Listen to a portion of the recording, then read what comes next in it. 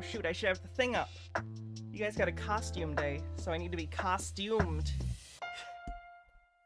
Hello everyone, how's it going? Welcome to another episode of Sovereign Citizen Watch. I'm Hannah, your host, a very serious person. You guys got enough for a costume day, and you guys voted for Anglerfish Onesie. So that's what we're doing, Anglerfish Onesie.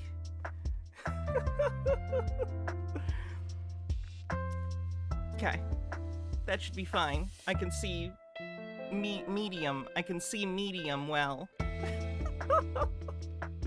Great, I gotta push my bangs out of the way and the teeth. Anyway, so if you want to vote on costume days in the future, make sure you join the Discord.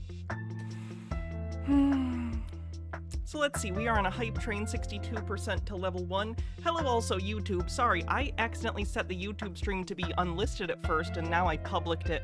So a lot of people didn't get notifications, so the YouTube stream's probably going to be a little more barren than usual. That's my bad. But yeah, like the stream on YouTube if you can.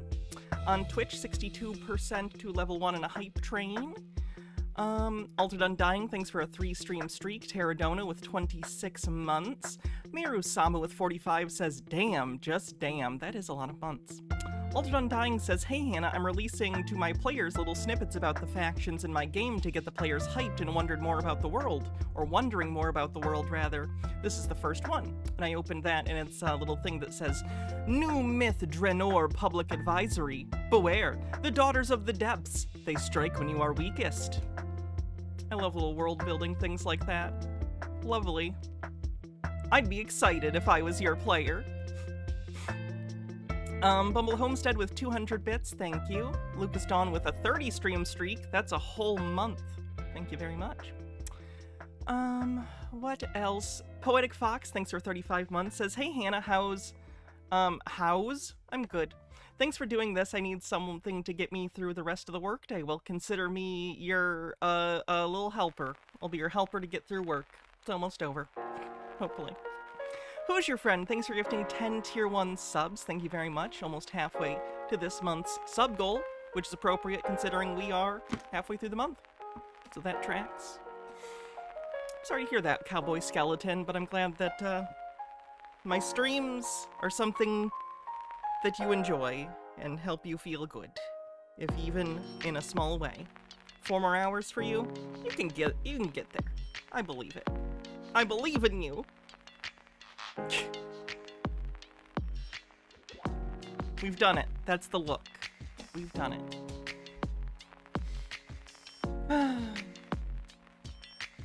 So, I don't know, we have some short ones. I had a few shorter ones we can do before we actually get into the psychology thing, which is interesting. Someone sent it to me, and I appreciate it, whoever did. Mr. Sally, you're charged in 21 CR 1124. Are you wanting to represent yourself, or you want to see if you qualify for an attorney? 1 second. Let me readjust this so it looks better for you guys.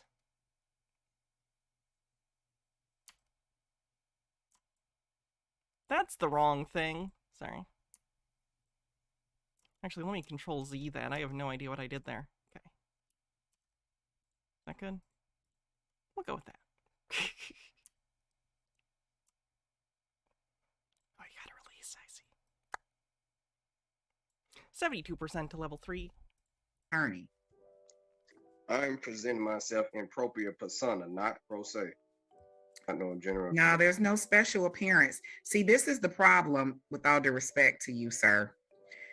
People come on here intending to be any number of entities, agencies, or having positions. Skivzo with 100 bits says, with these bits, I reserve all rights. And H. Baird with 100 says, choo choo. 78% to level 1 in the hype. But the reality is, this is going to move forward. So I'm not going to ask the question 16 different ways. We got all those gift subs. Sorry, I'm a little off today. Same way every time, because I know I'm legally sound in doing so. So the final thing I'm going to ask you is who is going to represent you, because you will be sitting at the table by yourself, expected to answer to these charges. And if you say nothing or you say the wrong thing, you will be convicted. And if you are convicted, there is a maximum penalty associated with each count. She's saying this pretty level-headedly. A lot of the times the judges get mad or condescending, which kind of understandable. It's not good, but I understand how people get to the point where they're frustrated. I get there with sovereign citizens. And this is a pretty informal setting, you know? In a court, I imagine it's infuriating, but good for her. Very calm, just explaining it. This is what's going to happen. Beautiful. And your liberty will be restrained. So I'm pretty sure you understand what I'm saying. I don't advise that you're doing what you're attempting to do right now. I'm just going to cut to the chase because that's all I know how to do. But people have tried it before. I don't advise that you do it. What do you want to do? I'm a private citizen. I'm a private national. I'm not. Okay, so every single thing she said just went in one ear, out the other. That's a shame. Skifazo with 100 or 500 bits rather gets us to 94% to level 3 with a minute left. Okay. United States citizen, and I also would like to challenge the court's jurisdiction. Oh, you're adding more on. Great, great, great, great, great. It was going so well so far. Let's keep adding on. Terradona with 100 bits, 98% to level 3. Are you waiting for any witnesses? No, sir. Okay, trial starts at 10, but if you're ready to go, Yeah, I'm ready. we can get started early, if that's all right. That's fine with me. All right, Beverly, you go. May I ask a question? Oh, Is this a always court of good record? questions. There's not a recording, if that's what you're asking. Oh, there's not? Okay. Me being a natural man and this being an administrative court, I move to have this dismissed. You know what? I'm not gonna, Skifazo with 100 bits gets us over level 3. Ferris Hex gives 5 tier 1 subs, continuing the train. Fuck yeah. you asked for a trial. That was very we're gonna have a close. trial, so I'm gonna tell you how the rules work here, all right? I understand, but Thank you. it's an administrative court and I'm not a legal fiction. Sir, now. The state of Oregon is. You need to stop. All right, this is a time set for trial. This is a matter that we're going to hear today, which is driving while suspended issued as a violation of driving uninsured. Are you waiting? Oh yeah, USBs are nuts now. They make like 1 terabyte USBs. I was looking for like sometime last year. I was looking for a micro SD card for my tablet because I was getting some emulators on it to play some games. And I was like, I want to get a memory card that way I can have not only some games on there in my emulator, but like if I want to watch some movies and I'm somewhere without internet or Wi-Fi, I won't have to depend upon downloading stuff from a streaming service. I'll just have some of my movies on a tablet. And I was like, they probably make pretty good micro SD cards now. I swear to God, they make like 1 and 2 terabyte micro SD cards. It's incredible. I could put like all of my movies on my tablet on the micro SD card that's like this big in HD. Not 4K, but HD. It's a small tablet anyway. You have 4K difference, you wouldn't probably tell other than maybe the HDR information. But like, it's nuts. It's absolutely crazy. Stone Corbell, thank you for 44 months. Oh, this is a onesie. It's like a pajama onesie. It's very comfortable. No, sir. Okay, trial starts at 10, but if you're ready to This go, is less Yeah, comfortable, I'm the ready. hood, but the rest is good. we can get started early, if that's all right. That's fine with me. All right. How many goblin drawings do I think Vosh could store on a card like that? Isn't he into, Yeah. like, lolly? Didn't that just come out that, like, he was looking at fucking lolly shit? Ask a question. And he wanted to be a horse fucking people or something? I don't want to get into the Vosh thing. But it was certainly interesting from what I've heard, and by interesting I mean exactly what I expected. Yep, Is this a court of record? there's not a recording, if that's what you're asking. Oh, there's not? Okay. Me being a natural man and this being an administrative court, I move to have this dismissed. You know what? I'm not gonna, you asked for a trial, we're gonna have a trial, so I'm gonna tell you how the. There's definitely a horse, because there was a picture of an erect horse. But I think he said he didn't want to fuck the horse, he wanted to be the horse? I don't know. Work here, all right? I understand, but Thank you. it's an administrative court and I'm not a legal fiction. Vosh claimed that the art was short stack girls, quote, like goblins, and found out later it was supposed to be lolly. Whatever. I'm not gonna litigate that shit. It's not my fucking place. I don't like the vibe, though. Let's put it that way. I don't like the vibe. Sir, now. The state of Oregon is. You need to stop. All right, this is the time set for trial. To be clear, it's not okay. I do want to put this clarification. There's a difference between someone being into anthropomorphic animals and someone straight up being into animals. Bestiality, not cool under any circumstance. And he had a full-on picture of a horse, not an anthropomorphic horse. There were some anthropomorphic horses. There's plenty of furry stuff. I don't give a shit about that. There was literally a picture of a normal, a horse. That's the issue. This is a matter that we're going to hear today, which is driving while suspended issued as a violation. Maybe it was just the penis. Maybe he just wanted to see the horse penis. But I'm not comfortable with that either. That's just being into an animal. Are you waiting for any witnesses? No, sir. Okay, trial starts at 10, but if you're ready to go. I don't understand I'm people ready. saying that he debunked this stuff years ago. Literally, this happened like in this last week. He showed his folder accidentally with pictures that I saw. Like, what do you mean he debunked it years ago?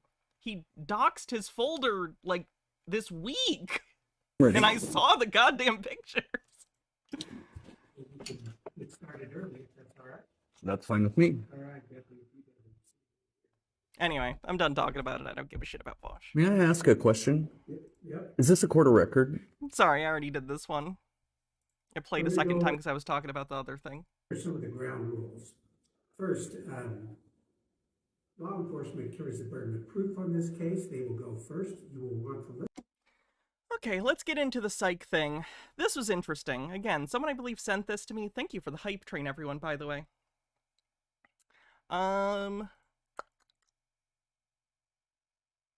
So let's get into it. This is a talk that someone gave. His name is... I'm sure his name is in here. Alan Newman, MD, giving a talk about sovereign citizens and the psychology of them. He regularly does evaluations of competency for courts, for sovereign citizens in particular, he gets called. So this is him talking about his experience with that. Are sovereign citizens competent to stand trial? They're not in the DSM, but what does that mean? How do you define rationality in the legal sense? It's pretty interesting, so let's check it out.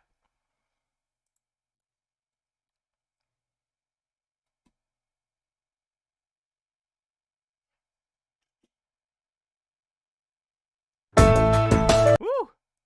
Loud.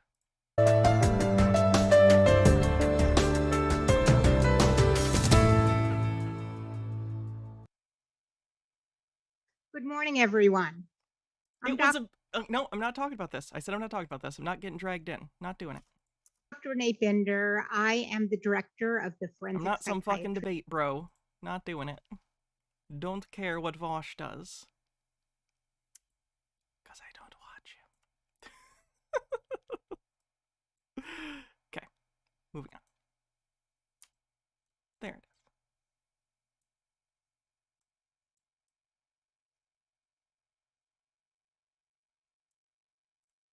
program in our department, and we're in for real Funny, Orion.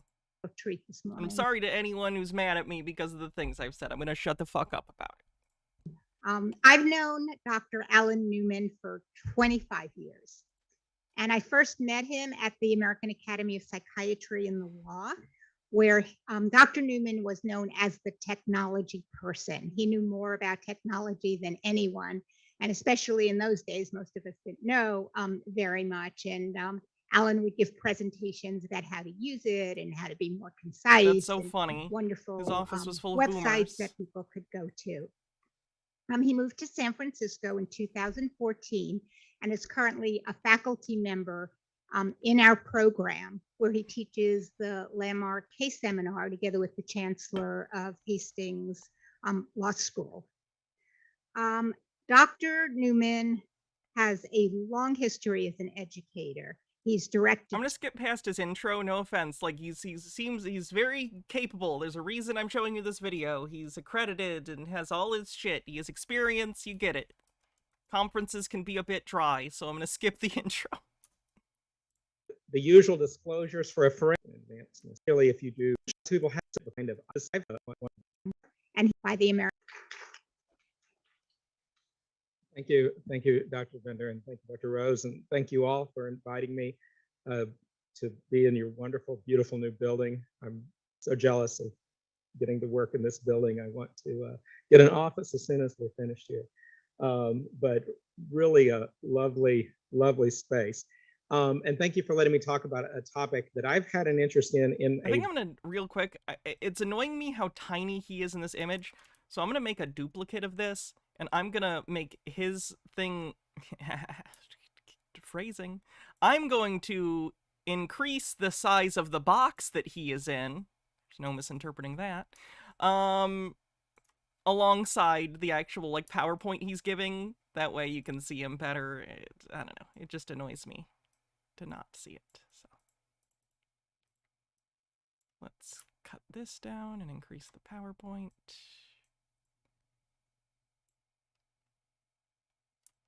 That should be fine. And he can go here. That'll do. I'll move as needed.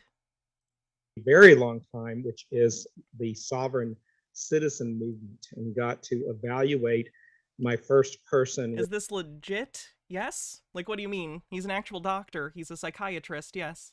He's a psychiatrist who, has done evaluations for SOVSITs many times. This and he kind studies of them, yes. ideology way back in the late 90s, before most people had heard of it, before I'd ever heard of it. But it's something that is surprisingly often in the news, but at the same time, honestly, we might not even need Boxy, just because it's him talking about it, so we can probably stick him over Boxy for the moment. Lots of people haven't heard of it. So hopefully this will introduce you to what potentially can be a very interesting dilemma that you might encounter, particularly if you do courtroom work, as I do. So I can advance my slide. The usual disclosures for a forensic talk. The first disclosure is we talk about criminals, murder, horrible people, bad stuff. Hopefully I will keep it reasonable, but that's often the nature. But as far as the typical disclosures, I'm not going to be talking about medications or off-label treatments. It's primarily about diagnostics and evaluations. And this is mostly just a topic that I find interesting and have evaluated people doing it.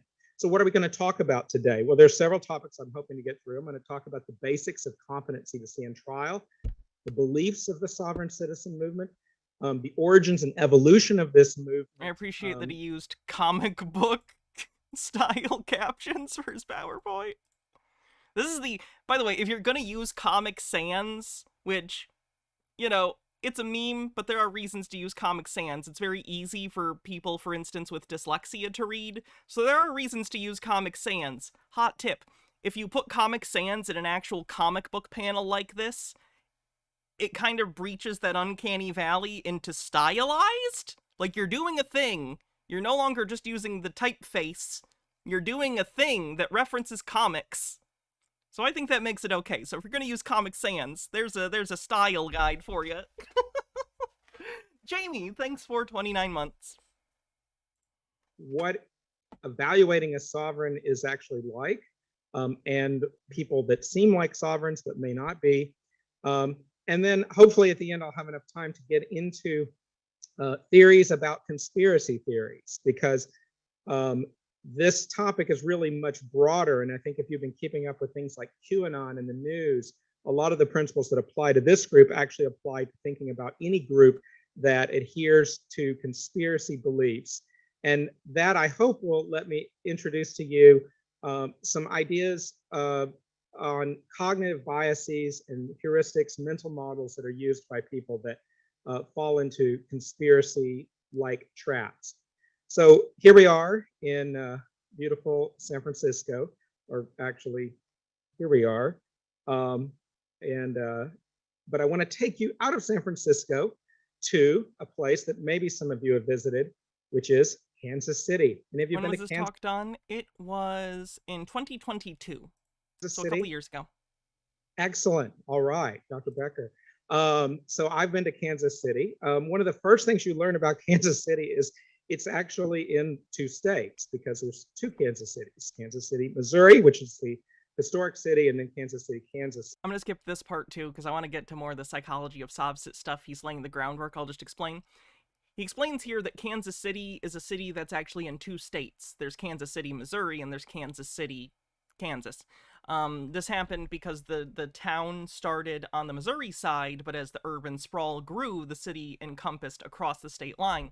So at some point, there was a case in which some teens and a guy in his 30s kidnapped a woman and took her from one part of the city to another, but it was from one part of the city that was in Missouri to the other part that was in Kansas. So through crossing state lines, even though it was the same city, it wound up being in federal jurisdiction and going up to the Supreme Court. The 30-something-year-old, well, he's going to actually, that's the background. He's going to talk about the case right here with the 30-something-year-old. That was a problem. And this went up to the United States Supreme Court. And it became what is arguably... Basically, this case was foundational to the standard by which you determine if someone is eligible to stand trial based on if they are... What's the word I'm thinking of? It's not the insanity defense. That's a completely different thing. This is about competence to stand trial. Evaluations. What's the word I'm thinking of? Damn. And this is a class that I teach to UCSF fellows, landmark cases in forensic psychiatry. It's probably Mentally competent. Thank you. one of our top 5 biggest cases, which is called the Dusky case, where the Supreme Court said that the test for competency to stand trial must be whether the person had sufficient present ability to consult with his attorney with a reasonable degree of rational understanding, and whether He's going to talk about this here in a second, but it sticks so much to me that there's so much of the law that's written with rational and intent in mind. I understand why, because intent is certainly a part of crimes that make it more severe than if you just did it. Sorry, H-Baird, I'll get to it in a second. But this idea of rational, how do you determine when someone is being rational? Because you can rationalize something and still be wrong, right? Sovereign citizens are irrational as far as we are concerned because their initial premises are often wrong, but that doesn't mean that their beliefs aren't logical. What do we mean in terms of rationality when we're saying this? Is it some sort of average of what the general public thinks is rational? Is it subject to whatever jury comes up? I don't know. It's just very, very, very strange. What's this thing in my hand? Oh, it's a holder for my phone. It slots into the back here. And then I can, like, slip my hand in there. he had a rational as well as factual understanding of the proceedings against him. So first of all, it had to be about H-Baird's bits, of course. H-Baird says, wait, we're talking about San Francisco and Kansas City. Does Taylor Swift show up in this? It's all part of the plan. presentability, not what was he like 6 years ago or even at the time of the crime, but what's he like when he's on trial. Does he have the ability to work with his attorney, not just in a communication way, but in a rational way? See, that's a part that sticks with me too. Often, sovereign citizens are incapable of working with their attorneys specifically because they are so off base as to how things work, it makes them unable to do so. You know what I mean? Like, certainly, by that definition, they're not being rational and they can't function. But also, they're not, like, so out there that they think they're, like, Napoleon or something, you know? They just are off. How do you deal with someone who isn't, like, unable to understand what they are doing, but they still don't understand what they're doing, if that makes sense? Like, they're able to get up and maybe go to a job and do work and take care of themselves. It's just this one thing that really sticks with them that they don't understand. One very strange worldview. And does he understand the process, understand the proceedings? And I've done more than 1,000 forensic evals of this type, and the factual understanding is And to be clear, I'm a lay person. I'm not stupid enough. I understand that these discussions in terms of what is rationality, what is, I understand that that's like the law. Legal writing and argumentation is about this, is determining where these lines are. I get it. I know this is the thing that lawyers and judges tackle every single day. I just don't understand how they deal with the enormity of that problem because it feels so subjective when in reality you don't want a bunch of subjectivity in the law. As much as you can, you want it to be some sort of, like, blind, objective system that treats people equally, but like, how do you do that? Kind of hard to do. People are very different. Frey from the A, thank you for rating. Welcome, Raiders. We are looking at sovereign citizens. In particular, today we are listening to a psychiatrist talk about the psychology of sovereign citizens. Marcus Drake says, one way you get around this is constructive knowledge. You can be convinced if you know or should have known based on the standard of an objectively reasonable person, usually fictionalized everyman representing the average citizen's understanding and ability rather than an individual's subjective understanding.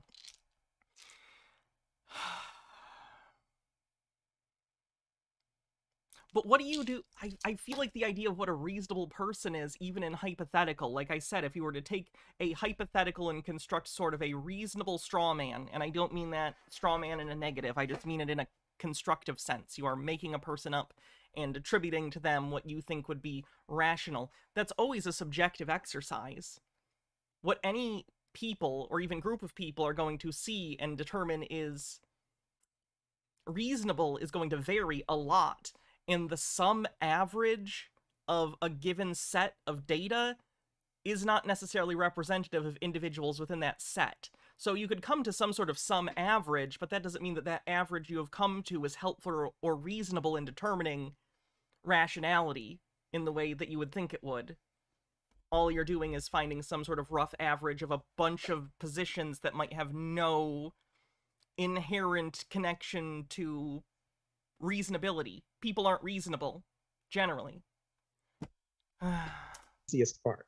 The hardest part is the rational part. And there's a lot of debates. I've had cases where I sat on the court, I sat in the chair for 3 hours, 5 hours, just arguing about what does rational understanding mean. This really trips people up, and it still trips me up and everybody who does this. But with all of that in mind, I want you to imagine that you have been asked by a judge or an attorney to evaluate some defendants. So I've got some defendants. These are not people I evaluated, but people that are on the public internet. And we're going to start. Oh my goodness! You'll recognize some of these. He uses some pretty famous Sobsic clips that we've covered on this show before. Cut If you're off on here. YouTube, like the stream. I'd appreciate it. Sir, today I'm appearing as the agent and settler for David Hall. Okay. David Hall has been charged with a traffic stop in Florida. Pretty minor charge. But as polite as he seems, after he was charged, he filed a $500,000 lien against the judge and a $20 million lien against the highway patrol. Yeah, you don't want to do that. That's a crime. Don't file false liens. Pretty sure that's a felony now. Less nice than At least in a he lot of seems places. Because of stuff like this. here. Could you get Mr. Hall for me then, sir? Where is he? I go by that name, sir. My name sounds exactly like the defendant's, and I'm here to settle that matter today. So are you and David Hall one and the same person? I'm not a person, I'm an individual. David Hall is a person, Okay. I am Are the you agent to and that David name. Hall one and the same individual? The person who goes by the name of David Hall who's standing in front I'm of the you. individual. You're I the am an individual. individual, not a person. You're not a Yes, person. sir. David Hall is a person. I am a private individual. David Hall is a person under color of law, sir. Okay. Where's David Hall then? The person David Hall. He exists on paper, sir. David Hall is a corporation. Of course, this gentleman is David Hall. He is trying to make a distinction in the law between himself, the flesh and blood person, and legal accountability. He is trying to take the part of himself socially that is legally accountable and say that is separate from me, the actual person. That's not a thing you can do, obviously, but that's basically what he is trying to do. I don't think he would necessarily articulate it that way, but that is what he is trying to do. He thinks that he can take the social construct of the individual that is him in the legal system on paper and separate it from him, the person, not understanding or not caring that that's not how this works. Like, you could philosophically say, like, yeah, sure, there's a paper trail of who you are in bureaucracy, but it's not really separate from you. It's not an individual. It's just paperwork that points to you, the actual person. It's very strange myth building. It's a very strange worldview in which your culpability only goes as far as paperwork can be attributed specifically to you, the actual living person. It's weird. David Hall is a corporation who exists on paper. You can see why a judge might be wondering what's going on here.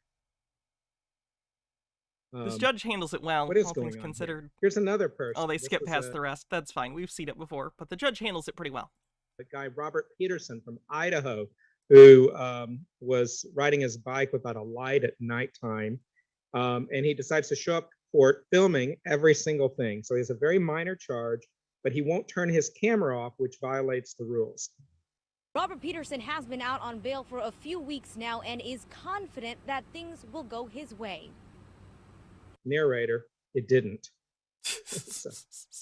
What's your first and last name? I don't have a last name. You don't have a last name? You No. don't have a last name? Fenekagami says, so Hannah, I gather that there is no Vosh collab in the future just as well. The hate that would follow you for even talking to Vosh would be terrible for your mental health. I would imagine I will not probably be talking with anyone for a long time. What's your first name? I don't have a first name either. I've got a name. My name is Robert. You can call me Robert. I'm not a person. See, you deal here with Admiralty Maritime Jurisdiction, which deals with persons, which I am not. Are you a U.S. citizen? No. You're not a U.S. citizen? I was not born in Washington, D.C., or any territory of the under federal jurisdiction, so no, I'm not a U.S. Were citizen. you born in the United States of America and any of the states? I was born in America. Yes, I'm a state citizen of For those who don't know, if you're born in the United States, you are automatically a citizen of the United States. one of the several states. Which state? Idaho? Idaho. Can I see your Idaho state license? No, I don't have one. You don't have one? My person They try to claim that they are not federal citizens, but citizens of the individual states of the Union. So, for instance, like he said, he thinks he's an Idaho citizen, but not a United States citizen. No, he's a United States citizen. does, but I don't. The ironic thing, of course, that even if you were not a citizen, the laws still apply to you. In fact, you'll probably get treated more harshly for not having citizen status, but they don't care. And I don't wish to create joinder with you. Excuse me. Camera. Excuse me. You're blocking my freedom of movement. I am. All right. Well, P. Barnes, you just admitted to me that you're violating my rights. Please step aside. I'm going in. No, you're not going in. Don't touch me. You're not going in, sir. Let the record show that you just battered me. That's a taser.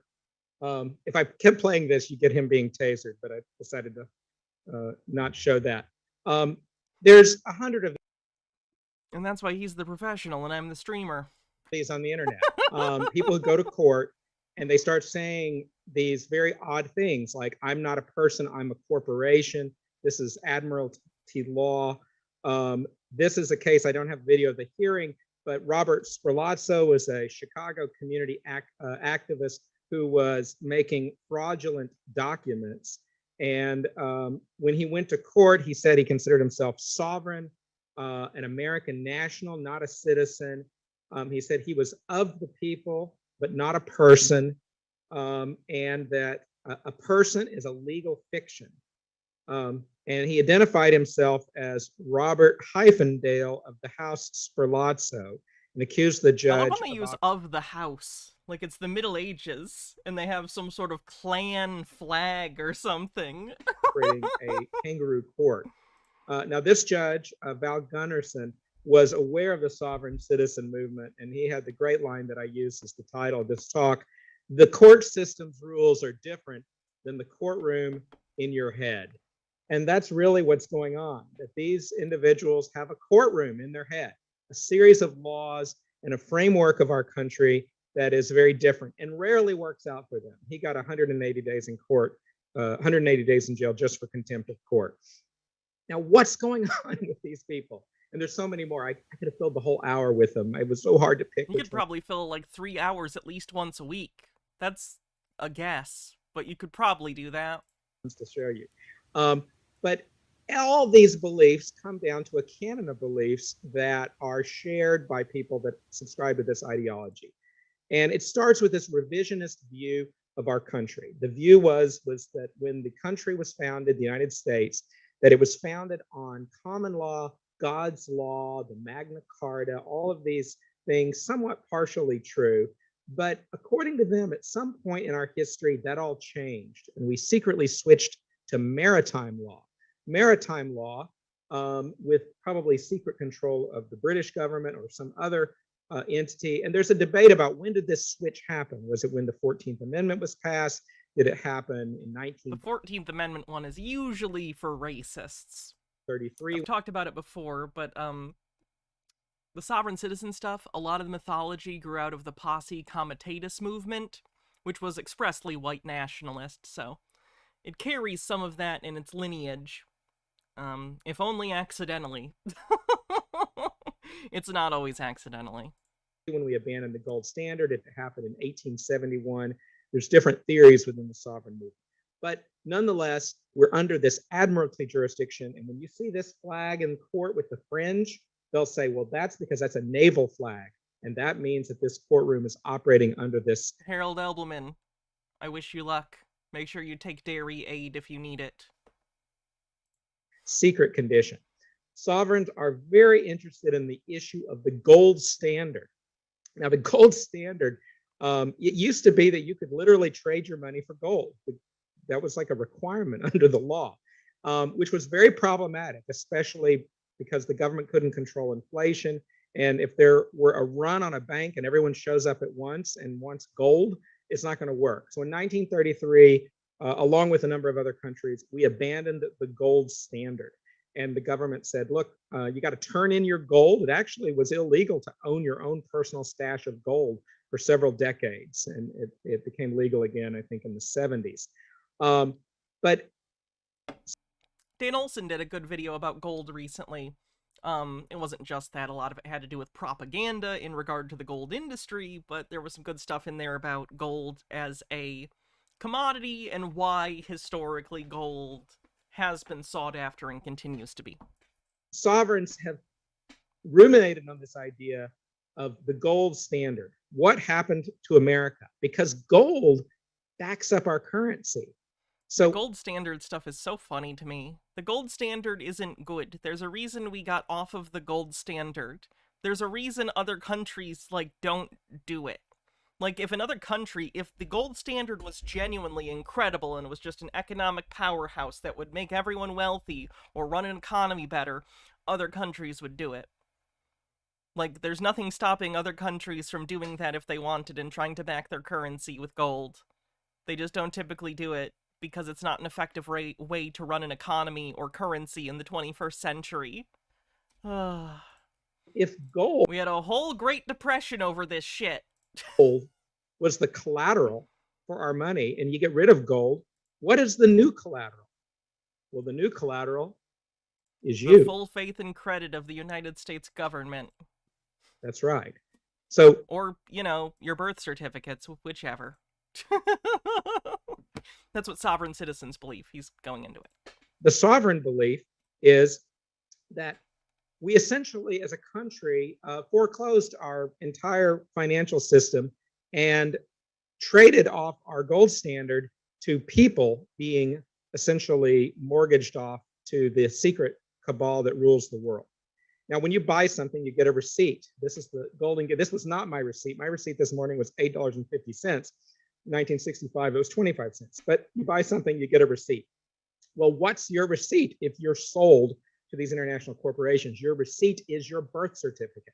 So sovereigns believe that your birth certificate is actually your receipt. They'll also make a connection usually with birth certificate and how when a ship is said to leave port, it is a ship's berth. They're spelled differently, I believe. I could be wrong, but they'll do a lot of puns. Puns are the backbone of a lot of this stuff, where they'll notice that words sound alike or look alike, and they'll be like, those must be related then. It's maritime law. Pledges a certain amount of money. And notice, this is President Obama's birth certificate. Notice how it's in all caps. Nothing else is in caps. That means something to sovereigns. What it means... The all caps thing is because on legal documents or on public, government documents, the style guide is generally all caps because it's easier both for humans and scanners, things that parse documents and stuff. It's easier to read capital letters. That way you don't get confused and accidentally misread something or whatever. It's the whole reason. Means to them is that this is a clue. This isn't your real person. Remember the people saying, I'm not a person, I am a corporation, I'm a fictitious person. So sovereigns believe that there's something called the straw man. It's different than your flesh and blood person. You are you, and then the straw man is your digital you. And that I find this interesting because, like I was talking about earlier, I don't know how to articulate this in the way that it's... I don't know how to articulate what I'm trying to form in my head, but it's this idea that they clearly recognize the sovereign citizen, they recognize that they are a person and that they have legal culpability, that they have in society some sort of culpability and responsibility to other people. What's amazing to me is that they think they can offload this. They have somehow turned the social concept of responsibility to others within society as a concrete thing that they think they can move from themselves to a different entity. It's so strange. I don't even understand, like, what's the bedrock of that worldview? What makes you believe that you can take abstract responsibilities like that and move them, and other people will just be like, all right, you win? I don't know. It's interesting. Overthought says, you're saying Sovsits tell divorced dad jokes? Yes. digital you is worth money. And some will claim that it's worth hundreds of thousands, maybe even $1 billion. I've seen up to 3 billion, I think, per person, which $3 billion per person, I'm pretty sure would be more money than is on Earth. And you can get this money. You just got to hire the right consultant, which are called redemption consultants. And these used to be all over the internet, and they still Win Miller are, but they've gotten rid of a lot of them because it's a fraud. But you could go to these websites, and these consultants will be happy to take your money to help you get the $1 billion that your birth certificate is worth for a nominal fee of $1,000. And you used to be able to go to YouTube. And so funny, because what would even the point be? Like, if you, I'm trying to imagine this. You think that you have uncovered a secret to unlock billions of dollars, and you're going to charge people for the service of showing them how to do that? Because presumably you did this to yourself and unlocked billions of dollars, and now you're charging other people like $100, $200 for this? If you're a billionaire, why do you need my $200? What does God need with a starship, etc.? These are the questions you should be asking. Don't get scammed. This doesn't make sense. You would find these things. Your birth certificate erases your debt. Your birth certificate. He doesn't bring up Marcel. I've already watched this video. He does not bring up Marcel. Billions. There's so many of them. Marcel has been cited academically before, however. I read a paper once that was about freemen of the land, Sovsit types in Canada, and Marcel was cited, and it was quite funny. Can you gift your bingo sub to your twin? What is their username? What's the username? And I will do so. Excuse me. What was I saying? Oh, the way that Marcel was cited was he was cited as a pretty much outlandish but benign individual because while he is trying to scam people, he has never really successfully scammed anyone for long periods of time. Again, these are not my words. This is me paraphrasing this academic article I read. So it's hilarious that, like, the thing I saw was literally just them being like, he's kind of kooky, but, like, he's so kooky no one will believe him. So that's good. And people would fall for the fraud. But I think the people selling the fraud also bought it. They believe. Jen with £5 says, that kind of math reminds me of the Saudi city who estimated cost is more than the combined GDP of the entire planet. Oh boy. Believed it, even though I don't think they had their own $1 billion. Probably the most famous was this man, David Wynn Miller. I should say this was David. Wynn Miller. Get it right, sir. Wynn Miller. He died a few years. Who did you want me to gift it to, Demibird? Specific username, and I'll do it. Ago. He was one of the more infamous redemption consultants. because he had invented his own grammar. He would say, I am federal postal judge, David Wynn, Miller. Now, first time I told somebody that, they said, come on. So I can prove it. My name is Federal Postal Judge, David Wynn, Miller. Okay, we'll see more of him in a minute. That was a meeting he had in Maui, Hawaii, where people would learn how to use his secret language, which you could go to his website, and it really looks like this insane stream of consciousness, which he called quantum language parse syntax grammar. But if you can file your pleadings using this language, then I think in terms of all out, he's dead, I can just say this, scammers we've ever covered on this show, I think David Wynn Miller is like the most audacious. And he got away with it. He's dead. So like that was his career. He did it. He Heisenberged out of here. He fucking got away with it. I think that's part of like what makes this so interesting as a scam. You know, this concept that having, how do I put this? They've shown that having typos in scam emails may have started as an accident, but it became an actual strategy because it turned out when they had typos and obvious grammar mistakes in emails, it helped fish out people from the pool of potential griftees, marks, people who were more credulous, more willing to question things. So when you send an email about, you know, your Nigerian prince scam, you throw in a few typos, the people who are willing to email you back are more likely to buy the rest of the scam because the whole scam was more obvious up front. It weeds out the signal of the marks from the noise of people who will recognize your scam. This feels similar to me. David Wynn Miller is the king of that because his whole scam is based on just word salading for literally 9 hours. We watched a 9-hour talk he gave, and he said nothing. He said nothing concrete or real for 9 hours, and the people just ate it up. So he has, like, boiled down his potential marks to the most gullible of the gullible. It was pretty incredible. It will help you win your cases. And really what's going on is he really felt to me like a scammer out of another time. Like, you kind of know how Red Dead Redemption and Red Dead Redemption 2 kind of are stories about the end of an era of like the outlaw cowboy Wild West. David Wynn Miller's life feels like a story about the end of an era of a particular kind of scam. Like, he grew old enough that he was doing this stuff on the internet.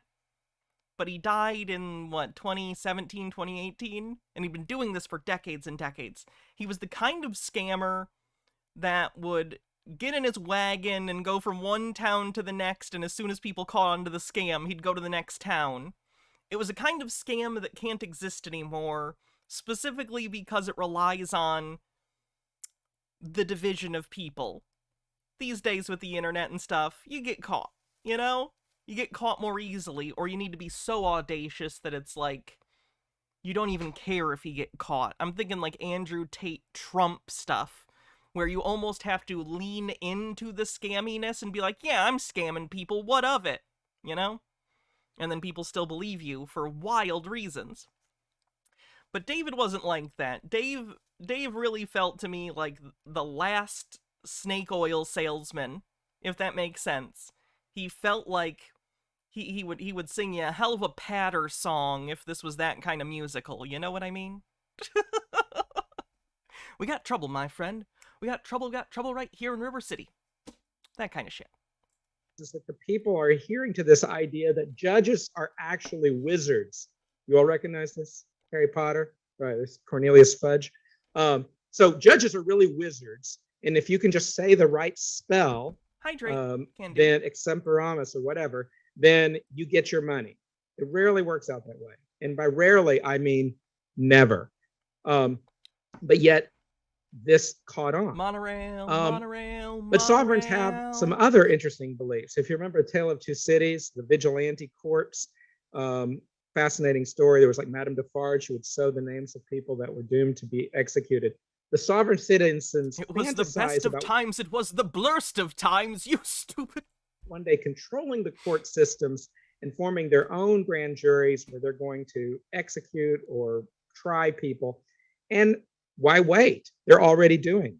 And so people have received these phony writs, court order. Imagine you get a court order that says you need to show up at this court and you are responsible for this money.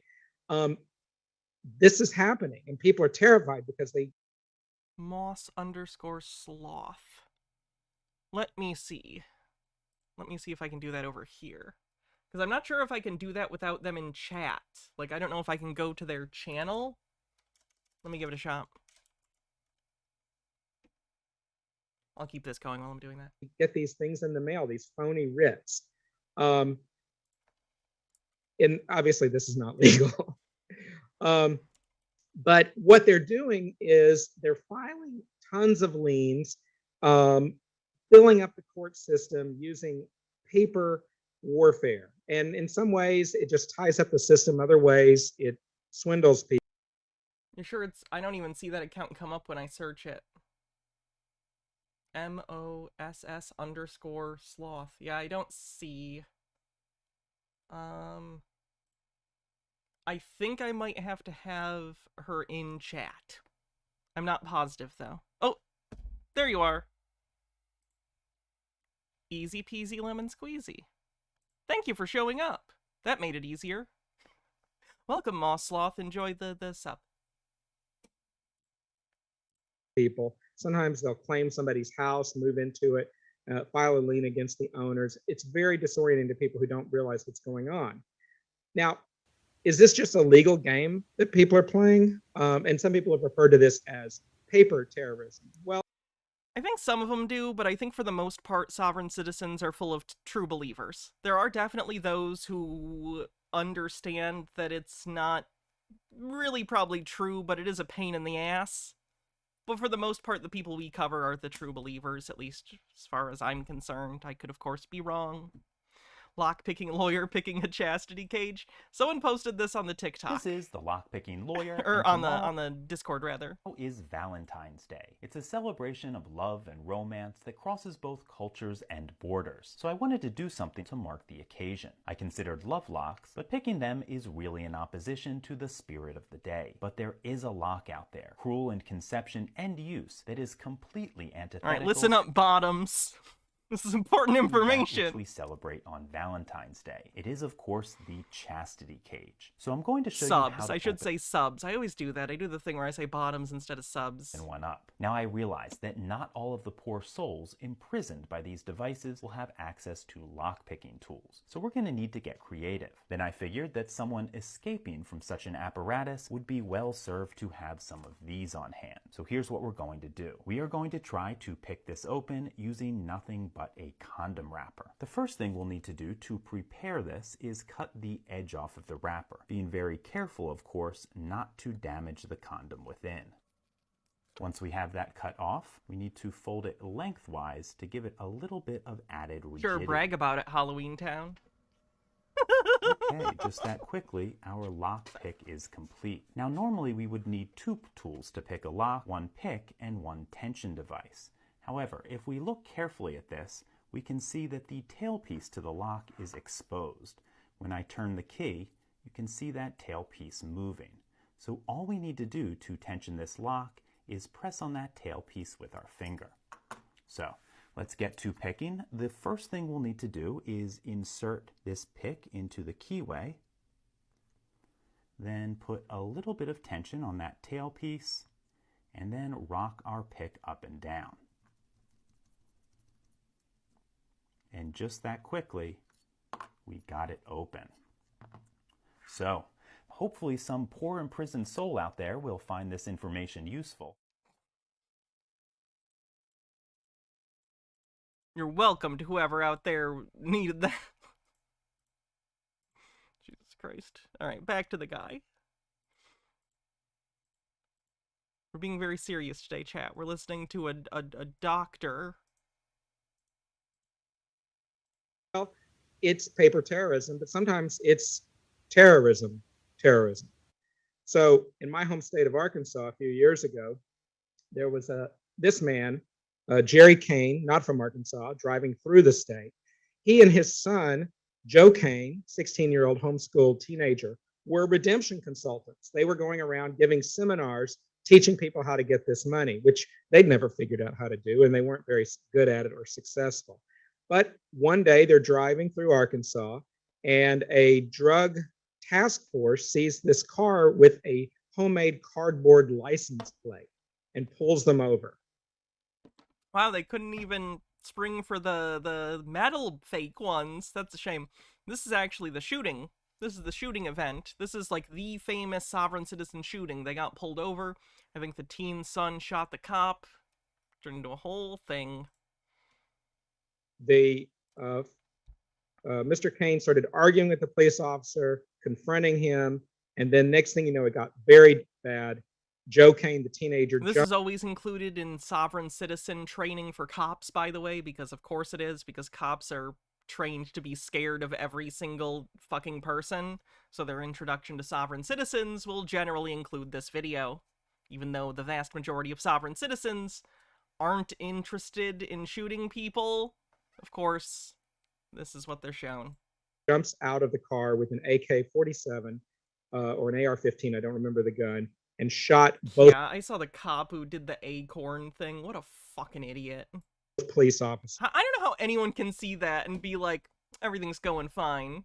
Our policing system is going great. We're definitely checking for who should have authority to shoot people with no legal consequences. There's dead. Acorn thing. There was a video going around like yesterday and the day before because a fucking cop, an acorn fell on like the hood of his car and it made him think he was getting shot at, so he pulled out his gun and started shooting like immediately, even though nothing had happened. It was just bonkers. Oh, and he called it in and he was like, shots fired, I'm hit. Like, no one shot. The only person who shot a weapon was him, but he was like, I'm hit. It was ridiculous. Within an hour, the father and son who had been trying to escape got cornered in a Walmart parking lot where they faced off with almost the entire police force of the town. And as a result of this, the two of them were shot dead. Now, when the police investigated this crime, they noticed that the car had a fake registration that took them to a town in New Vienna, Ohio, which neither of them were actually from. Turned out that lots of sovereign citizens claimed that their car was registered to this address in New Vienna, Ohio, which turned out to be the former headquarters of the Aryan Nations Church. What's going on here? Is that just a coincidence? Of course not. And that will transition us into this idea of what is the origin of this movement? Where did it come from? And where it came from was from a very unusual interpretation of religious scripture that goes back to the 1700s in Britain. But let me step back a little further. For those of you who are less familiar with the Bible, this is Joseph from the famous Coat with Many Colors and his brothers. And these brothers were what became the 12 tribes of Israel. Now, in the biblical tradition, Joseph was tricked by his brothers, sold off as a slave in Egypt, but then later the brothers came to Egypt during a famine, and by this point, Joseph had actually become an advisor to the Pharaoh, and they lived prosperously in Egypt for a while before they were enslaved. That's such an interesting story to me. Like the whole like Old Testament is very interesting. The New Testament is too, but I don't find it as interesting as the Old Testament. I don't know. The whole Joseph story directly leading into the epilogue of that story being the entire Hebrew people being enslaved in Egypt. What a downer. It's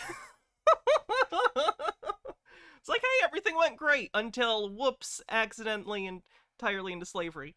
And I know that it didn't, like, actually happen. I know it's a mythology. There's no evidence of, like, all of the Hebrews being enslaved in Egypt. I know that was, like, a pop cultural myth that drew out of mythology. I get it. But still, sad story. where they eventually wound up enslaved again. And if you've seen the movie or you know the story, the Ten Commandments, it's all about Moses leading these tribes. In fairness, I know that that's like a motif of like the Old Testament is the Hebrews being good and things going well, and then they disobey God, and then things go bad, and up and down, and up and down, and up and down. I recognize that. It's just sad. Out of then the slavery thing happened in the next book. Yes, Joseph, I believe, is the end of Genesis, and the Exodus story is right after that in Exodus. Egypt and back into Palestine, into Canaan, into the ancestral land. And so there were these tribes in the Bible, and they crossed the Red Sea, went through Sinai, and then for a period of time, there was an early ancient kingdom of Israel. Oh yeah, there was a person in that cop car that they were shooting at. And each tribe had its own region.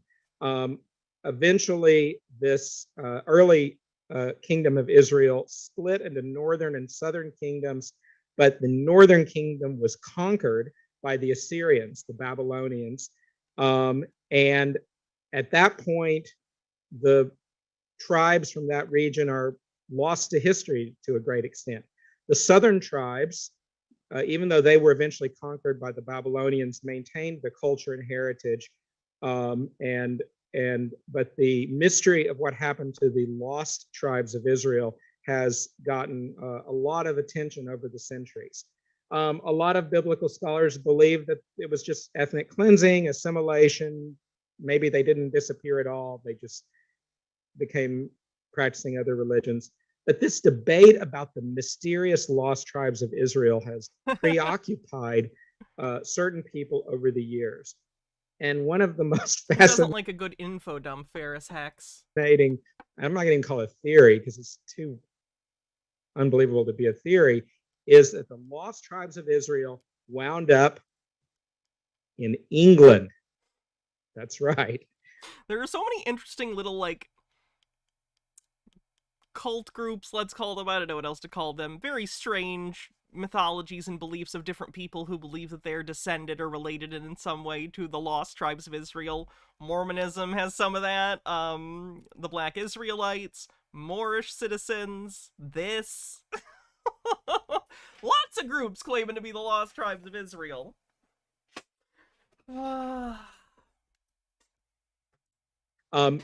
And believe it or not, this was a mainstream belief among certain religious scholars in the 1700s. And Richard Brothers was one of the founders of what was called British Israelism. And it was this claim that he was a British man, that we are the descendants of the lost tribes of Israel. Now, this was not an anti-Semitic movement at that time, and nor was it considered extremely fringe. In fact, you recognize this guy, Benjamin Rush? You'll recognize this. He's the dude on our logo for the APA. Benjamin Rush, one of the signers of the Declaration of Independence, actually was fascinated by this idea of the lost tribes of Israel. He thought that maybe the Native Americans were the lost tribe, and he wanted Lewis and Clark to try to figure out if they were the lost tribes of Israel. So this was a semi-mainstream belief in the 1800s in Britain.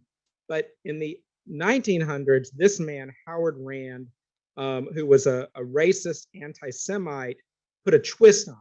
And his argument was that not only were British, and by extension Americans of British descent, the true lost tribes of Israel, but he would claim that people today who claim that they're Jewish, who were the descendants of the surviving tribes, are somebody else and not. That's a pretty common trope in conspiracy theories and anti-Semitic beliefs to this day, by the way. You see this a lot. We've covered it on Tinfoil Tuesday. A lot of conspiracy theorists and a lot of anti-Semites have convinced themselves, or at least claim that they believe, that the people who are currently identified as Jews are not actually Jews. It's like on some level they recognize that anti-Semitism is wrong, but instead of getting rid of their hate, they just redefined so that the person they hate is no longer Semitic, even though they are absolutely Jewish. So it's a pretty common conspiratorial sleight of hand, is to try and deal with one's anti-Semitism by trying to redefine what Jewishness even is. It's incredibly anti-Semitic. So. The chosen people. And he, along with this man, William Cameron, founded what was called the Anglo-Saxon Federation of America. Now, William Cameron was extremely important and influential because he was the ghostwriter and editor for this man, Henry Ford. Oh, God. This is when Henry Ford and this guy released a book that was basically just the Protocols of the Elders of Zion. For those who don't know, the Protocols of the Elders of Zion is a forgery, a fiction that was plagiarized from a fiction book, but bandied around as if it was real, secret notes from a secret meeting of quote-unquote Jewish elders discussing their evil plans. So if you hear Nazis, anti-Semitic people in general talking about, I don't want to say specific stuff because it feels gross even to like talk about it in this way. If I was in an academic setting, sure, maybe, but we're on the internet and I'm just not going to espouse that shit here. But if you hear very similar talking points from Nazis, anti-Semitic people, there's a good chance that the talking point was taken from the Protocols of the Elders of Zion, which again was a forgery intentionally manufactured to bend people towards anti-Semitism by making them think that their Jewish neighbors were part of a secret plot against them. William Cameron wrote the newspaper that Henry Ford published, which was called the Dearborn Independent. And they published a series. Dan Brown tries to cite it in the Da Vinci Code. Oh, God, does he really? Oh, fuck.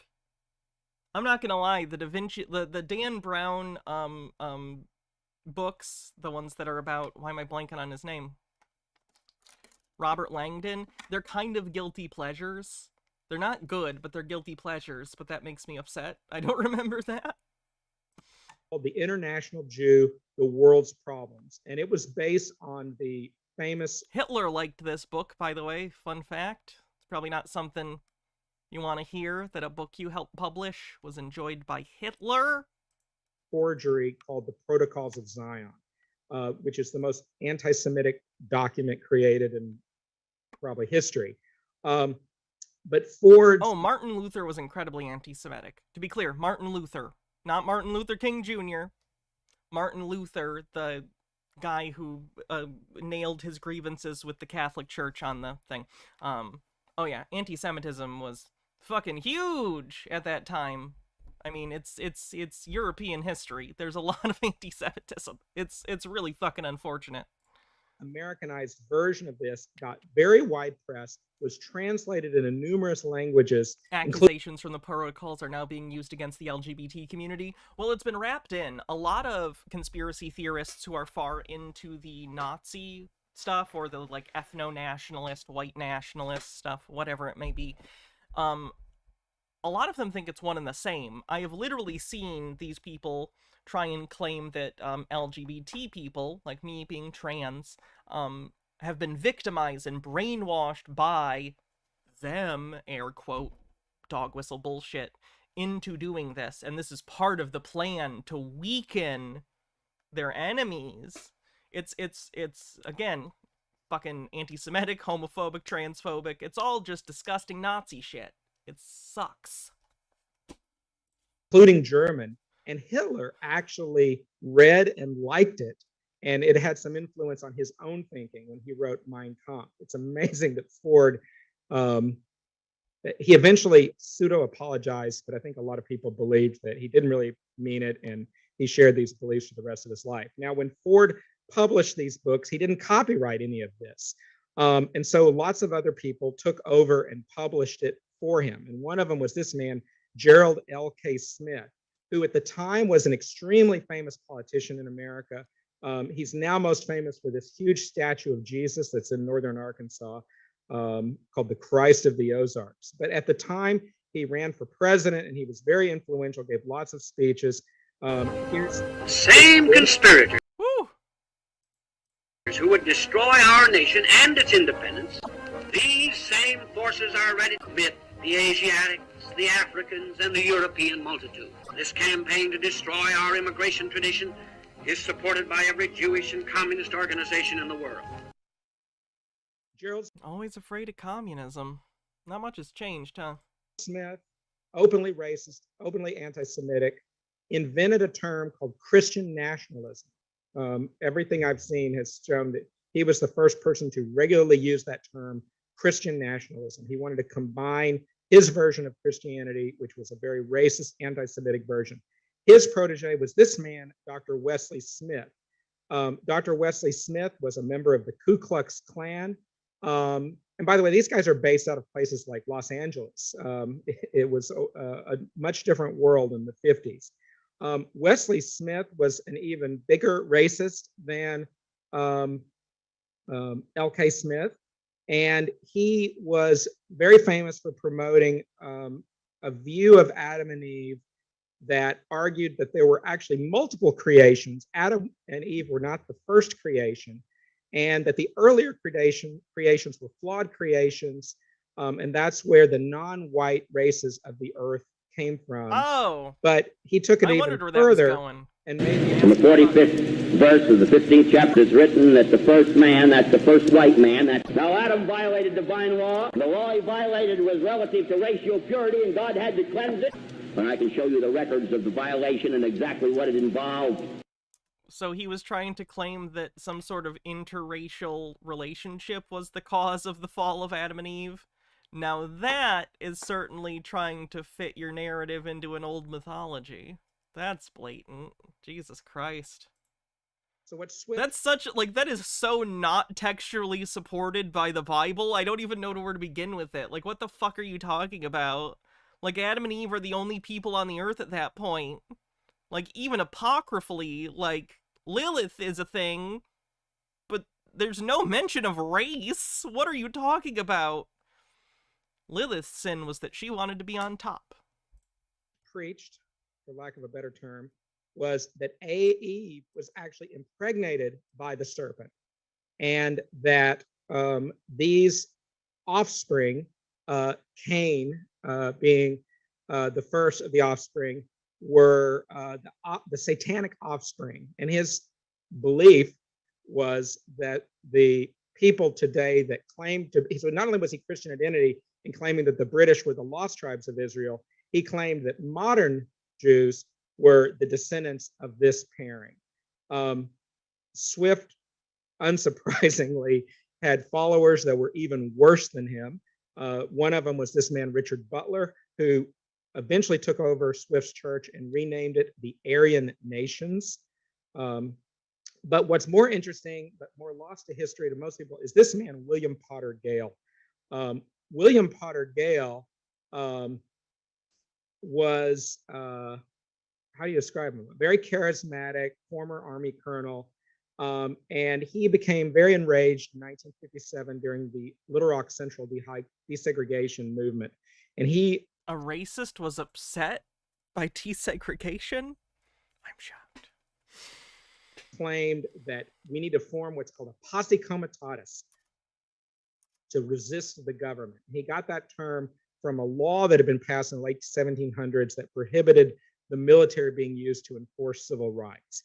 William Potter Gale eventually founded this group, the Sheriff's Posse Comitatus. Now, the interesting wrinkle about William... This is still why sovereign citizens ask for sheriffs, by the way. You'll see that they often ask for sheriffs. I'm not saying that they know the origin of this. I don't think they do, in fact. It's just one of those things that mimetically lasted through all the different permutations of these beliefs as they spread from one person and group to another. The sheriff being, like, the top law enforcement that makes all the decisions in your local county. That idea stuck for whatever reason. Potter Gale was, even though he was as or more anti-Semitic than his mentor, or his mentor, he was actually half Jewish. His father was Jewish. And William Potter Gale lied and kept that a secret from his own followers because that would have obviously undermined the message he was sending.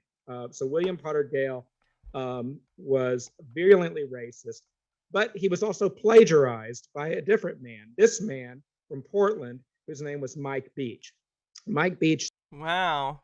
He really sped up and just took the L immediately, huh?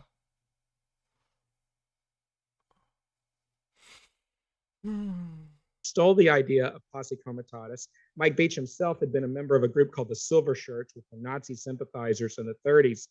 And what how are you a Nazi sympathizer in Mike Beach did? Sorry, that was an entire thought. Part of me,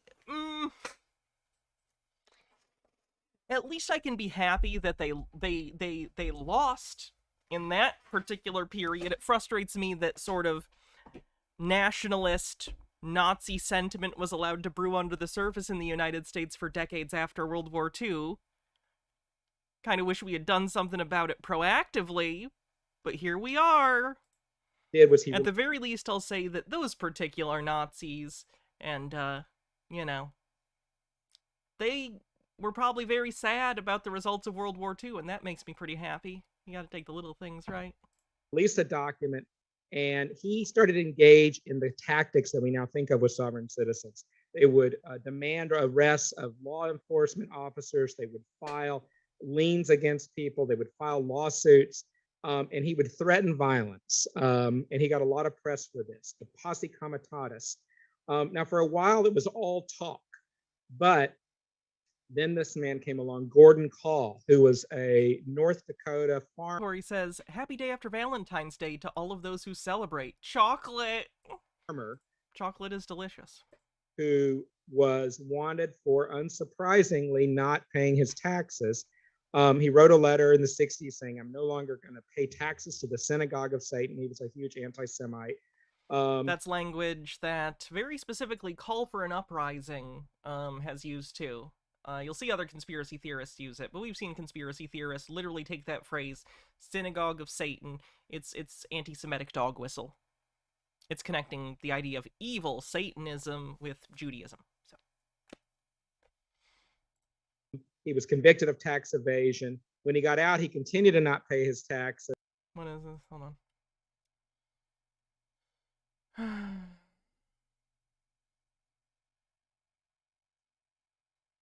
I don't want to look at that right now. I'm just going to be depressed. And he's going to get arrested. But he started organizing farmers in what was called the farm crisis. So in the early 80s, there was this enormous farm crisis where family-owned farms were closing because of business changes and how the loans were made and mechanization. And these farmers were ripe recruits for an organization like Posse Comitatus. So Gordon Call, while he was organizing one of these Posse Comitatus meetings, was confronted by some U.S. Marshals there to take him into custody for tax evasion. But Call was much better armed and wound up. Whenever people, in particular groups of white people, are aggrieved, white nationalist shitheads are going to show up and try and bend those people's grievances to the white nationalist ends and eventually trying to recruit those people. It sucks. Killing 2 U.S. Marshals in a shootout, went on the run, and then ultimately wound up in my home state of Arkansas, where he was fatally shot by a sheriff in a blazing fire. Call was buried as a hero. A lot of people lost their taste for this movement, but it continued on in the form of what's called the militia movement. Now, the militia movement movement's a big problem in Michigan. Really by 2 big 1990s events. That thing happened a while back where a militia plotted to kidnap our governor. Fun. Events that it's all right. They got caught before. Those of us who are a little older remember really vividly. In 1992, there was a siege of a compound in Idaho called the Ruby Ridge Compound. And then in 1993, the more famous of these two was the 51-day siege of the Branch Davidian compound in Waco, which ultimately led to this huge fire that killed many of the people there. After these two events, there was this militias springing up everywhere in response to what they thought was government overreach. One of the most famous was called the Michigan More like Militia. Michigan. That's pretty good. One of the early members of this Michigan militia was this guy, Terry Nichols. Terry Nichols was what I call a proto-sovereign. I don't know that he ever called himself a sovereign citizen, but he declared he was not a citizen of the country. He refused to pay his taxes. He did all the sovereign stuff. And he teamed up with one of his former Army buddies, Timothy McVeigh, and they committed the largest terrorist attack on U.S. soil by American citizens, the Oklahoma City bombing. It's funny when you got to add all those addendums when really what you're trying to say is the biggest terrorist attack other than 9/11. You can just say that. You can just say biggest terror attack other than 9/11. The Oklahoma City bombing was sort of a turning point, I think, in a lot of people's views about this kind of violence. But there was one group at this time that honed in the militia, sovereign citizen ideology. And these were a group of angry farmers called the Montana Freemen. Leroy Schweitzer was the leader. And he and these farmers had gone to a seminar where they had learned these scams about how to rip people off. And they used this combined approach. And it was the same kind of scam about gold standard and oh my liens God, and laws. Marasama, that's horrifying. But what they did was they holed up in their ranch and they engaged in all sorts of financial crimes. They would counterfeit checks, and then they would buy things with the checks and then return the items and demand the money back. They would use counterfeit checks to buy guns and ammo. And finally, they were getting foreclosed and they said, we're not leaving. And the government was, we don't need another Ruby Ridge. We don't need another Waco. So they did a siege, but they did not want to do the big thing. So they have a siege. Eventually, these guys surrendered. They made very big fools of themselves in court. Here's Schweitzer. I'm Supreme Court Justice Leroy Michael. Supreme Court is in session. You're removed from the bench under impeachment. He was like the first sovereign citizen in court. How did this work out for him? Not good. He died in prison. And most of the freemen got very long sentences. Now, what's interesting is that around the time of this, there was a huge decline in the Patriot movement. It just dropped from these high numbers in 95 and 96 to it plummeting. And at this point, the sovereign movement really shifted from a militia movement to the tactics spreading to anti-government tax protesters. It didn't hurt that the internet started really hitting the scene in the late 90s as well. But something interesting happened with the militia movement. Look what happens in 2009.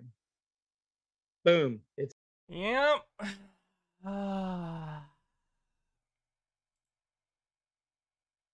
Some people's brains really got broken by Obama, huh? back. And you can probably not be surprised that some of this was in response to right-wing agitation about Obama's election.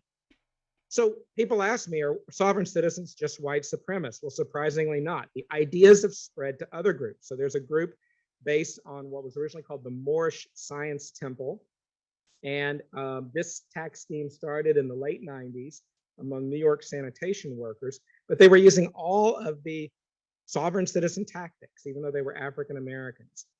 They have ads on the internet that use the same straw man, you're a corporation language. They use all the same tactics, and sometimes they get violent. So in Baton Rouge, there were 3 police officers killed in 2016 by an African American sovereign citizen. This group is still in the news. In fact, these are headlines all from the last year: a roadside standoff in Massachusetts, someone possessing someone's house. Here was one from last month: Moorish national members arrested after breaking into NASCAR driver's mansion. You'll So see this that is a lot. For whatever reason, that particular branch of sovereign citizenry is really obsessed with, like, trying to get houses based on, like, adverse possession or, like, squatters' rights. It's interesting. It's not ancient history. Sovereign citizen, this is last month.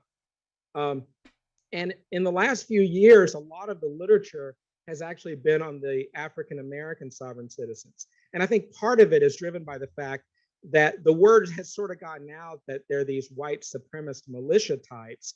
But when you're in a competency to stand trial court in New York City, and someone is expressing these beliefs, it might not cross your mind that they're adhering to the same ideology.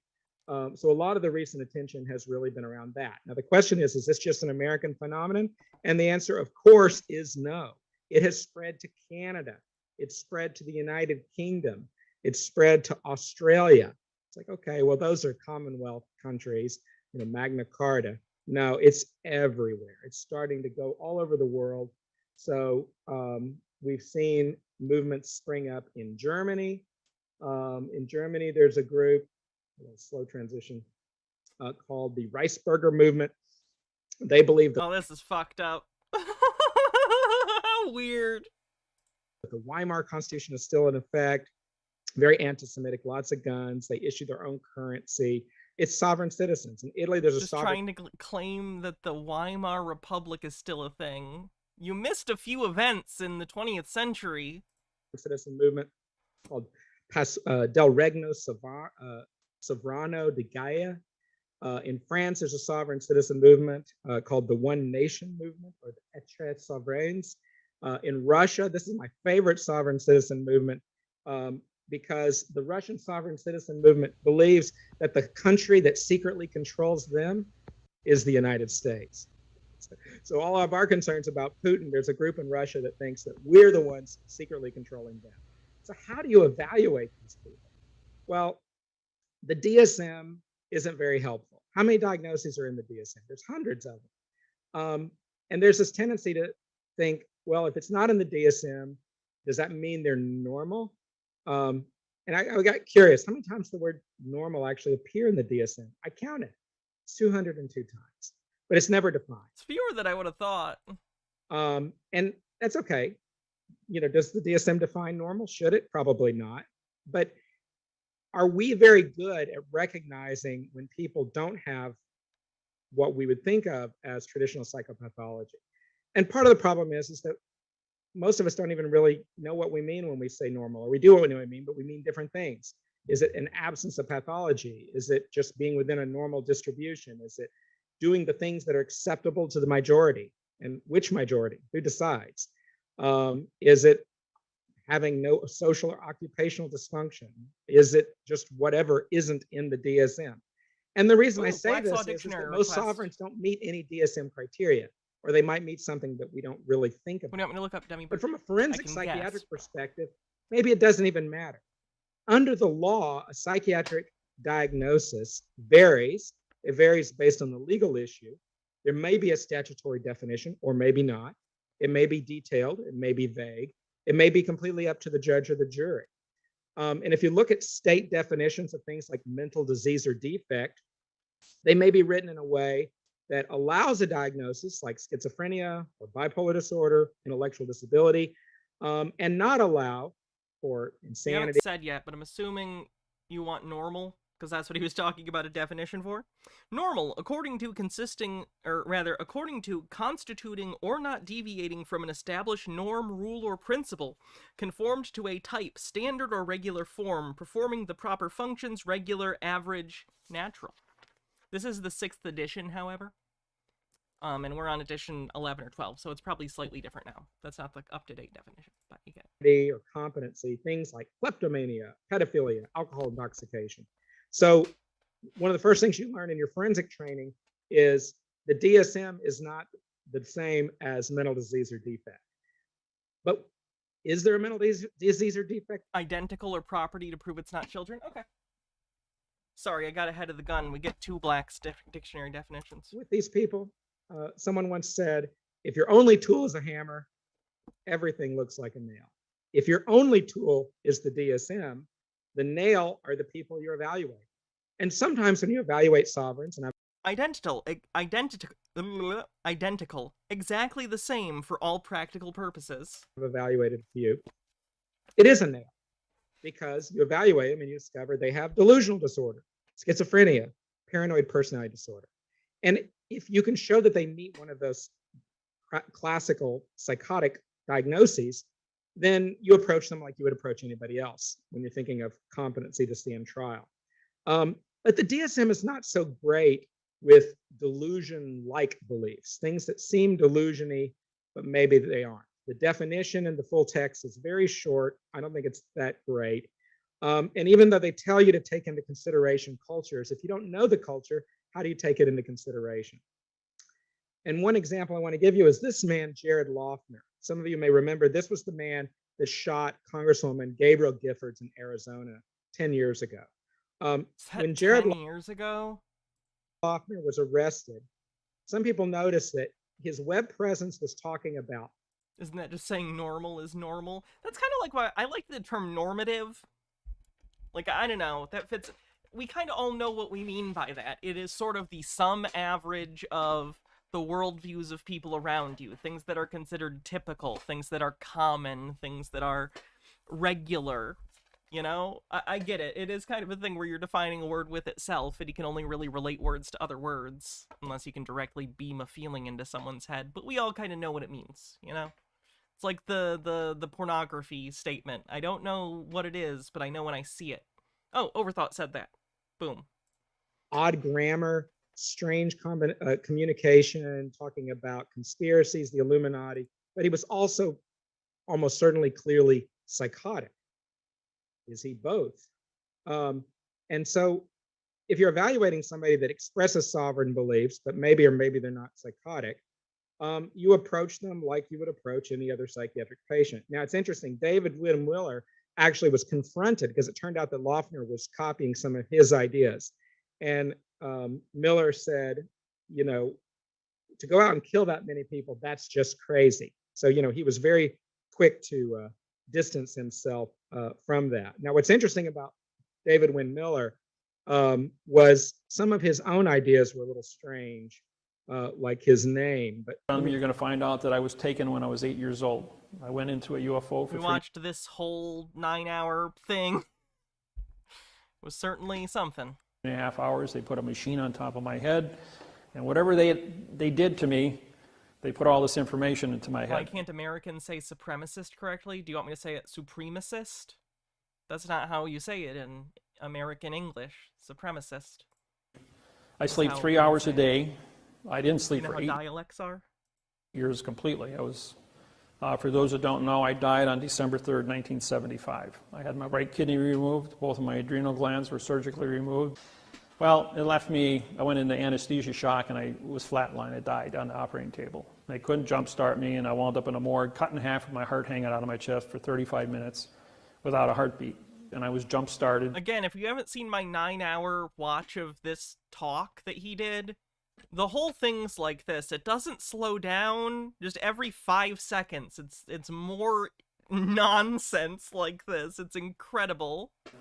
My heart started beating, and they rushed me back upstairs, and they put me back together. I woke up 2 hours out of surgery and stayed awake for 8 consecutive years. Now, I'm not diagnosing David Wynn Miller, but that's objectively different than just sovereign beliefs. But it also could be just part of the grift. You know, when you get the letter from some of the phishing scams and the words are deliberately misspelled, and you're thinking, who would ever fall for this? There's some evidence that maybe they deliberately are outrageous, because if you're trying to grift a whole bunch of people, you want to catch the most gullible people. So this might just be part of the game. We'll never know. But with Loughner, how do you figure it out? The same as any psych patient. He was sent to the same place as Dusky, Missouri. I actually, you know what? I think I uploaded it to YouTube, but I don't know if I ever published it. So it's either in the former streams on Twitch, if you go to like my Twitch channel and you see, you know, videos, past broadcasts, it would be in there somewhere. But I'll try and see what I need to do to publish it on YouTube if I didn't already. Missouri. He was evaluated by a psychiatrist and a psychologist. They saw that he had hallucinations, delusions, disorganized thinking. He was diagnosed with schizophrenia. The sovereign beliefs were just a coincidence, a thing that he gravitated to. But what if you have a defendant that only has delusion-like beliefs? They're not hearing voices, they're not disorganized. These people are harder. You know, I tell my trainees, compare them to known subcultures. Is this something that other people believe, or is it idiosyncratic?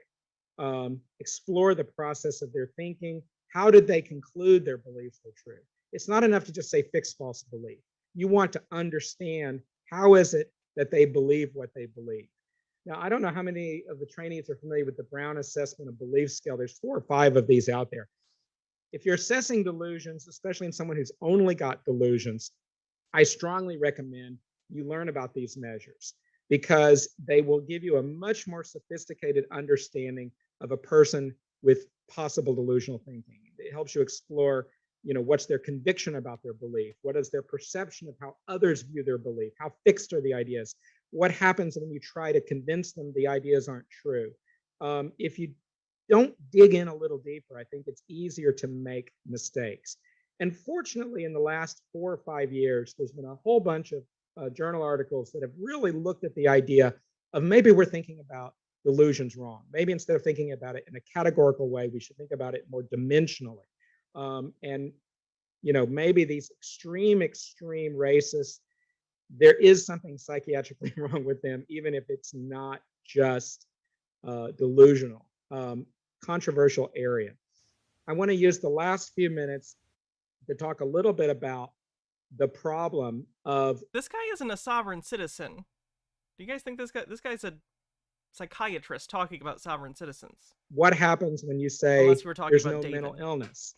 Which David was a kooky guy. They still are saying and doing the things they're doing. Why? And one thing that got me interested in this topic was I felt like my training didn't really help me with that. And especially when you see the depressing news. Once this is done, we're going to watch some actual sovereign citizens. But this guy is a psychiatrist who's just talking about the psychology of it. Read a public. This is a real polling organization, 2013, and it showed that 5% of the country, U.S., still thinks Paul McCartney was killed or died in the 60s. They think 15% think that there's mind control. 14% believe in Bigfoot. 21%. I'm surprised Bigfoot isn't bigger. I would have thought like 30% of people would have thought Bigfoot was real. I think it's like 40-something% believe in angels, like literal like pop culture, like bird dove wing angels. Cover up 6% Bin Laden alive, 28% New World Order. So explain some of the QAnon beliefs. Lizard people, moon landings fake, chemtrails. 4% for lizard people? We gotta pump those numbers up. My favorite, 18% of the population in this 23 poll, it was like, is this real? Are they putting them on? Believe that the sun revolves around the earth.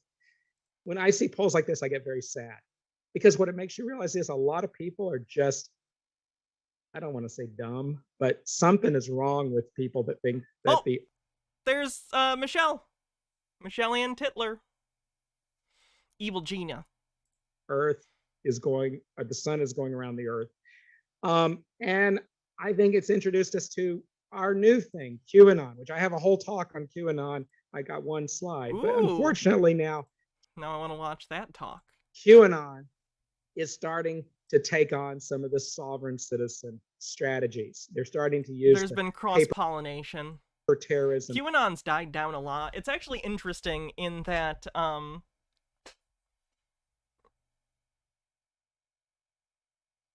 sorry. Anyway, QAnon's died down a lot, but like not in a positive way. QAnon has died down a lot because a lot of its beliefs just got absorbed by the general Republican Party. So like a lot of it's just in sort of the underlying undercurrent of the beliefs and policy positions of a lot of Republicans. So it's almost scary in that, like, sure, there was this like little vessel that was, let's call it QAnon, that was a really scary concentrated thing, but at some point it got smashed. So a lot of it got dispersed into the general like Republican cultural milieu. So it's less concentrated, but the crazy's widespread. So it's I don't know, it's interesting. And the leans in their tactics. So we're not done with this. Just a few more slides. As Danielson noted, Flat Earthers shifted to QAnon. It makes sense they would migrate again. I don't even think it's as much of a shifting. I would describe it, and I do love his content on that and many things.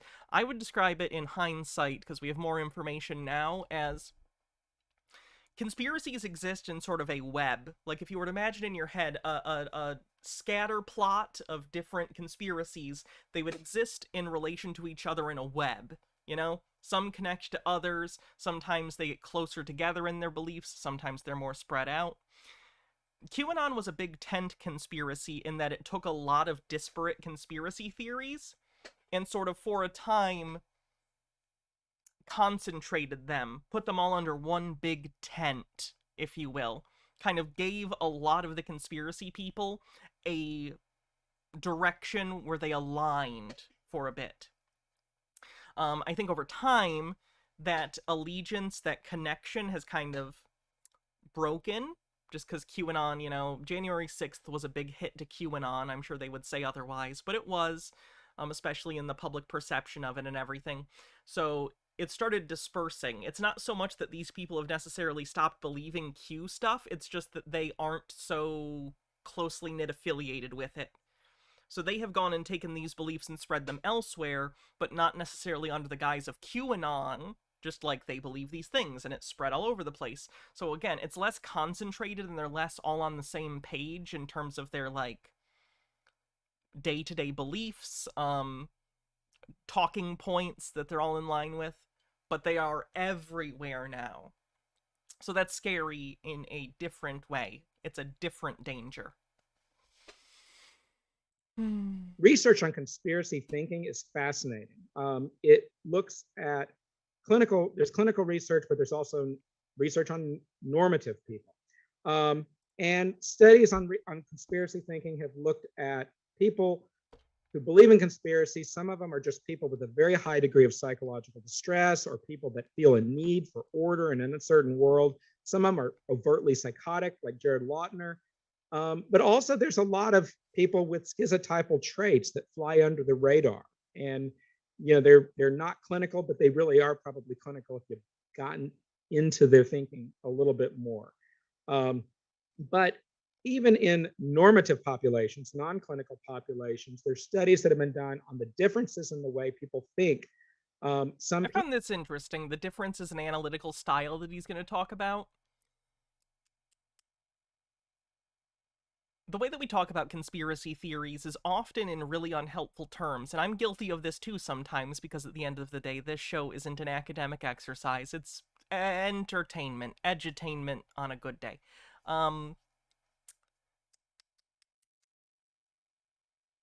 So a lot of it falls into a category of talking about right and wrong. Oh, this flat earther is wrong because the facts that they are saying are incorrect.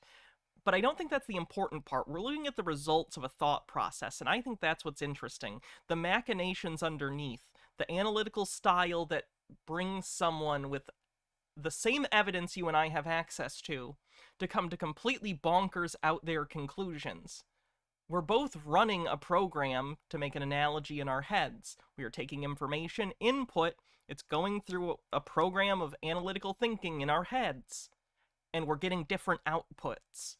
Now, everyone varies from individual to individual, assuming it's something with some level of subjectivity, but how does it get this far out, where it's this much of an outlier? There's something, I don't mean this to be disrespectful, but something broken in the machinery.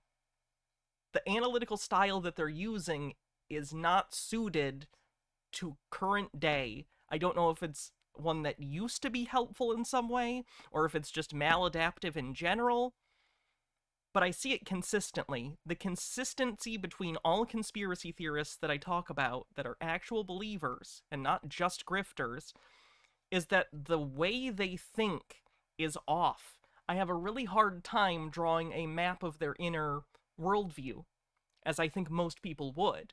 And that's a difficulty even on a good day with someone who's very open and clear. You know, that's the whole problem of other minds. But if you get to know someone, or their arguments long enough, you have a tendency to understand how they might solve problems or think about things. You can kind of go through, okay, well, they were provided with this information before and they came to this conclusion, so I kind of have an idea, a map in my head of their worldview. Conspiracy theorists are really hard to understand because their analytical style is foreign to me. I do my best, and through this show I try and decipher it, and I think I've come to a better understanding of it. But it's not intuitive. It's something you have to figure out because it is so disparate from most people that I know. There are a lot of people who think like this. Everyone thinks differently. but I just don't see this, and I imagine most of you don't see this often. We have maybe an uncle or a family friend, or unfortunately maybe parents who are like this, but like, I don't know. It's frustrating seeing people who day to day are able to like dress themselves and go to work and more or less function, but then their actual map of the world is completely fucked. And it's not because of malice most of the time. A lot of the time it's just they're not processing things in a way that's giving them an accurate map of other people's motives, intents, stuff like that. People that gravitate to conspiracy thinking, they're less analytical in their thinking. They rely more on what are called emotional heuristics, these sort of quick snap judgments about the world. People with higher level of education are less likely to accept simple explanations for the world. But that may not be enough. There's often highly educated people that believe in conspiracy theories. So it's not just education and the wealth that sometimes comes with having a more secure life. There may be neurobiological factors at play. So what do we know? Well, a lot, but not a lot I can share with you in a few minutes. But what have been studied are these different cognitive biases, and they have different names, and they're fascinating because they're not in the DSM, and we're not taught them. But let me just throw one or two at you. I ask people, you know how a toilet works? Everyone's like, I want to know how a toilet works. Another good example of this is a bicycle. That's an example used in Suspicious Minds, a pretty good book about the psychology of conspiracy theories. If you ask people to draw a bike, usually they'll draw it wrong. People don't really know how a bike works. You get confused because you know what a bike is, so your brain assumes you know what a bike does. But unless you're someone who's really thought about it, you probably don't really think about how a bike works. Its gears and stuff. You're probably not going to draw it right unless it's something you've done before or really good at picturing things. Okay, build one. Okay, we all think we know how things work, but the reality is we have this illusion that we know more than we do. That's normal, but there have been studies that have been done on this illusion of exploratory depth that show that people who have a very superficial knowledge of politics but think that they know a ton about politics are, unsurprisingly, more likely Dunning-Kruger type stuff to believe in conspiracy theories about politics. Everyone's heard of the Dunning-Kruger effect. I love this. This is the lemon juice bank robbery story. There was a bank robber who put lemon juice on his face because lemon juice is invisible ink, right? If you're 9. But he really thought that was going to fool the cameras. And this so fascinated these two psychologists, David Dunning and Justin Kruger, that they wrote a paper about the Dunning-Kruger effect, people of low ability having illusory superiority. And by the way, if you Google the Dunning-Kruger effect, you will see evidence of the Dunning-Kruger effect by the people who talk about it, because almost all of them get it wrong. This is not the Dunning-Kruger effect. It doesn't look remotely like this. The actual study shows. The one on the left is a simplified example that's usually shown in like high schools. When I was in high school psych, they show the one on the left. It's sort of similar to the orbital model of atoms. It's not really accurate, but it's what you explain to kids because it's easier to explain than this. The one on the left is good for a layperson understanding. The one on the right is more accurate. Some increased confidence by people who know nothing. And it's fairly flat. It's not this gigantic Mount Stupid and despair valley that everyone says. We all know about confirmation biases because we experience them, but people who adhere to conspiracy beliefs not only have greater confirmation biases, but they gravitate towards online echo chambers. There have been studies that have been done that people with very extreme beliefs gravitate to homophilous groups. They don't want to be around people that have other ideas. When you try to separate this out by politics, both extreme left and extreme right gravitate to homophily, but non-extremists, moderates and liberals tend to be more open to, according to this study, greater viewpoints. Conservative thinking tends to lean a little bit more towards a desire for people who agree. But the matrix is controlling us. So when I go to Facebook, I see dorky stuff like art and technology and maps, because I'm a big nerd. But when QAnon hit, you would be recommended all these QAnon sites, which have now mostly been banned. But if the algorithms aren't changed, someone with a pre-existing confirmation bias is going to gravitate towards. Is he calling us extremists? I mean, by definition, we tend to be on the further left, like in terms of the political scale, if you put it on that. We are the fringe on the left, in the sense that we are many more standard deviations away from the center than the average voter. Even more radicalized thinking. So in a cold analytical sense, it is true. Conspiracy people think about disproportionality.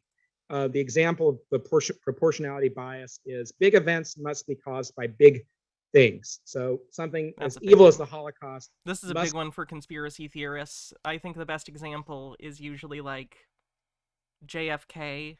People assume a United States president, one of the most powerful people in the world at the time, like one of the top two, the president and the leader of the USSR. You know, people assume big historical events must have big historical causes. Not the case. Not the case.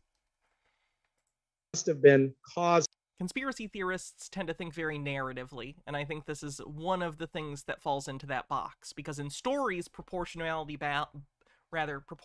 bias tends to be true, because that's satisfying for stories. I guess I'm kind of putting the cart before the horse there. Stories are the way that they are because they appeal to human psychology in the first place.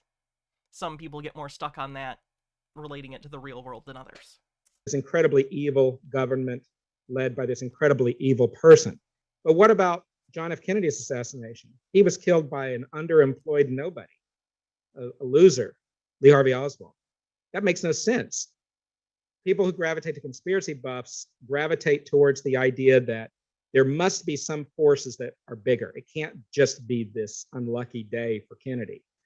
And this drives one of my final points about conspiracy theorists, which is sorry, I'll turn down the video. I didn't realize I was that much quieter. Nothing happens by so that accident. should be quieter. They tend now to gravitate to what's turn the called volume up in general. teleological fallacy. It's the same thing that drives creation thinking, which is there must be an underlying force that is guiding the hand of the universe. But they also will gravitate towards something called the intentionality bias, the view that other people's behavior is always intentional. There are no accidents. We all do this a little bit, but people who gravitate toward conspiracies, they score much higher. Conspiracy buffs have some funny ideas about randomness and DM Trey says, in the case of a lake, if you see big ripples, you think big rock. History's not a pond. Yeah. Ants. I've got a whole talk on gambling that I won't be giving today. But I do want to talk about one last study, because one of the strangest things of all is a study that shows that conspiracy followers have problems with recognizing patterns. So all of you... This is so interesting to me. This was the most interesting thing, because I actually hadn't seen this. A lot of the studies and things that he had brought up, I've read about most of them. Like, I'm familiar with this stuff at minimum vaguely. This somehow I had never seen, and it's confusing and really interesting. You know, Jackson Pollock, splatters of paint, go to the MoMA and you can see his wonderful, unusual art. Obviously Jackson Pollock, obviously Jackson Pollock, obviously Jackson Pollock, definitely not Jackson Pollock. This is Victor Vasari, who was the creator of op art. There was a fascinating study that was done that looked at people's adherence to conspiracy beliefs, and then it showed them these paintings.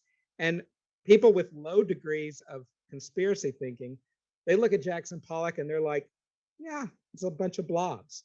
But people that had a very high orientation towards conspiracy thinking would see patterns. And they wouldn't see these patterns in these Vasari paintings, which actually are very patterned. And I was fascinated with this because as a JFK assassination buff, I was always like, it's it's like their pattern recognition is somehow inversed. Like, I know that no matter what is going on here, that's a reductive explanation, but it's like things that are obvious are elusive and things that are illusory are concrete. Like, they are lost in a sea of symbols they are incapable of understanding for some reason, and in place of being able to understand it, they create elaborate mythologies in order to give them the sense that they understand it? I don't know. I'm speculating so much here, but it is so fucking fascinating. Cults, conspiracies, secret societies. Let's see. Cults, conspiracies, and secret societies, the straight scoop on Freemasons, the Illuminati, Skulls and Bones, Black Helicopters, the New World Order, and many more. That's pretty interesting. I actually think I'll pick that up. Thank you. I'll add it to my collection of conspiracy-related books. It's fascinated by how they blow up the picture of the grassy knoll, and you'd see all these blobs and grains, and conspiracy buffs would say, look, you can see the gunman. And I'd look and it's like, I can't see a thing. No, he's there. Is there something different? And there's a lot of studies that have looked at this idea of illusory pattern perception, and not just patterns in things like photos, but patterns in coin flips and patterns in gambling. So what's our solution? Because it seems pretty depressing. Well, one solution has been to educate the courts, which the FBI, the ADL have done a good job. And here's a case in Colorado recently where a sovereign was found in competency in trial, and later in the appeals process, they recognized it. So that's good. Prison, some people say, well, that's their solution. Send them to prison, screw them. And that's where a lot of them wind up. I'm a little unsatisfied with that. And I started my career doing competency restoration, and it was very satisfying to help somebody with schizophrenia or bipolar disorder find the right treatment that restored them to competency. Sovereign citizens, I typically say, well, they are competent, but they're not thinking right. Are there things that we can do to de-radicalize them? And it's an area that I think we as a field should really take a deeper look at. There's been a lot of research on de-radicalizing terrorists, de-radicalizing neo-Nazis. I think that the tech companies learning how to get their algorithms a little better is going to be key. And ultimately, there's a fascinating study that actually compared helping sovereigns be empathic towards their victims didn't make any difference at all. But then it compared that to just humiliating them and making fun of them. And ridicule actually did reduce their beliefs some. But what really reduced the beliefs of people with conspiracy-like beliefs was targeted rational arguments, particularly if those arguments came from somebody that they had respect for. So I've not given up the idea that when somebody espouses these beliefs that they're a lost cause because they simply don't have delusional disorder. I think there are ways that we can engage and confront some of this thinking. So thank you for your time today, and I'm happy to use whatever time we have left for questions about this interesting movement.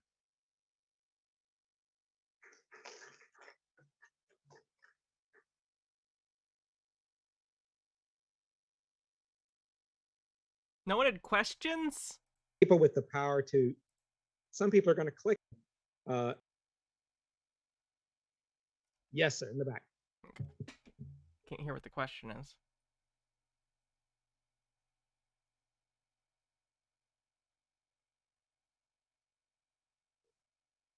I hope he repeats the question, because I can't hear it.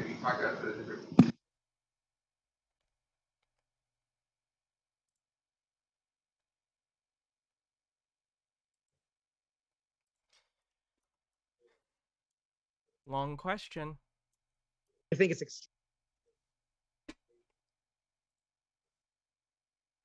extremely hard as a society, partially because the people with the power to develop interventions are the objects of the paranoia. So, Sound, I wonder if you could repeat the question. The question Sorry.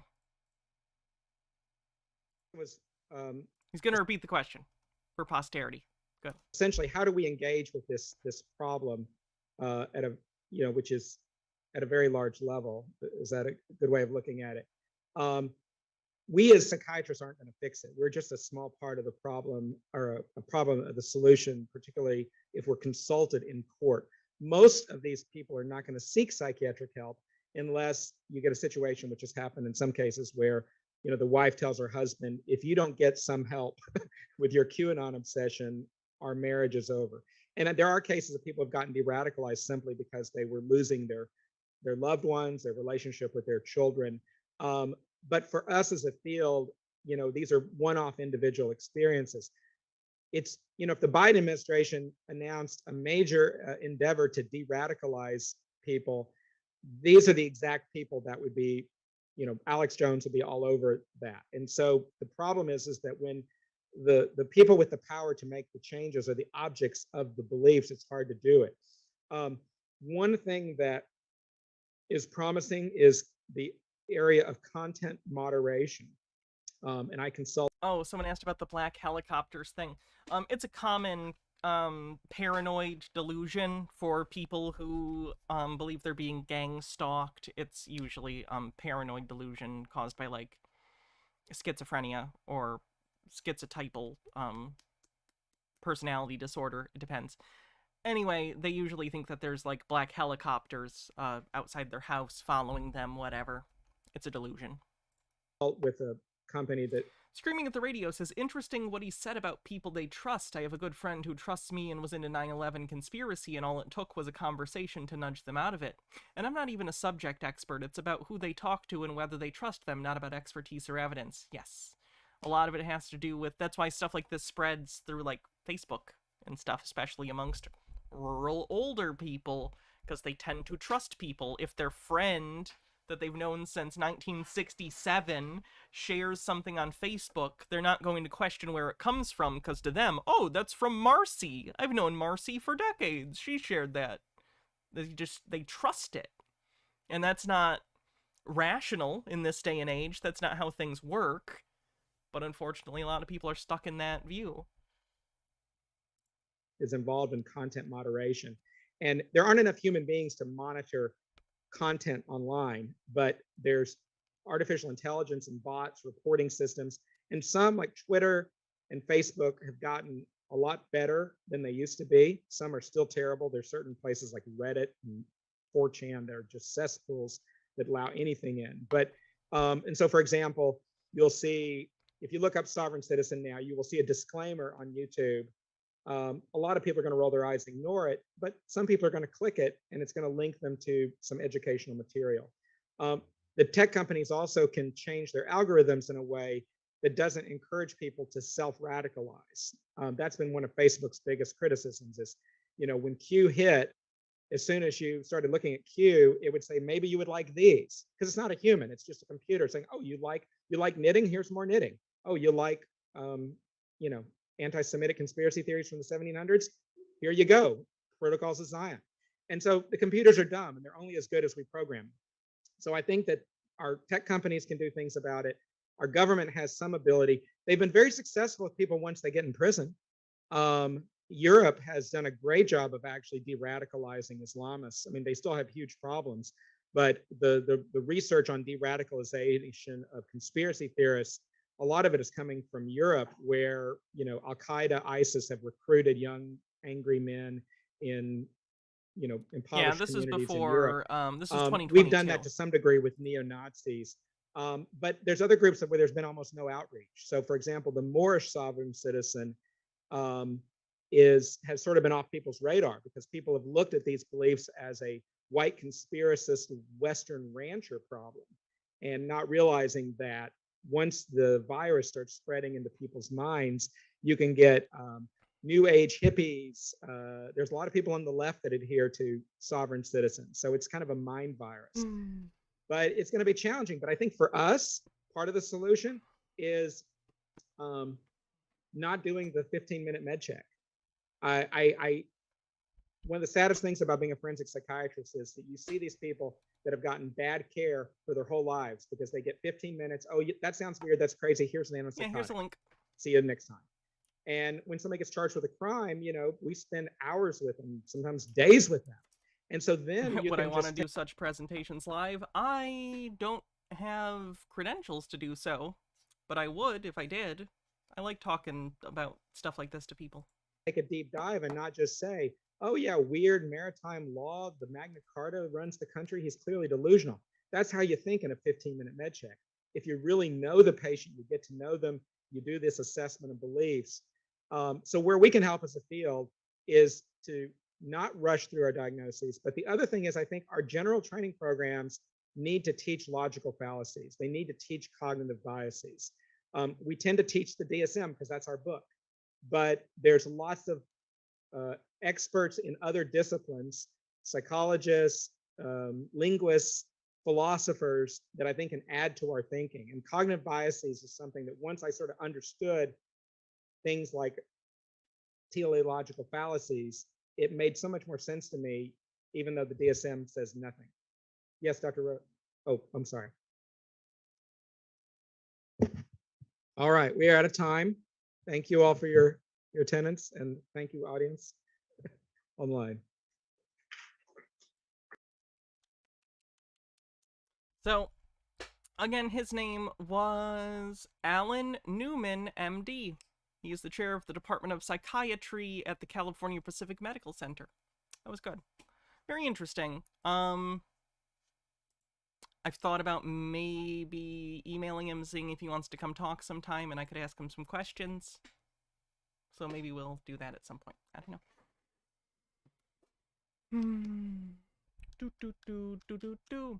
Fenakagami says the trust and respect thing is part of the reason conspiracy theorists and conservatives don't listen to gay people. A lot of the pushback they get on their beliefs are about their beliefs about queer people come from their kids, and these types of people don't trust their kids. My trans cousin who just came out is not being respected by her parents, but my grandmother who lives with them, who's 90 and has more respect for her grandchildren, accepts her identity no problem, at least at a basic level.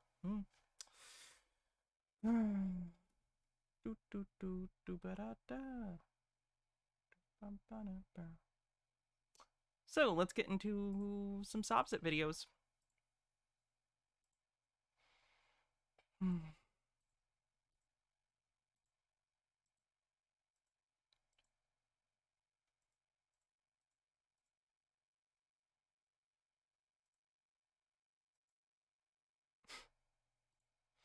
About this guy, I think someone's asking him about getting their kid a driver's license, but they don't want their kid to have a...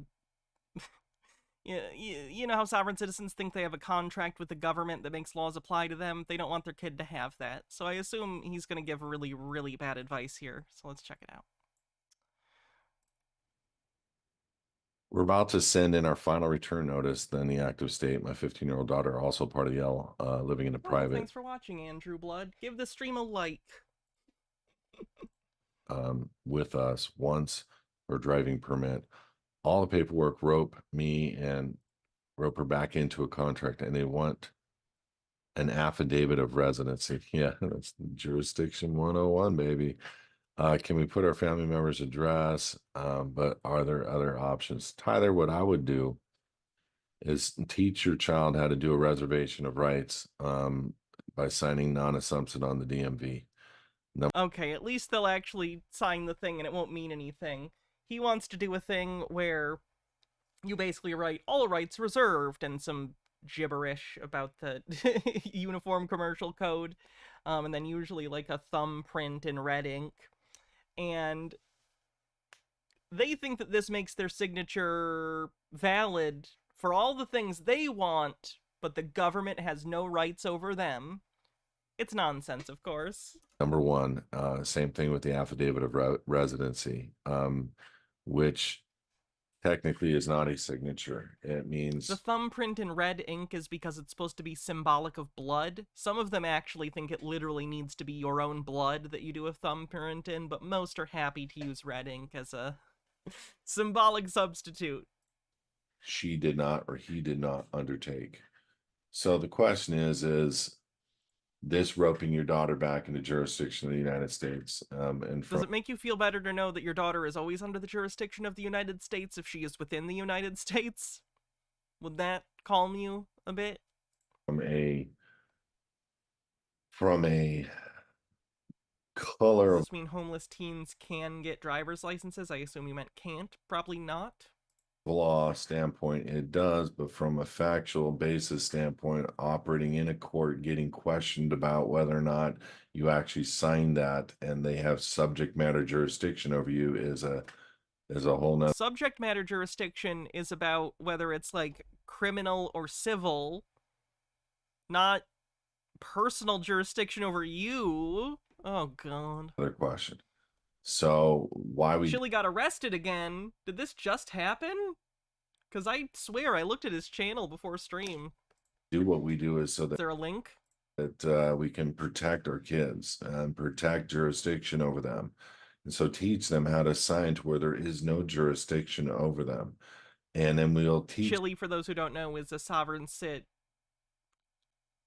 I'm not going to say he's not a true believer, but he definitely is doing this to self-aggrandize. He's got an ego on him. So, I don't know. He's not great. He co-ops issues about, like, violence against, like, black communities from the police, and he co-ops them for his own ego. It's gross. It's on Discord. I will take a look. Let me find it. I assume, is it in... What channel is it under? Live stream chat? Or general? Or, let's see. Not there. General?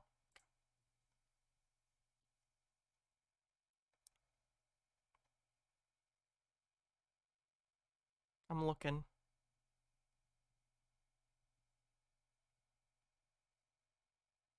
How far up is it? When was it? If anyone has it, do they want to send it to me? Because I can't find it in the chat. I don't know if I'm just missing it or what.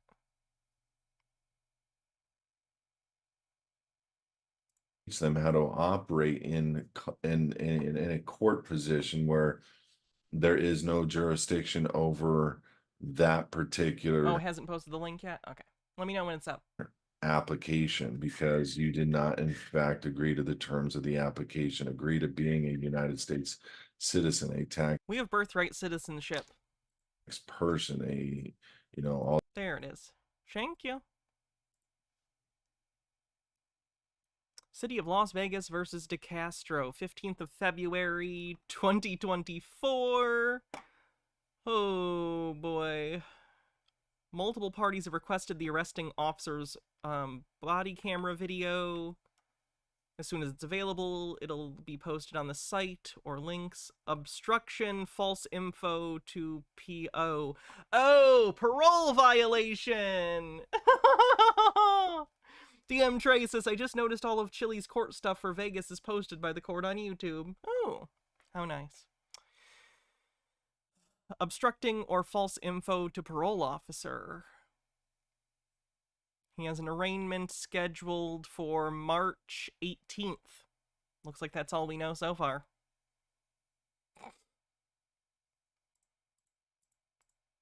Why does he do this? He's so dumb. all these things. And so your daughter's going to eventually have to, or your son is going to eventually have to understand the Let me actually save that page real quick so when the link for the body cam footage comes up, we can watch it. Probably won't be today, but before his trial, I assume that'll be up. ins and outs, Or his arraignment, I should say. potentially, Which if again is on something the 18th of next month. were to happen and they truly wanted to live out state citizenship, they might have to address this someday, sometime. I'm going to tell you, under Title 18, Honestly, if it was today, I could maybe was he live stream? He's usually live streaming, right? Delete laws? Like, did he just have a stream end or something? 2 hours ago, out of jail, arrest vid. They made a playlist of him. Oh, lovely. This is just wonderful. Yes, please. Thank you.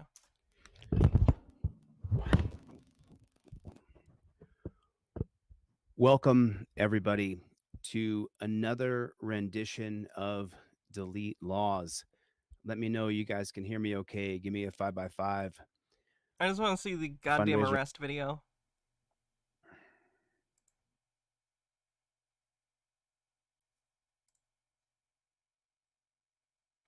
Does he not just have? Let me make sure it's because it's posted somewhere. He Right just pulled to up. be Let me pressed. look. Arrest video. Okay, so we must have actually just uploaded the whole thing. Let me see. Arrest video. Yep, posted it 2 hours ago. Let me be clear. I am not generally happy with anyone getting arrested. Like, shit's fucked. Chili sucks. Chili is a bad guy. Like, I get evil vibes. Let me tell you, I have only had scary vibes in my entire life from a few people. Kent Hovind and Chili DeCastro. Those are two people that give me vibes. And Marcel. Those are probably the three. Those are probably the three people who have ever given me, like, I don't want to be in a room alone with them vibes. And Call. That's not even a vibe, though. He just made that expressly clear. So, like, I feel like he's a little bit of a psychopath, in my opinion. I'm not clinically diagnosed. I can't. I'm not saying anything. It's just an opinion thing. Stakem, thanks for gifting a sub. See, I never got those vibes from Peter. I don't know. Again, Evil Gina's just, like, actually ill. So... Anyway, let's check it out. I was heading to the gym. And does he get pulled over for filming while driving? And I saw something down here open up for me. And I just wanted to begin filming here as quickly as possible.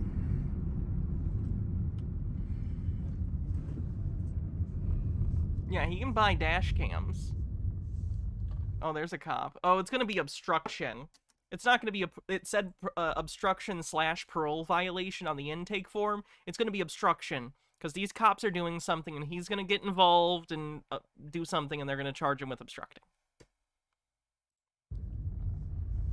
What about the guy that pretended to be a cop at funerals?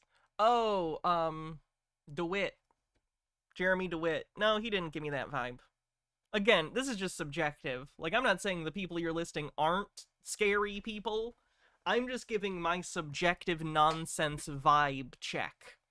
There are people who give me psychopath.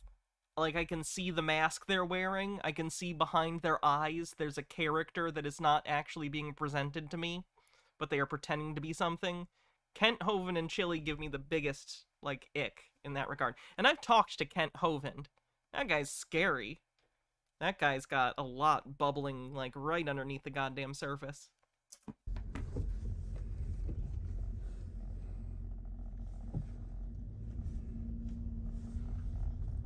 Did I see where Chili a while ago pulled up next to a bunch of highway patrol cops in the middle of the freeway, verbally abused them, then pulled an illegal U-turn in front of them? I didn't see that.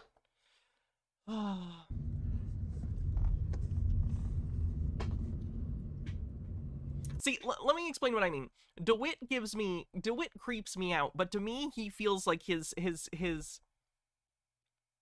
feels like a narcissist who is compensating for a huge mountain of insecurity. That I understand. That's not what I get from Chili, although there is some insecurity there. That's not the part that scares me. It's that underneath the mask of their face, it feels like they do not care about any other human being. Like, Jeremy DeWitt, I don't think is a sociopath or anything. This it gives me pause when I see Chili and the way he talks and acts and the boiling rage underneath. Got a perimeter here created.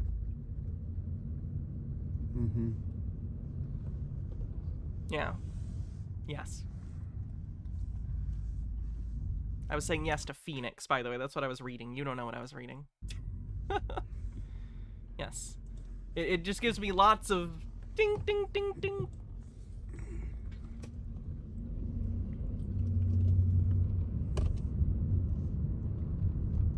I want Mexican food really bad.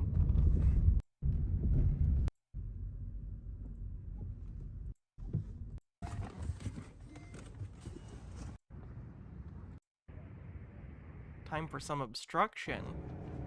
Oh, he He made it so he can duel. He used to flip back and forth between the two camera angles, and that was hilarious. Apparently, he has figured out how to layer the two camera angles now, so that's good. Let me move this away a little bit.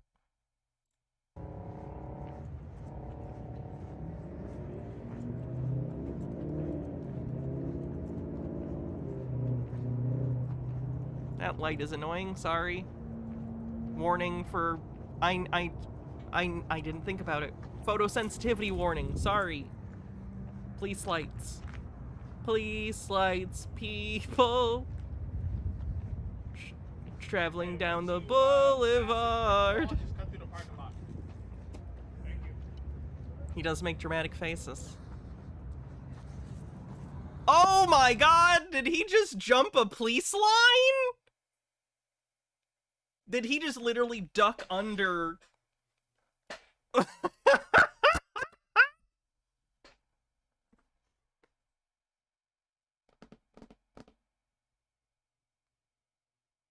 What do you think was gonna happen here, Chili? You just duck under a police tape and you thought this was gonna go good for you? Oh my god. Okay, he dipped back over. Thank fuck.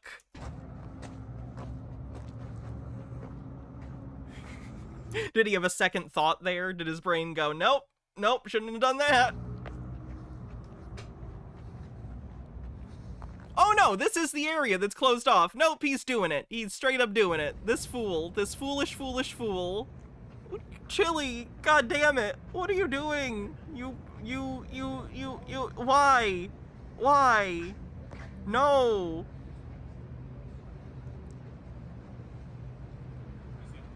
It looks like they're not even really giving that much of a shit if you just keep...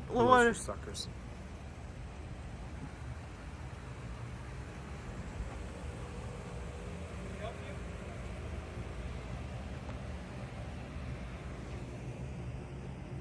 Literally, you could have just been on the other side of the tape. Go on the other side of the tape, Chili. You could just do your job, mind your own business. Oh, he's You could mad. just- He's I told you, mad. I'd say it again, you could mind your own business. I'm doing Oh, he's agitated, in my opinion. my job. I appreciate your time. But just, if I was you, I'd just shut your mouth so I don't put you in your place. Shut your mouth so I don't put you in your place. Oh no, has he had a breakdown? I'm not even kidding. Like, is he okay? That's what I'd do if I was you. I'd shut up. If I was you. Unless you want to look like an idiot on YouTube. Thanks, Granite Cuttlefish, for the link. If there's another angle of Hey, guys. that. Oh, this is the old video of him getting arrested. Oh, no, you're right. I'm sorry. This is the highway thing you were talking about. My bad. You Yeah. just keep going that way for me. I'm okay if you No, videoing, no. but video over there for me. Don't okay? tell me where to stand. I'm a constitutional law scholar. I'm suing you guys for $5 million. I'll sue you for $5 million more. You don't have a Okay, right I'm to not- tell me I'm- what to do. I'm just asking you to Shut stand your over there. piggish We're mouth. still doing And it. don't Is the lawsuit that he's trying to do against the Las Vegas Police Department not going well? Like, I'm trying to figure out, because typically, for those who haven't seen me cover Chili, he has a thing with control. He's obsessed with this idea of control and not having anyone have power over him. Like, he has panic attacks when he's, like, handcuffed, which, like, I'm not invalidating that. He clearly has some sort of, like, psychological thing where being restrained scares the shit out of him, but, like, he's also kind of a scary guy, so I get it. So he doesn't like when he gets handcuffed. Usually he lashes out when he feels he's losing control, and in this situation, I don't know what happened prior to this arrest, but he seems agitated, which makes me wonder what has happened today that made him feel like he wasn't in control, where he needs to go out and lash out to try and feel in control again. Overthought says, first and foremost, ACAB, but Chili will get someone killed with his quote-unquote advice. Oh yeah, it's terrible. He endangers other people, in my opinion. It's fucked up. Steakum, thanks for gifting a sub. approach me. Shut your mouth. Sir, do you see the crime Shut scene your tape over mouth there? and shut your mouth. Do you see I'm the your tape? boss. Do you see the tape You over there? understand that? Let's Shut go your back mouth. to- See what I mean? The language is all about empowering himself and disempowering those around him. Why does he feel the need to do this? Where is that need coming from psychologically? Something happened. DM Trey says, I live in Vegas and know that area. This is not the area to be fucking around in. I would bet not. I'm walking down the street. Mind your own business. Don't fuck around in a town that the mob helped build, I think is good general advice. Nemesaur! Goddamn, look at you. Thank you for gifting 20 tier 1 subs and getting us over halfway to our monthly sub goal. Thank you very much, Nemesaur. You are kick-ass. Hope you're doing well. I'm just standing here. If you hadn't approached me, Most recent thing you can find is a partial dismissal from October 2023. Huh. Maybe a personal thing then? don't come behind me, Piggy. Okay, if you hadn't approached me, I don't give a damn what you are. You're not a sergeant. Shut your mouth. I'm here doing Hype Train, 77% to level 4. my job. I'm a member of the press. I invoke my First Amendment right. Now, I invoke my Fifth Amendment right, so don't ask me another question. Take 3 steps back, gentlemen. I'm not your suspect. Take 3 steps back from me. So there's a crime scene. Take over 3 there, steps and back you're from standing me. in a crime scene now, I'm so you walking need to down the leave. street. I can walk Okay. anywhere I want. There's Sir, not crime this is scene a right crime here. scene. The crime tape would be over here then, wouldn't it, dunce cap? I'm genuinely, and again, I don't like him. He's a scary guy. Is he okay? Like, does he need, like, something? This is not good. Aaliyah, thanks for gifting a sub. 91% to level 4. And where was the other thing? H-Baird says a member of the press, eh? Press. Pull.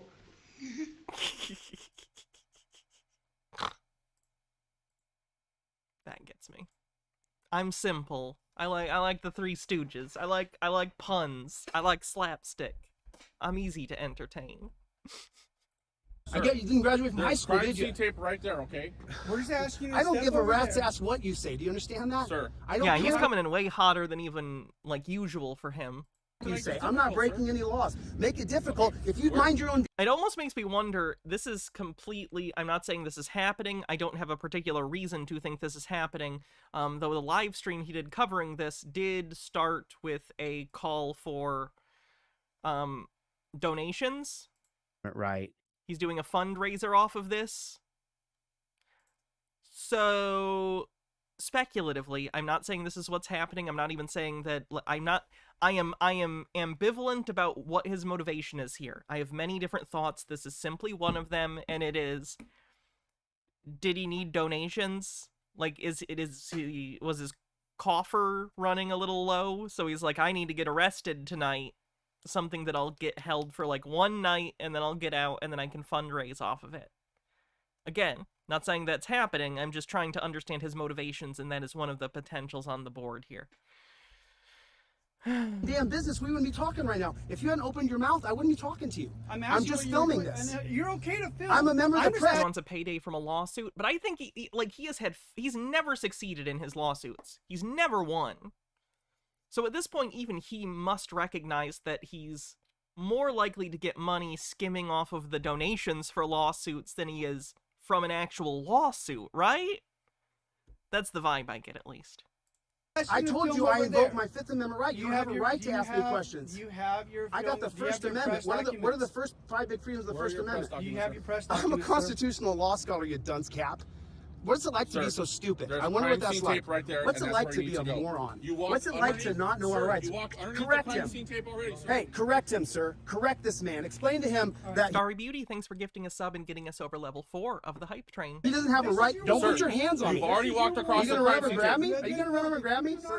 Are you gonna run over? I don't. I'm walking down the street, Keep gentlemen. walking, I have a Roman. right to film this. Keep You walking. understand that? I understand. I have a right to I'm film asking this. you to If you film touch over me, there. I will sue you. I You're sue more the than cops welcome. every Crime scene tape time. already, sir. I was walking down the street. I have a right to do so. Okay, but we There's are crime telling scene you tape. that you need to Your cop continue told me to walking. walk over here. I have it on Like, video. even if he's fishing for a lawsuit and wants one of them to punch him, like, how he's walking up and, like, instigating a conflict. Again, that wouldn't give the cop a right to punch him in the face, but, like, it's just bizarre behavior. And I understand that. You're confronting me when you should be working on your job. Why don't you shut your mouth and step away from me? I'm just filming. Chili is doing court on February 26th in Vegas for his instruction arrest. He used up his last delay. It'll be on Zoom. Okay, so maybe he's upset about that.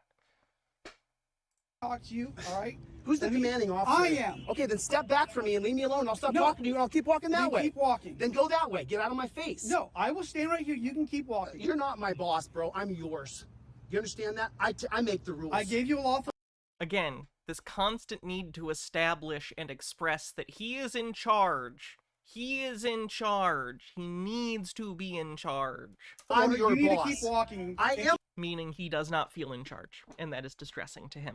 You do walking. not, then you will I'm be getting. arrested What's for your name? obstruction. What's your name and badge I'm number? Sergeant Hutchinson. Okay, what's your name and badge number? Bruin 17149. What's your name and badge number? Okay, what's your Oh my gosh. name and badge number? All right. And If are you would being just do recorded. your You job, lost the crime if you would scene, just sir. do your, I didn't. Yes, you did. I did not. I have it on video. I'm asking you to continue walking. It's recorded. It's recorded. I'm not going that way. I'm going that way. You can't. That's the thing.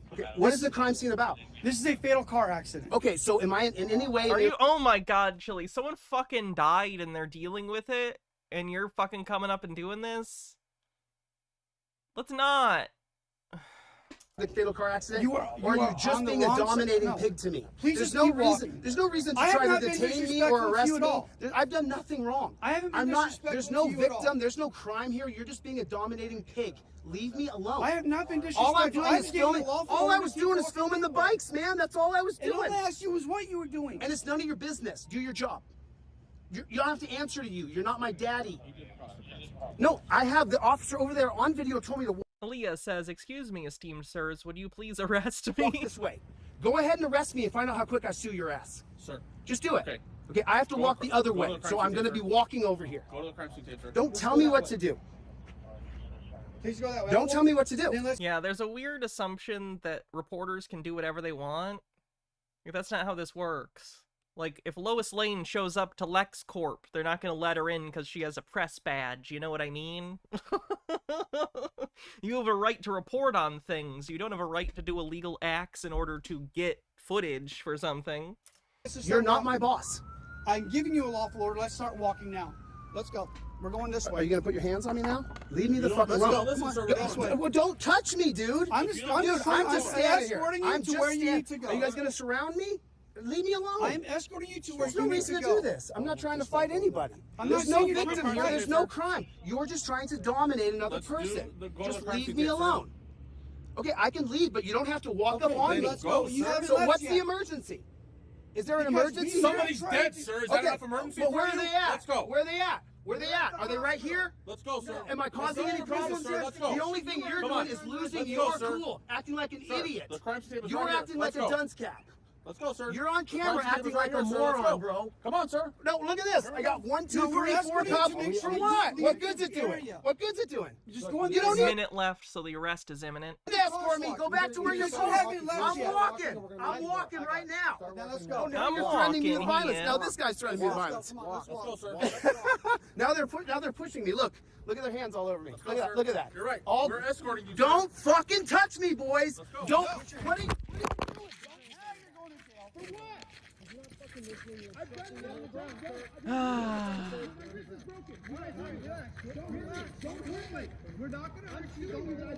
Yeah, American cops are not good at dealing with the mentally ill. They're not good with dealing with anyone, honestly.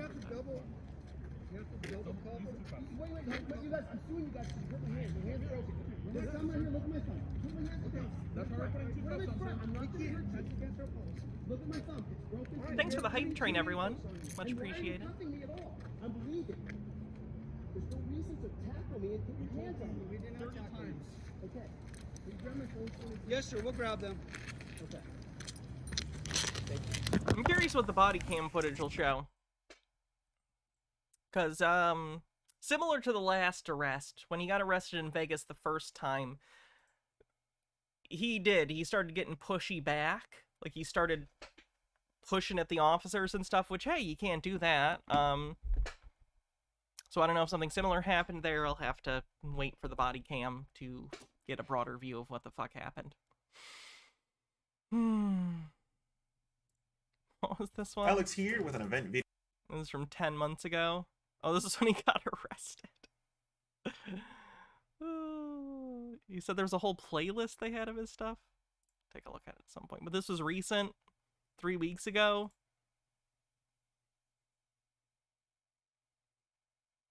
Get it for you.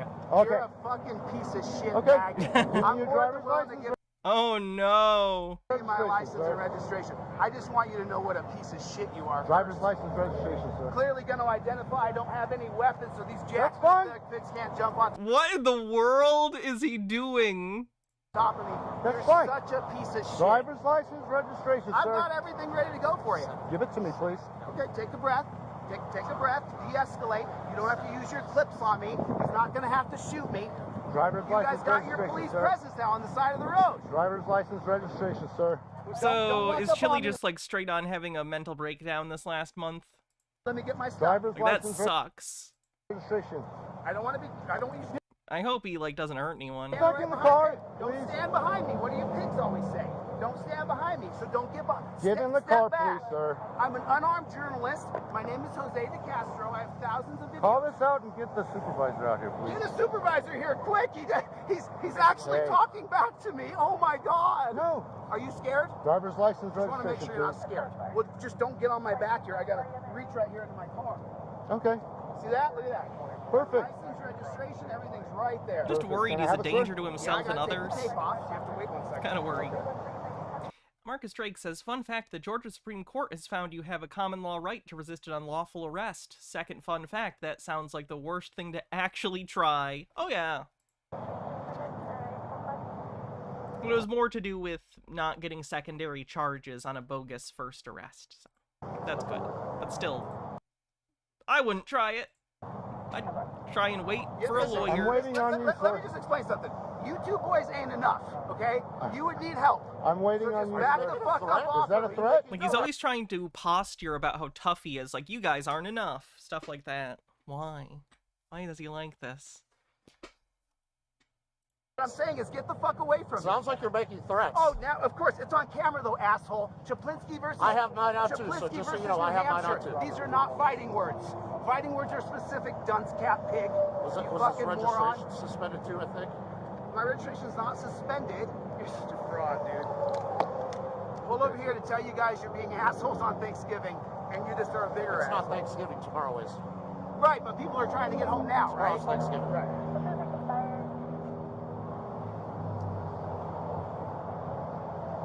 You're a little bit shaky. No, I just don't like pigs jumping up all over me, and you talking like you're aggressive to me. I'm not aggressive. Notice how he felt the need to get out of the car, too? You're not normally supposed to get out of your car during traffic stops, but he feels the need to be on the same level as the cop because, again, he has issues not feeling in control, which is dangerous. If you try and get out of your car at a traffic stop, you might get shot. H-Bird says, I bet he'd be scared of Marcel, who not only has a cape, but has been in 500 street fights. Oh yeah, terrifying. You are aggressive. If you would just give us your stuff, you'd be out of here. Right. No, you guys want to give people tickets on Thanksgiving. That's what you want to do. Don't want to. Tomorrow is Thanksgiving. You can't say it's Thanksgiving when it's not Thanksgiving, and if you're breaking a traffic law on Thanksgiving, it's still breaking a traffic law. Then why are you here? Because that's what they pay me for. That's what the taxpayers pay There's me all my for, sir. information.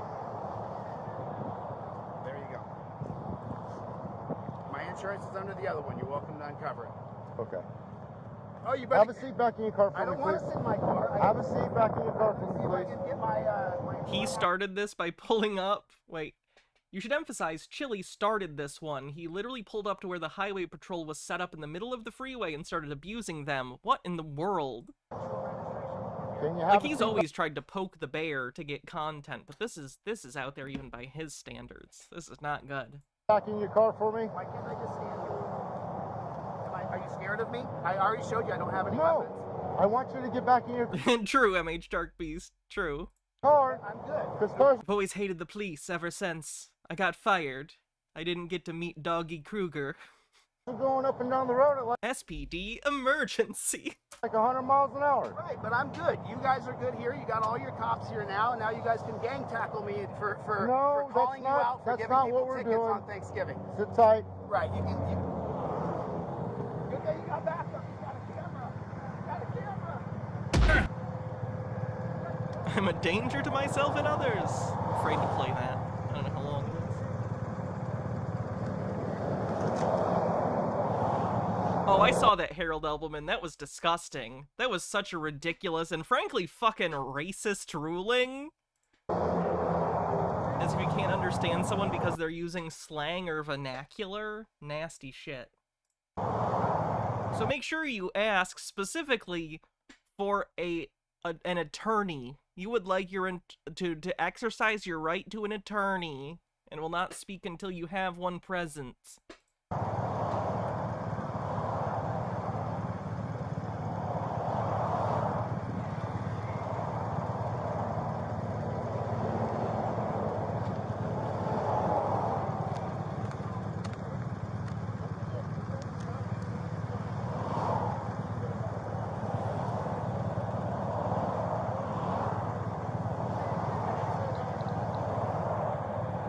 The cop cutting the license out of his laminate. That's funny. Chili has his thing like laminated with a bunch of other stuff. His license and registration is all laminated into like one sheet. You're not supposed to do that. Not with the original, at least.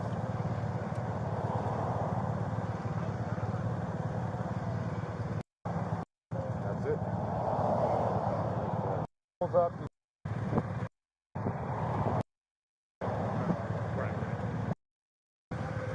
Come on, he's just cranking my wrist against the metal right now, and there's no reason for that. Well, if you quit stressing, hand on top of your head, Now all of please. a sudden I want to fight you guys. Get out. Hand on top of the head, please. You tell me. All right, stop ordering me around, dude. That's the wrong order. He already patted me down. I already showed I have no weapons. I'm gonna grab my Why is phone. Chili acting like Thanksgiving is the purge? He's confusing binging and purging. This is right here. All right. So this pig Is that a joke? That felt like a joke. authorized putting me in torture Here's your custody, paper. and this Here's your pig is paperwork. giving me a ticket. So basically, citation, Good Springs Justice Court, like I said, for what you did, okay? For what I did? Yeah. Oh, for addressing you and that's- telling no, you that you that's giving fine people right there. tickets It on says no, Thanksgiving. They discovered there was the warrant for him in Ohio out of Ironton because he fled from a charge there, yeah. It's freaking evil. Sign says no It's U-turn evil. means you can't make a U-turn. But it's evil what you did. And Okay. you putting me in torture cuffs and you sitting here knowing that I can't fight all 5 of you, it's just You have a stupid. warrant What? Steakum, thanks for gifting us for some. your For arrest and peacefully violent protesting. trespassing. I can't fight all 5 of you. And Okay. you putting me in torture cuffs and you sitting here knowing that I can't fight all 5 of you, it's just You have a stupid. warrant for your arrest No one else was thinking about you fighting them. That's on you. and Peacefully violent protesting. trespassing. Is this on the, can I see it on the computer, please? Can I No. see it? Can I see it? I can't No. disseminate It that says to on the you. computer You're on not violence, though. authorized. Is that what you're saying? Yes. Okay. How? I cannot show you the computer. You do Then not how- have authorization to see our Who computer. put that in there that I'm violent? The reporting Ohio. agency. Ohio. Good answer. Violent? Yep. Go talk to Ohio about it. Like I said, He can't. He'll be arrested. court date's there. You're such a beta male, dude. Take care. Fuck, he called him a beta male. Got him. That's devastating. That cop will never recover from being called a beta male. Free to go. You really are a beta male. Yup. I'll sit here till I'm ready to go. You guys take me. I'm gonna gather my senses here. I need to calm down. I'll sit here for as long as I need to. Okay. I mean, just Jack. I can't believe they don't arrest him here. Right? He doesn't get arrested here. He just gets cuffed and let go. And they told you to. He looked over his shoulder as though I was going to attack him. He told- doesn't think they he's an told- actual why Power would They you- told Ranger. why would you. you watch Can that? I speak? It'd be Please? funnier if he did. You They already told did all you your your plates speaking, are bro. suspended, correct? I go to court on Monday. Okay. Here's the thing. There's Okay, you're going to court on Monday, if that's even true. That means that you're doing the illegal. You're doing it. You're not supposed to drive on them. In the meantime, still suspended. But I go to court on Monday. Okay. It was COVID. I couldn't go Okay, to court. so you shouldn't be driving your vehicle until you go to court, or you get a permit from the DMV. Right. I have court. Okay. Court on Monday. Because it can be subject that to. repeating it doesn't change the response that you just got, Chili. So, just to let you know. Okay. Take care of yourself. All right, you Take too. care. Listen. We don't have to like each other. No, we don't. Okay.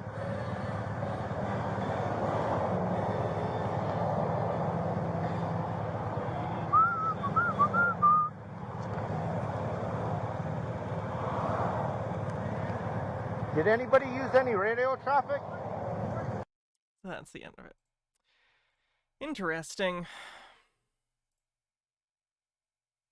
I'm not surprised. He's going to probably continue to have run-ins with the police.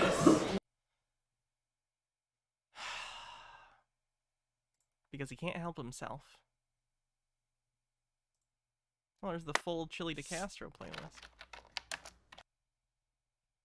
Alex here with an event video. Why is it like this? Oh god. There we go. 3 weeks ago.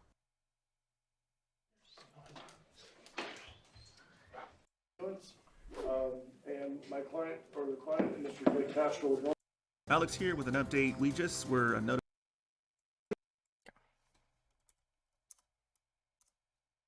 Good morning, Your Honor. Brett Whipple on behalf of Mr. Jose Quintin Castro. Your Honor, Michael Mead from my office is the attorney of record in the previous office. Okay. And so he asked me to stand in today. He had to be in North Las Vegas. It was a trial. My understanding was both is to agree to a continuance. And my client, or the client, Mr. Blake Castro, would normally be here, but he was ill this morning. I have his phone Bullshit. He was not. Okay, that's my opinion. I don't think he was ill. I don't believe that. number if we needed to contact him, but we asked for him to be not present due to his illness. Sounds like it's going around. There's a lot going around. So, are you two asking me to reset the trial? That is correct. Can I have a date in about 30 days? So it's been set for trial 3 times so far, so this is it. This is it, baby. I will tell them. Firm setting. Firm setting. And with me, that means something. Yes, I recognize that. February 26th at 9 a.m. That's going to be incredible. 9:30, okay? 9:30. Thank you. Thank you. Have a good day. Alex here with an update. He live streamed later that day and sounded fine. He should get in trouble for that. We just were notified that there's Odds another. are he actually shows up.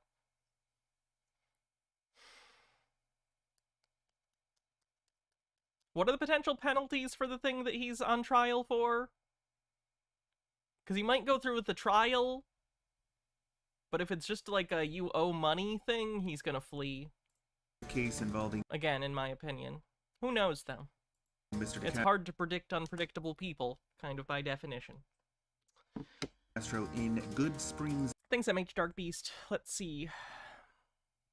MH Dark Beast says, if you have a minute for a cleanse, I saw this trailer randomly last night for an old Disney show that's on Disney Plus that's very Power Rangers-esque. Hi, I'm Ryan Walker, and I have a gift. I can control technology with my mind. You guys seen it? Mech X4. Hopefully you're a strong enough technopath Kind of funny considering Disney used to own Power Rangers for a bit. to operate, because you cannot imagine the horrors coming your way. Ready? Oh no, those effects are so bad. We need you. Ugh. I miss Suits. Funny though. Justice Court. We are in communications with that court and will submit a media request on this other case shortly. In the meantime, you can watch the body cam footage.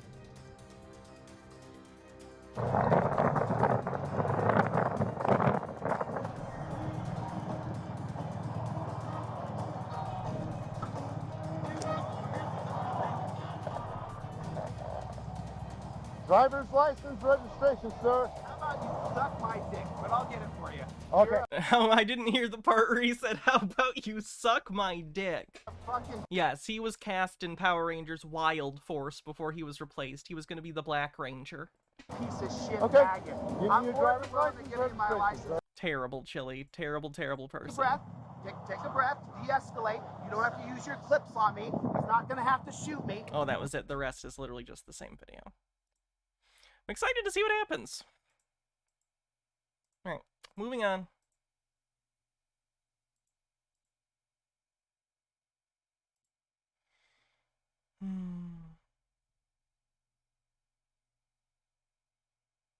Say your whole name. Beneficiary. Oh, he done this before. What's his name? Shouldn't The you beneficiary. be karate chopping with each syllable, or Yeah, is that first why he name is was the replaced as a beneficiary. ranger? He didn't emote enough while he was talking. You always have to be doing this if you want to be a Power Ranger. Basically act like a really cringy anime character. Are you Also, his wardrobe was not monochromatic enough. stating that the? Are you stating that the trust that we are administrating is the Kevin Pollard Trust? If so, I'm asking you what your name is. My name is the beneficiary of the trust. Of whose trust? Are you stating that the trust that we are now administrating is the Kevin Pollard Trust, Your Honor? Okay, I'm gonna recall him. Bring up somebody else. Put him aside. Thank you, We'll call him at the- I respect that. I respect that a judge is like, yeah, we're putting him at the end of the docket. This is gonna take a while. Yeah. Thank you, Judge. All right, who's next? DDC.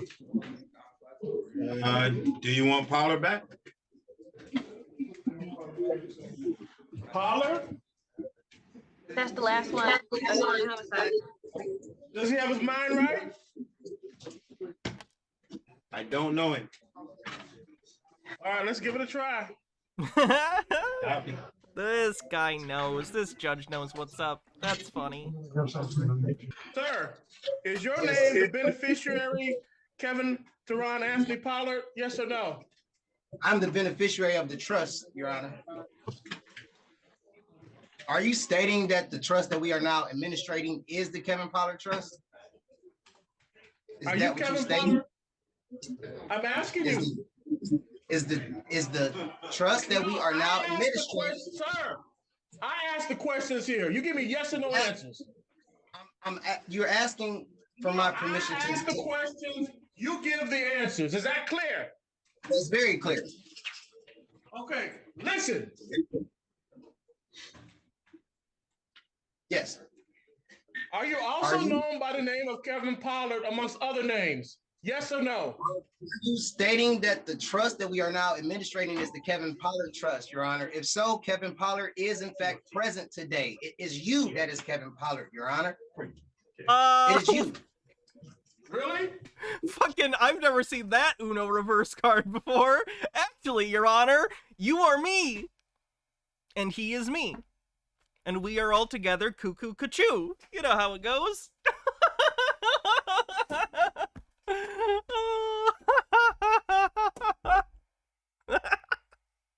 You're the defendant, Your Honor. You're me. I'm the judge now.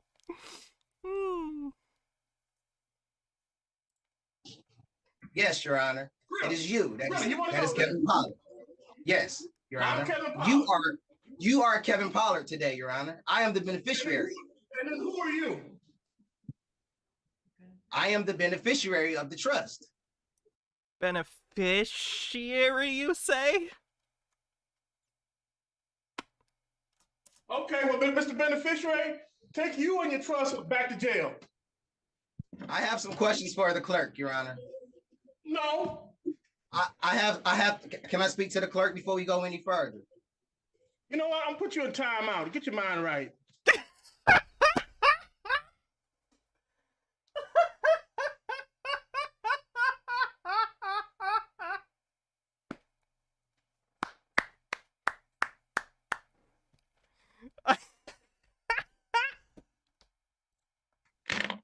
Get your mind right. That was beautiful. Mr. Pollard? Yes, sir. Can I have the clerk present? Please, Your Honor. Don't get bent.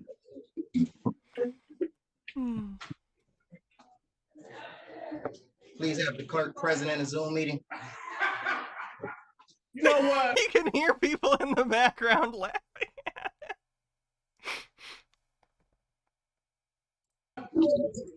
If you answer my questions, I'll consider it. Okay. What's the question? What's your name? The beneficiary. All right, Mr. Beneficiary, put you back in timeout. Your Honor. I say outside. Give me one moment, Mr. Ragnar. I got to walk in. I'm gonna take care of, and then I'll address your concerns. Thank you. All right, beneficiary. I'm going to give you another chance in front of another magistrate.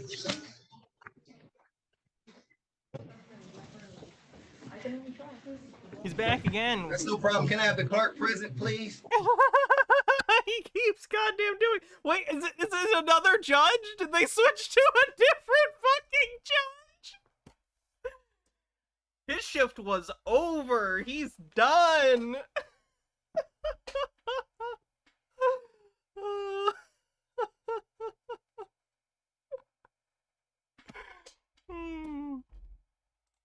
Hey, sir, I'm Magistrate Chartea. DDC. Excuse me? Yeah. I'm talking to the DDC officer.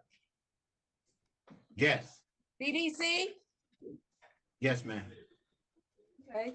The gentleman that is in front of the screen, in front of camera 1, what name do you have him listed as? Kevin Pollard. Do you have a middle name? No, ma'am. Okay, so you have a Kevin Pollard. Okay, and sir, you're identified as Kevin Pollard, but you're considering yourself the beneficiary. Is that correct, sir? Are we on the record? We are. Everything is on the record. Okay, are you stating that the trust that we are now administrating is the Kevin Pollard Trust, ma'am? I'm not administrating any trust because there is no trust in front of me. But what I'm asking you is, you call yourself the beneficiary. Is that correct? Yes, Your Honor.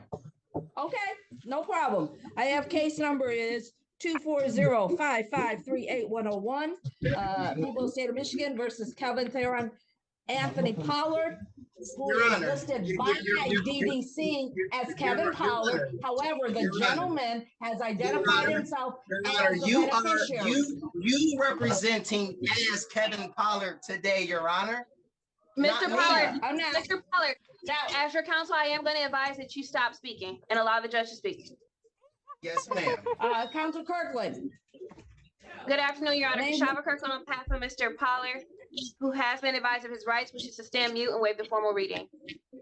Thank you. I'm going to enter plea of not guilty. Court dates are February 2nd, 2024. It is a probable cause conference followed by Standing mute is de facto not guilty. I assume he's upset with that. preliminary examination, February 8th, 1:30 p.m. If you don't like, standing mute is kind of a de facto ruling because it's saying you're refusing to plead, which is de facto not guilty. So you consent to it by not saying anything else, even if you will not choose, you still have made a choice. Some musician said that in a song once. Is that Rush? It's like that. Like, even not making a choice is a choice that they recognize and know how to deal with. It's standing mute. It's a not guilty because you're presumed innocent until proven guilty. So. p.m. Both matters are in front of Judge King. The probable cause conference, it is at 8:30 in the morning. Mr. Beneficiary, you should not talk over to the court. I thank you very much. You are under oath and you are on record. And I'm asking you, beneficiary, I have not sworn you under oath. I am under oath, so I am doing all this. I'm going to enter plea of not guilty. I already given the court dates while this case is pending, sir. Okay, there should be no contact with the individual. You are not allowed to state what the judgment is. That is my job. Mr. Pollard. It's his job? Oh no, he really is trying the Uno reverse card. You're the defendant and I'm the judge. I do want to let you know that the person... Okay. I have a question for the clerk. Okay. I have a question for the clerk. A moment. I have a question for the clerk. You will give an opportunity, sir. You will give an opportunity. Let me finish. While this case is pending, there's no contact with a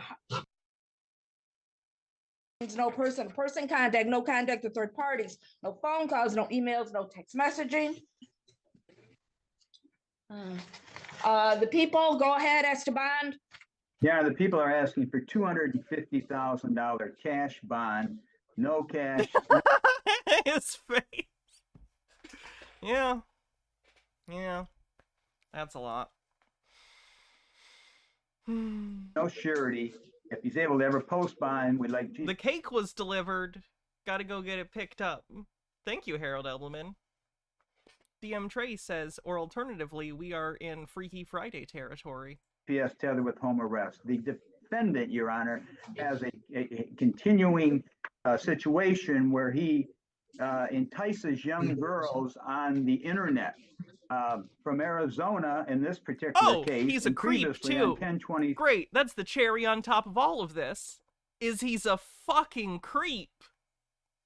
2023, in another case where he enticed people. He's been it's not even the first time. Yep, I'd say that bond is fair.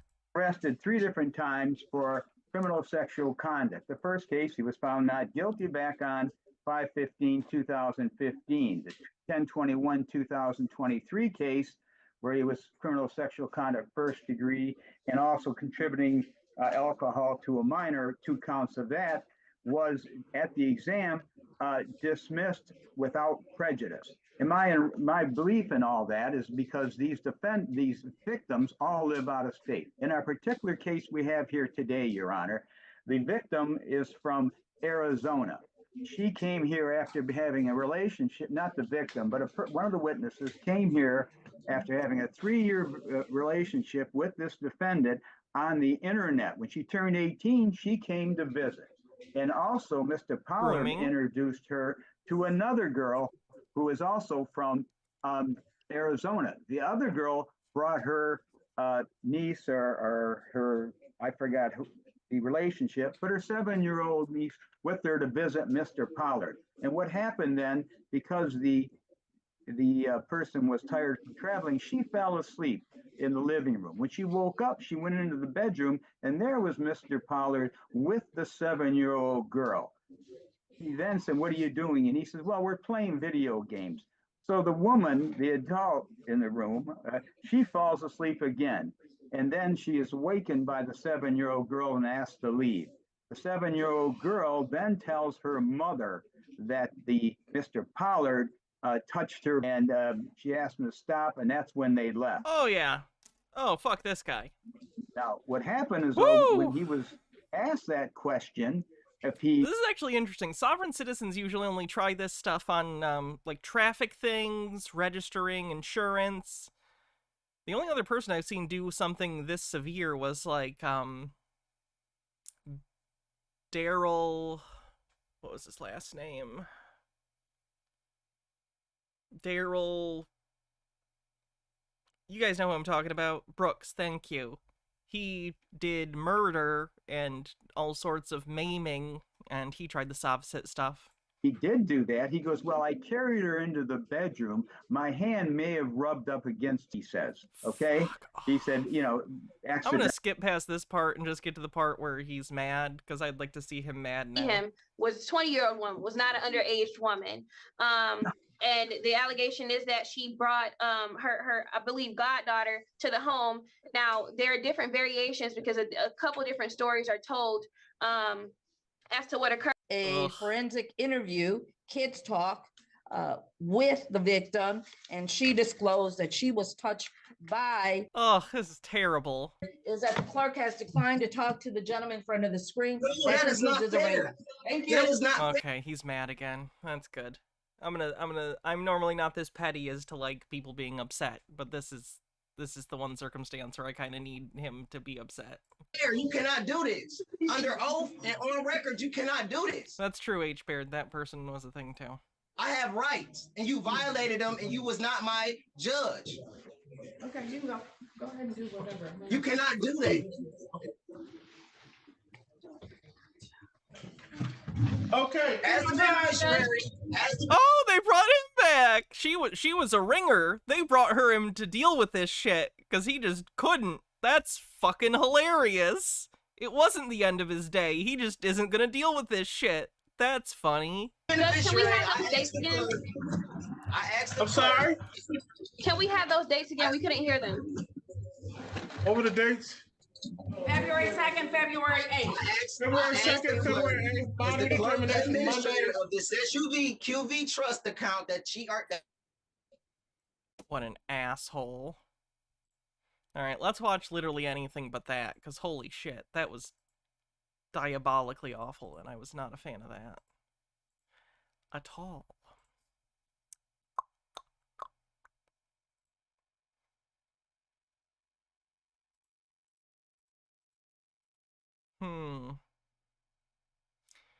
How about more from the Kat Espinda lady who's trying to do the how much was it? It was a ridiculous lawsuit. She's trying to do an $8.3 million lawsuit, which of course isn't going anywhere because it's based on Sobsit nonsense. You keep scrolling, this is the part 26 to learning your rights, to learning the Constitution, to learning these Supreme Court rulings. This is just the intro. She's in this. The policeman and the corporate enforcement officer. The policeman has a duty under common law to serve and protect and uphold the common law. The police officer, fiction, is a corporate employee, a revenue collector who enforces statute. You are in. Benen Kagami says, just once I'd like one of these guys plead no contest because they think that means there's nothing to contest. In common law jurisdiction, this means that no civil law statute applies unless you consent to it. Police are a company which exists to make profit. They profit from you by enforcing statutes on you, not laws, policy. The basic principle of the great writ of habeas corpus is that in a civilized society, government must always be accountable to the judiciary for a man's imprisonment. If the imprisonment cannot be shown to conform with the fundamental requirements of law, Sorry, Halloween Town. I'll see you tomorrow, hopefully. We'll do something fun tomorrow. I know that got really dark. Sorry. Individual is entitled to his immediate release. 372 U.S. 399 through 402. These codes and statutes operating. Alright, I'm gonna skip to her because he's just giving the general Sobsit normal nonsense. Hello, take your women and meds if children. it's med This is time Kat for you. Espinda with One New Earth. Welcome to my show. There's been a lot going on.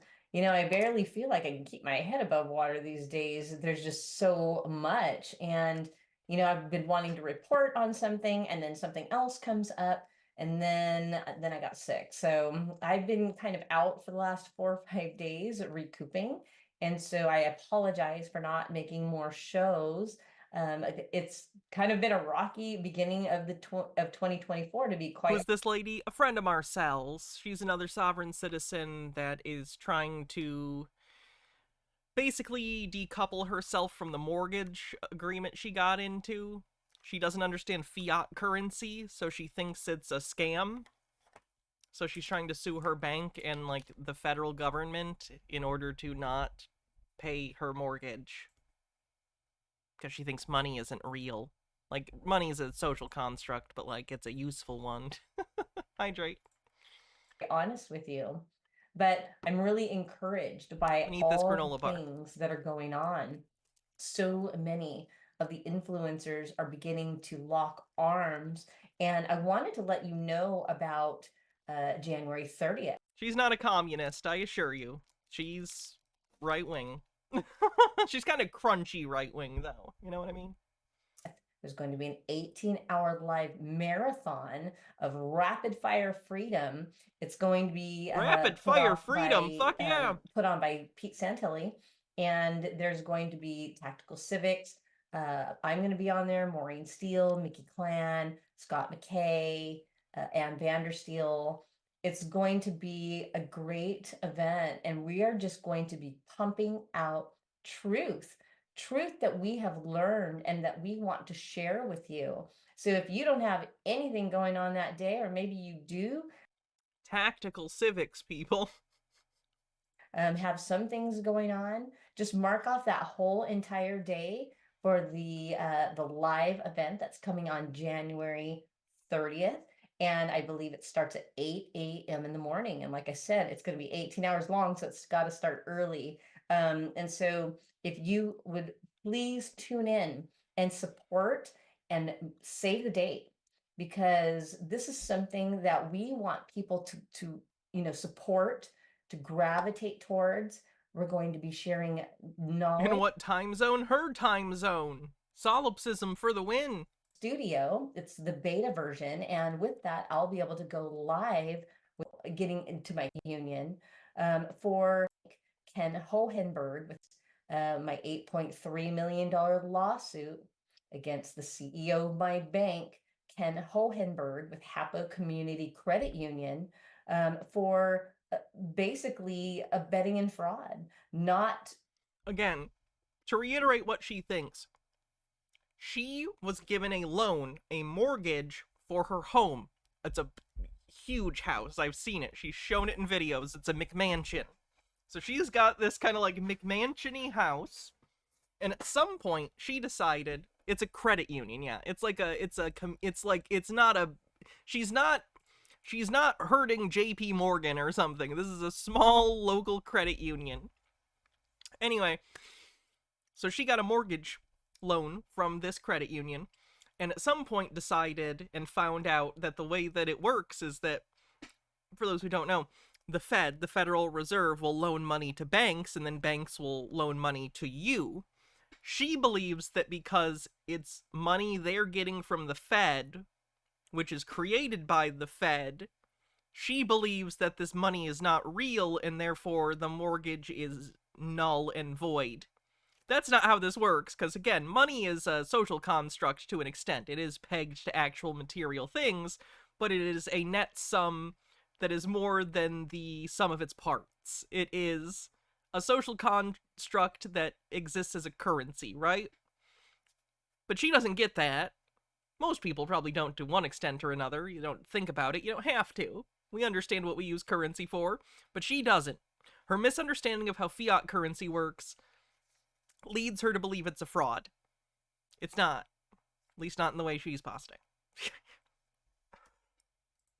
Speaking truth when it comes to where the funds came for my credit, and not only for my credit, but every single client. They came from the bank. The bank got the money from the Fed. The Fed created the money. All of this has interest. Debt owed to people is kind of how we keep things going. Because the bank has to give out money in the form of loans, mortgages, business loans, car loans, in order to make a profit so that they can pay back the Fed for the money they borrowed from the Fed to loan to you. That goes to Hapo Community Credit Union. Now, I live in Washington State, and it is a credit union. A lot of people think that the banks, oh, they're part of the World Central Bank, but not the credit unions. No. The credit unions are all shared by the members, right? The members they share the responsibility. It's the idea. Because that you get great rates, get great interest rates. Well, that's just a flat out lie. The banking system is basically all the same. It doesn't matter if it's a No, a credit union's actual structure differs, and where profit goes differs. bank, a lender. It does come from the Fed, but that's because that's where, like, literally the Fed is in charge of the United States currency. A mortgage company. It doesn't matter if it's, what it is. If they lend money, it's a credit union even, they lend money, they are getting that credit populated through the Federal Reserve, and then they basically have it wired to your account. And then all the bank does is just press some buttons and do a wire transfer to the title company, and then they just add your home. That money went to the people who owned the house that you bought it from.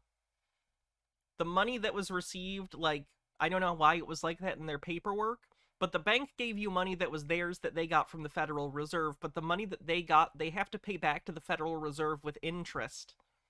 And the Fed sets those rates. When the Fed changes interest rates, that's the rates they're talking about, are rates of lending from the Fed to banks, which we're all downhill from, so that all flows to us.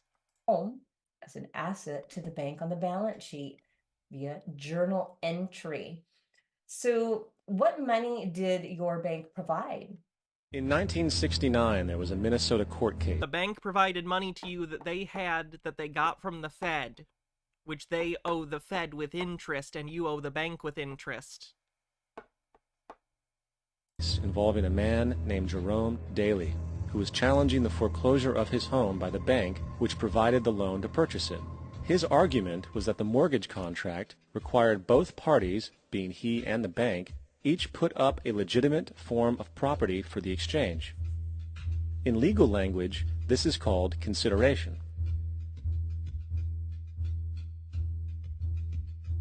Mr. Daly explained that the money was, in fact, not the property of the bank, for it was created out of nothing as soon as the loan agreement was signed. Remember what modern money mechanics stated? Again, no, because that money doesn't just appear out of nowhere. The Fed keeps track of it. Money that the bank gets from the Fed, the bank has to pay back to the Fed with interest. They are also paying interest to... About loans. What they do when they make loans is to accept promissory notes in exchange for credits. Reserves are unchanged by the loan transactions, but deposit credits constitute new additions to the total deposits of the banking system. In other words, the money doesn't come out of their existing assets. The bank is simply inventing it, putting up nothing of its own. No! Except for a theoretical liability on paper. As the court case progressed, the bank's president, Mr. Morgan, took the stand, and in the judge's personal memorandum, he recalled that the plaintiff, bank's president, admitted that, in combination with the Federal Reserve Bank, did create the money and credit upon its books by bookkeeping entry. The money and credit first came into existence when they created it. Mr. Morgan admitted that no United States law or statute existed which gave him the right to do this. A lawful consideration must exist and be tendered to support the note. The jury found that there was no lawful consideration, and I agree. He also poetically added, only God can create something of value out of nothing. Sorry, this also kind of looks like it was prior to fiat.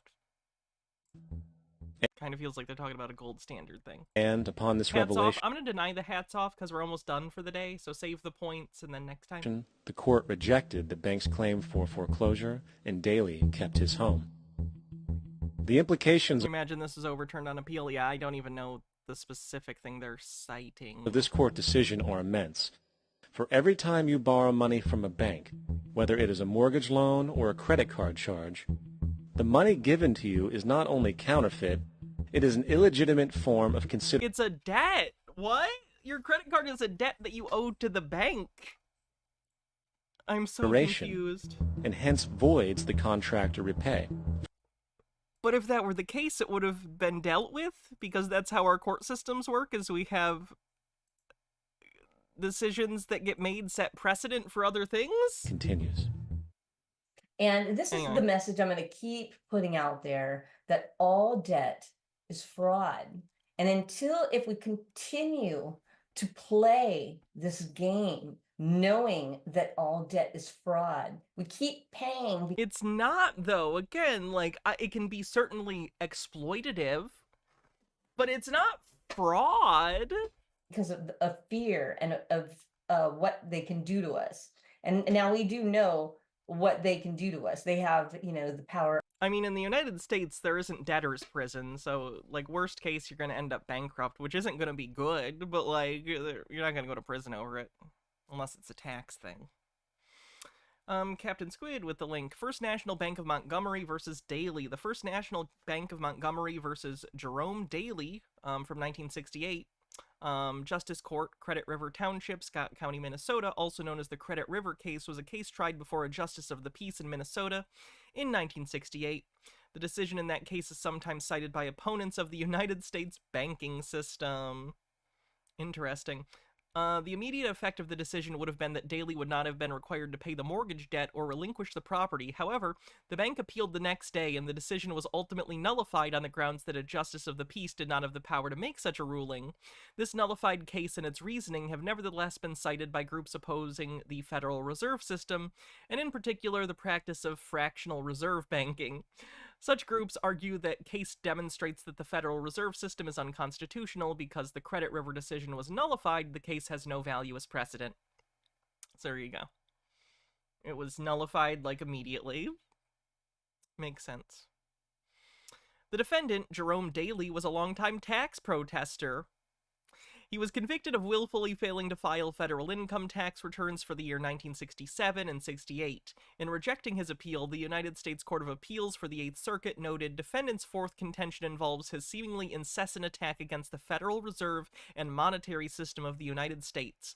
His apparent thesis is that the only legal tender dollars are those which contain a mixture of gold and silver, and that only those dollars may be constitutionally taxed. This contention is clearly frivolous.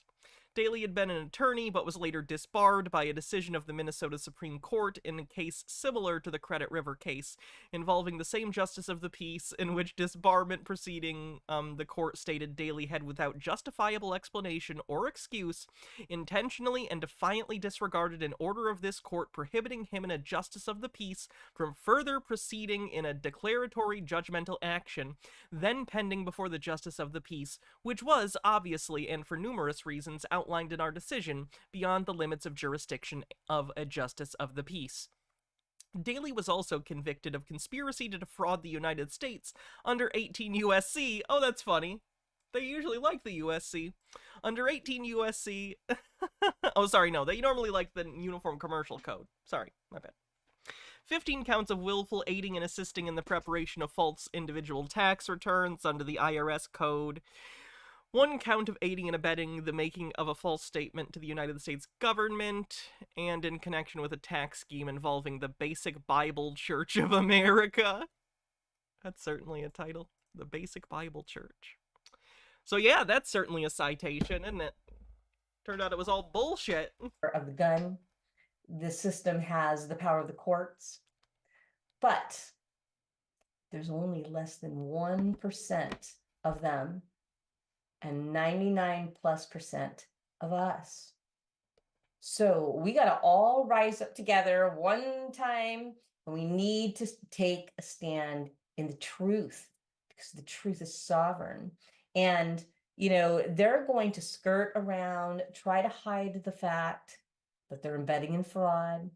A lot of these people live on the river, have tennis courts and live on the river, basketball courts, and you know, they pal around at the country club. But are these good people? I mean, do we know these people? Because it seems... Do we know these people? Again, what we talked about earlier about the very community-driven thought process about your trust and belief if someone is good or bad is based on how well you know them. You don't know these people. They're foreign to you. To me, like Captain Squid says, and that's why I live in a van down by the river. And some of these attorneys, like Michelle Bertolino, in my case, for instance, I actually had the service company call me. They asked me if she was a high-powered attorney, and I was like, I don't know about that. I know that she is a creditor's attorney. And they were like, well, she lives in a pretty nice house, as you can see here. And I mean, yeah, she's an attorney. Seems like she probably does well for herself. And, they didn't deliver it directly to her. So they wanted to make sure that it was okay since she lives in another state, whether it needed to go directly to her or not. And there's no ordinances or anything that I know of saying that's the case here. So we got that squared away. But these people have been living the Chardonnay life for a very long time. And the people are getting tired of being pushed around. The people are getting tired of not being listened to and being, kind of just abused by our system. And it just goes to show you that when you start to, like, if you're somebody who has good credit, toes the line, pays their bills on time every month, you drive the speed limit, you get your fishing license, you get your hunting license, you get your marriage license, you get all these licenses, even though they are permission to break the law. It's not permission to break the law, it's engaging in activities that without a license would otherwise be illegal. It's not illegal with a license to hunt. You never have to deal with these people because they gotcha. So if you're having no trouble with these people in your life, It's because you are sheepishly walking as they have intended you to do. And I know for me, that was something that I did a very long time. I just towed the line and never got in trouble with anything. You know, never had a criminal history or civil or criminal. And so then you start realizing, you know, once you start realizing that this whole government is faker than fake, that this court system, that these black I'm so curious what she means by fake in this context. What do you mean the government's fake? Robes, they're not even judges. And all they have. What do you mean they're not judges? Again, what do you mean by judge? They are judges, but in her head, judge has a connotation that she believes that they are not meeting. By definition, she believes that these judges aren't judges because they aren't upholding what she believes to be justice, would be my guess. But again, that's not really what words mean. Is bar cards. Bar cards, which means they can make decisions about what happens to your child. If they're the judge on a case involving your kid, sure. Bar cards, which means they can make a decision to have you forced out of your home. Bar cards, meaning that they can take your car, your... She's mystifying it. She's taking the power of the justice system and putting the power of it in its symbols, as opposed to understanding that the symbols have power because of their association to the office. But it seems like she's putting power in the symbols themselves. Vote. She is saying bar cards, like someone who has passed the bar. Your grandma and your grandpa. Like a card that says, I passed the bar. They can do whatever they want because they have the backing of the system behind them. And we are swimming around in commerce in the meantime. We were never meant to be swimming around in commerce. I assume that's an intent to bring in the maritime law thing? In commerce. We are men and women. Commerce has nothing to do with us unless we are... Bar cards are a thing. I don't know if they're just for passing the bar or becoming a member of the bar association. I don't know, but bar cards are a thing. Participating ourselves knowingly and voluntarily in commerce, not the kind of commerce where we have maritime law judges, maritime law courts, admiralty law courts that are ruling over us using our straw man birth certificate. Oh, she made a little edit, huh? Grimace is there. Grimace is there. That's interesting. All right, then. There's also a Nazi. I don't know if you saw that. Oh, wow. Colonel Sanders is back there in the back. Okay. Jack in the Box guy, Burger King, a cop she doesn't like. There are judges that have admitted that there is a cessed KV trust, and this is how they line their pockets. So these judges that are out there that are claiming to work for the people, and supposedly our tax dollars are paying for these people as well, yet you can't talk to them, you can't ask them questions, you can't go in there and expect any kind of level of customer service at all. Customer service? You are not a customer in court, you're a defendant. Customer service? Fucking what? Because, well, they don't work for us. They work for the Crown, for the bar, which is the British Accreditation Registry. It's not. I don't know where they get that. It's not. That's an acronym that they think bar is secretly a title from a foreign government. It isn't. It's not. So it's time we get back to common law. It's time that we say no more. We must stand our ground. Because I've said this before, if you think that by towing the line and complying is going to get you to freedom, what you're going to find out... Ma'am, you signed a mortgage contract? Pay it? Is you're going to be doing okay until you're the last one in the alligator pond. And then they're going to come after you too. See, the ones like me and, you know, Maureen and Steele and in her situation, and so many of the people that are fighting for truth, we're getting hammered. You know, a lot of us do get hammered, and a lot of people walk into things and they don't know what they're getting into. But if we don't do something, and I know there's so many people that don't know what to do, they don't know how to fight, and we have to start really putting our heads together. What it's going to take is numbers, folks. Numbers. Do you know somebody who's going to court? Go with them. Are you going to court? Invite as many people as you can.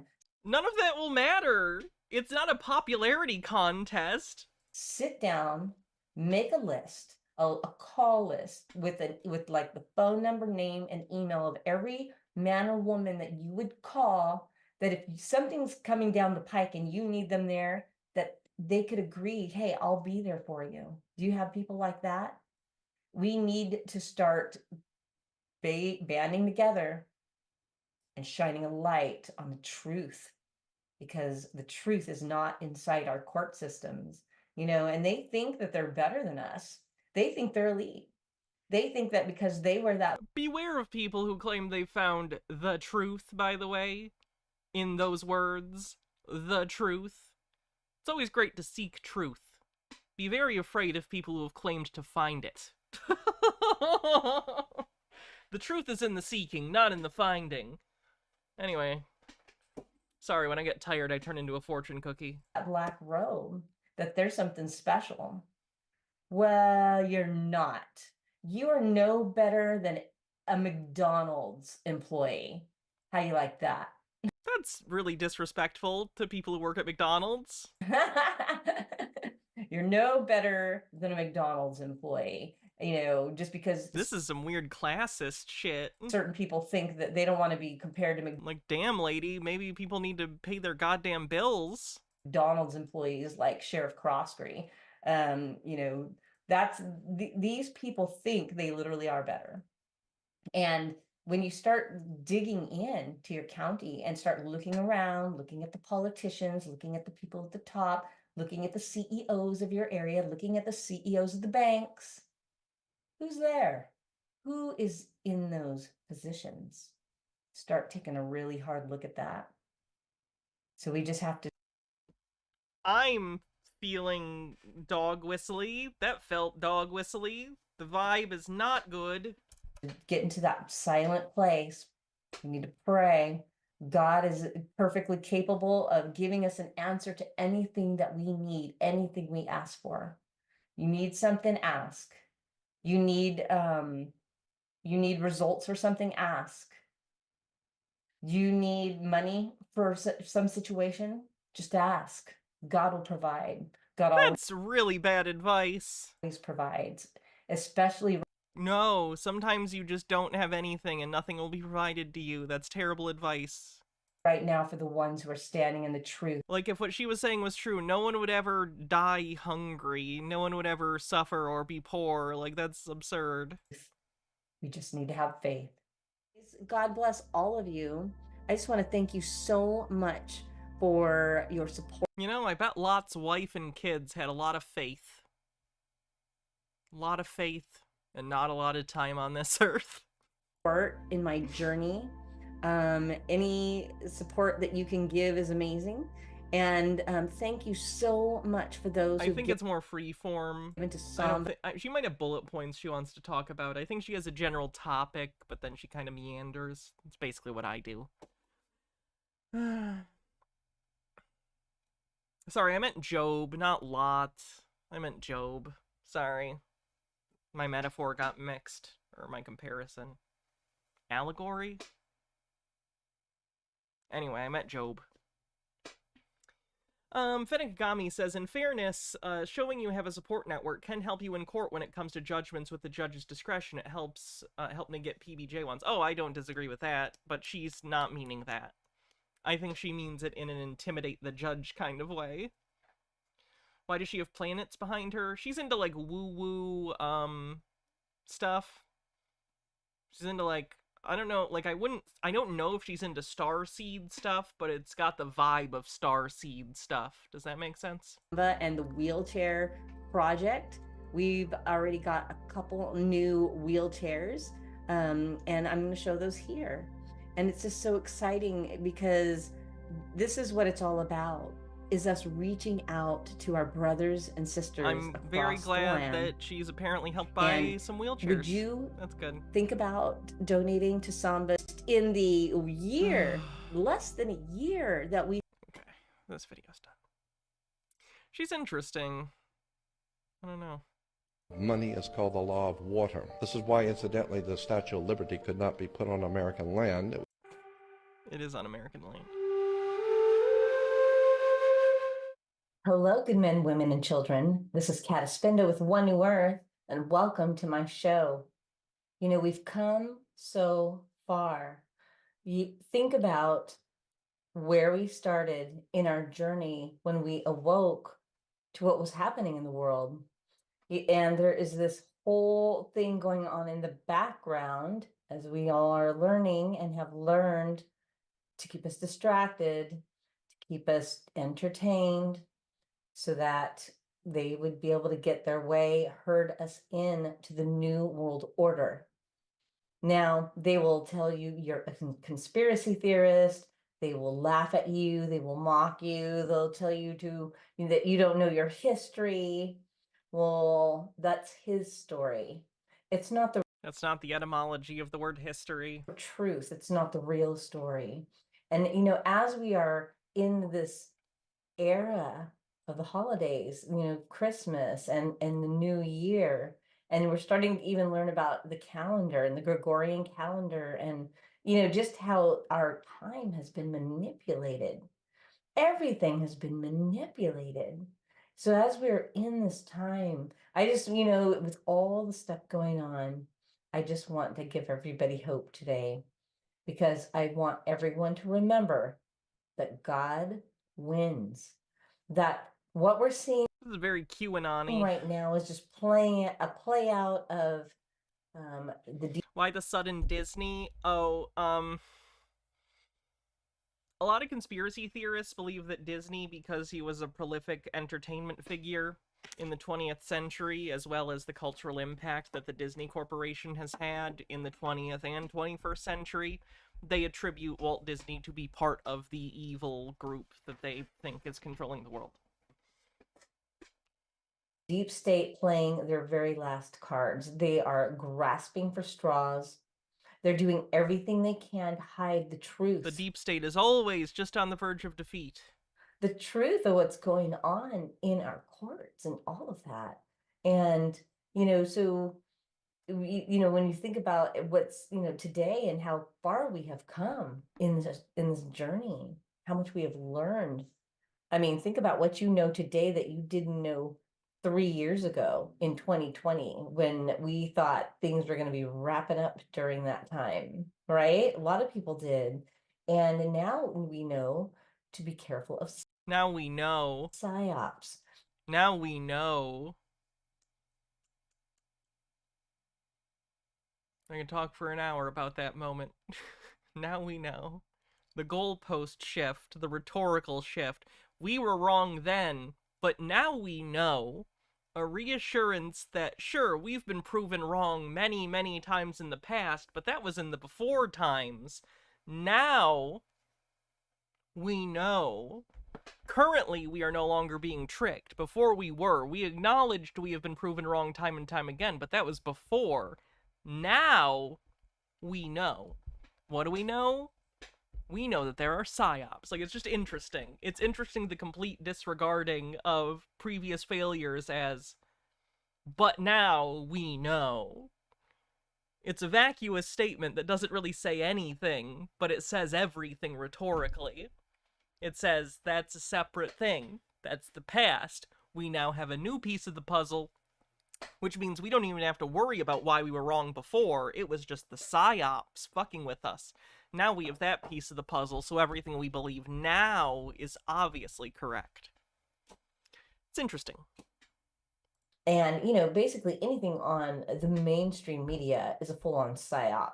So if you don't know what a psyop is, it's basically, they're putting out this play, somebody writes a script and then there's, lights over there and they go to a studio and they bring in all these actors and then they make it look like it's real. Like our, That didn't explain what a psyop is at all. Like our government.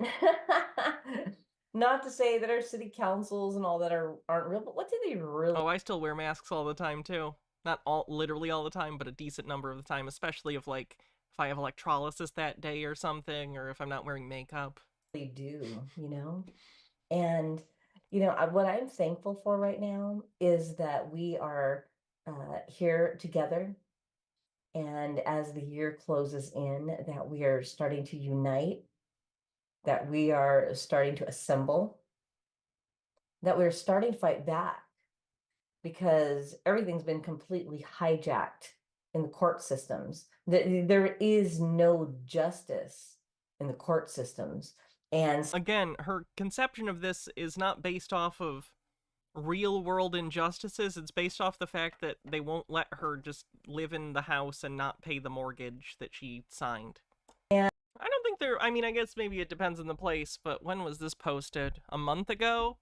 The federal government ended their vaccine payment thing, right? And everyone I know, they're getting... They're fine, lady. Sorry. Normally I'd be a little more delicate with this, but it's frustrating listening to people like this make claims about medical stuff that they know nothing about. Sick over and over again. They're animals. I've been hearing about animals getting sick. She's been hearing about it, guys. She heard about it from someone on the internet, so it's true. And I do not want to bring my baby girl puppies. They're not babies anymore. They're like, 2 and 3 now. But I do not want to bring them in to get fixed because they will inject them with their poison. And now all of the vaccinations are mRNA. No, they are not. What are you talking about? What? No, they're not. New ones are being developed. There's one that's in testing right now for certain cancers that shows a lot of promise. But no, they're not. Like, every vaccine individually still needs to go through FDA approval. Like, mRNA is a type of vaccine. It's not just one thing. So every individual vaccine needs to go through the full testing thing. They can't just do it. So the RNA, we have to remember we need to... H. Baird says, what's interesting is that a lot of this is just lack of resiliency for people. She was showing lots of COVID imagery. A lot of COVID denial was people who couldn't psychologically handle something that big and scary, so they went into denial. Getting vaccinated would mean accepting that they were wrong about the biggest crisis in their lives and they can't handle it. I think that's certainly a thing for some people. People are scared of things. The world is a scary place, and that's not a shameful thing to admit and understand. You are a human being. It's okay to be afraid. The world is a really confusing place. Even as an adult, yep, you're going to be really confused because it doesn't really make sense. There isn't some objective view of reality that's going to explain everything to you. It's a lot of individual people doing stuff. And the net of that is the reality that we all live in. It's confusing and scary because it doesn't make sense. It's not comforting, but it's true. To stay clean, God gave us the ability to heal within our own bodies. And that's why no one ever died of any disease in history. Thinking about all of the things that we have learned in 2023, I just think that we've come so far, that we've learned so much, and there's more to learn. And so I just want to have a call of action today that we would set an intention for 2024. That this is the year of ascension. This will be the year of full disclosure. Let's set an intention, because what we I'm gonna go ahead and ignore that lazy town screenshot.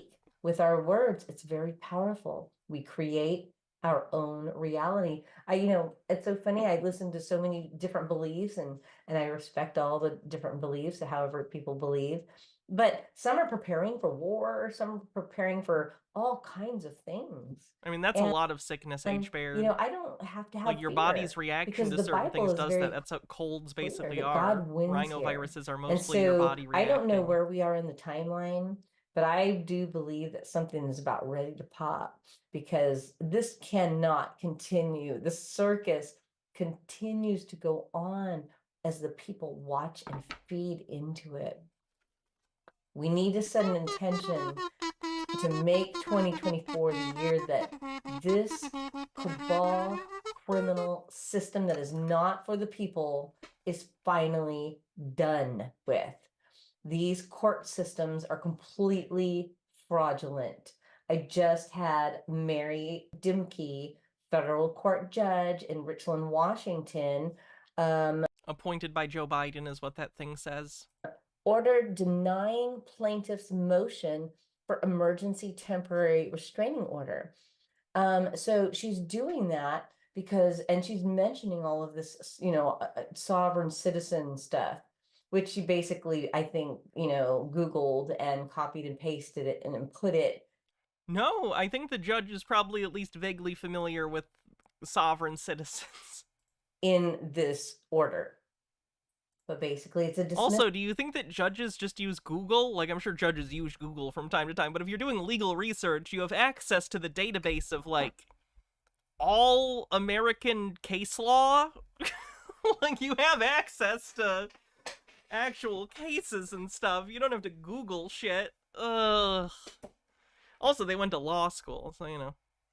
And in my studies, in all of what I have looked at, most of the time, if you can provide enough evidence and to show that, you know, you've got a case, then they won't deny it. Now, she's seen some evidence already, and she has my 3 other cases, 2 in which she has already dismissed because they ran. I couldn't get them served within the time frame. Well, that sounds like a you problem. That's not the judge. You couldn't get the party served. That's your responsibility, ma'am. Fenekagami says, I find it interesting that even MAGA people who see Putin as an existential threat to humanity still talk about Trump doubling down on his wanting to abandon poor NATO allies to Russia like it's a good thing. It's insane how people who obsess over shit like superhero movies don't realize how horrifying it would be for Spider-Man to demand a falling little girl's lunch money to make up for the web fluid cost of saving her. Again, I think you're assuming a lot of certain people's moral stances. Like, I think you're imagining someone who maybe likes Christopher Reeve Superman, when in reality we're talking about Snyderverse fans. Does that make sense? It's not so much that Superman does good things, therefore Superman is good. It's that Superman has power, and therefore what he chooses to do is good. Does that make sense? The people you're talking about think what Trump does is good because he's Trump, and Trump is good because he's on their side. Again, those aren't true, but that's their perception of the situation. Not so much because of individual actions. It's about individuals doing acts, not the actions themselves. So, you know, so then she just dismissed it. So this, you know, one of them, I just wrapped him into this one, Samuel Myler, the attorney for Hapo Community Credit Union. You know, these people are all being very hush-hush. And I don't think the attorneys actually know. Maybe Michelle Bertolino knows in my case. But getting back to that judge, she basically is dismissing it because I'm claiming sovereign citizen stuff, and I don't believe I need to follow their rules. Did you know that summarizing someone else's argument in a silly voice that kind of sounds like this isn't an argument? I know. I've been there too. But it's not. This intonation doesn't actually mean anything other than that you disagree with the person. Codes, regulations, statutes, mandates. I don't. And if I do need to follow those under proof of claim, Is she trying to publicly shame these people for doing their jobs? That is what she is doing. She believes she is shaming them for breaking the law and denying her rights. She is incorrect, of course, but it's what she thinks she's doing. The contract, show me the contract that says I can be slapped around by you in any way. Show me the, like, where I signed it, you signed it, what signature. You filed a lawsuit. The signatures on your lawsuits that put this matter in the hands of the court and the judge who is a representative of that court. That's what gave her authority in this particular case, because you filed a lawsuit. If you can't, then, you know, you need to be listening to the people. We pay your salaries to listen. And then on top of that, I hate that. I hate when people think that the people broadly means them as the individual. You are not the people. You are a person. Systems, again, we're talking ideally here. We're not talking about the complications of how people actually are or issues within the system. Ideally, the thing she's referencing, the whole we the people thing she's trying to do, the people, philosophically, is never an individual. It, by definition, is not an individual. It is the collective body. It's the collective body politic, basically. It's everyone with agency within our system. That's the people. It is not the individuals within that system. It is the entire system. we're paying the fees to go into court. We have the right to be heard, the right to be heard, according to the American Bar Association. Right, and your case was heard, and one of them was dismissed for not following the rules, for not getting people served in time. That's part of the process. You have a right to be heard. You don't have a right to win. So why isn't that being considered? Why is that? Sorry, sirens. There's a thing around, I don't want to say what, but there's a thing around here where there's a lot of sirens. It always freaks me out. I don't like sirens. We have supposedly... I've never been arrested in my entire life, but I'm still afraid of the goddamn police. The right to be heard, yet all of these attorneys are doing... Probably justified in my case. Everything they can, extend to put an order in to dismiss the case just right away for no reason at all. So anyways, I've already got my plan in action for Mary. So she'll just end up finding out what that is. And that's not a threat. It's just basically, you know, I want to get to the truth of the matter. And the truth is sovereign. And, you know, this is a fight. She's mad that the judge said that she's using sovereign citizen stuff, though. But remember, the truth is sovereign. Fenekagami says, I agree with you. It's hitting home for me how self-centered and selfish their worldview and morality is. It's just shocking how they can't realize how impractical it is, too. Not just immoral. Like having to pay to put out fires is how fire spreads. If Putin is a threat, that you'd think these jingoistic assholes would want to put him down and are just waiting for an excuse, but nope. They like that he's a big, strong man. They have authoritarian personality types. I'll be back in just a sec.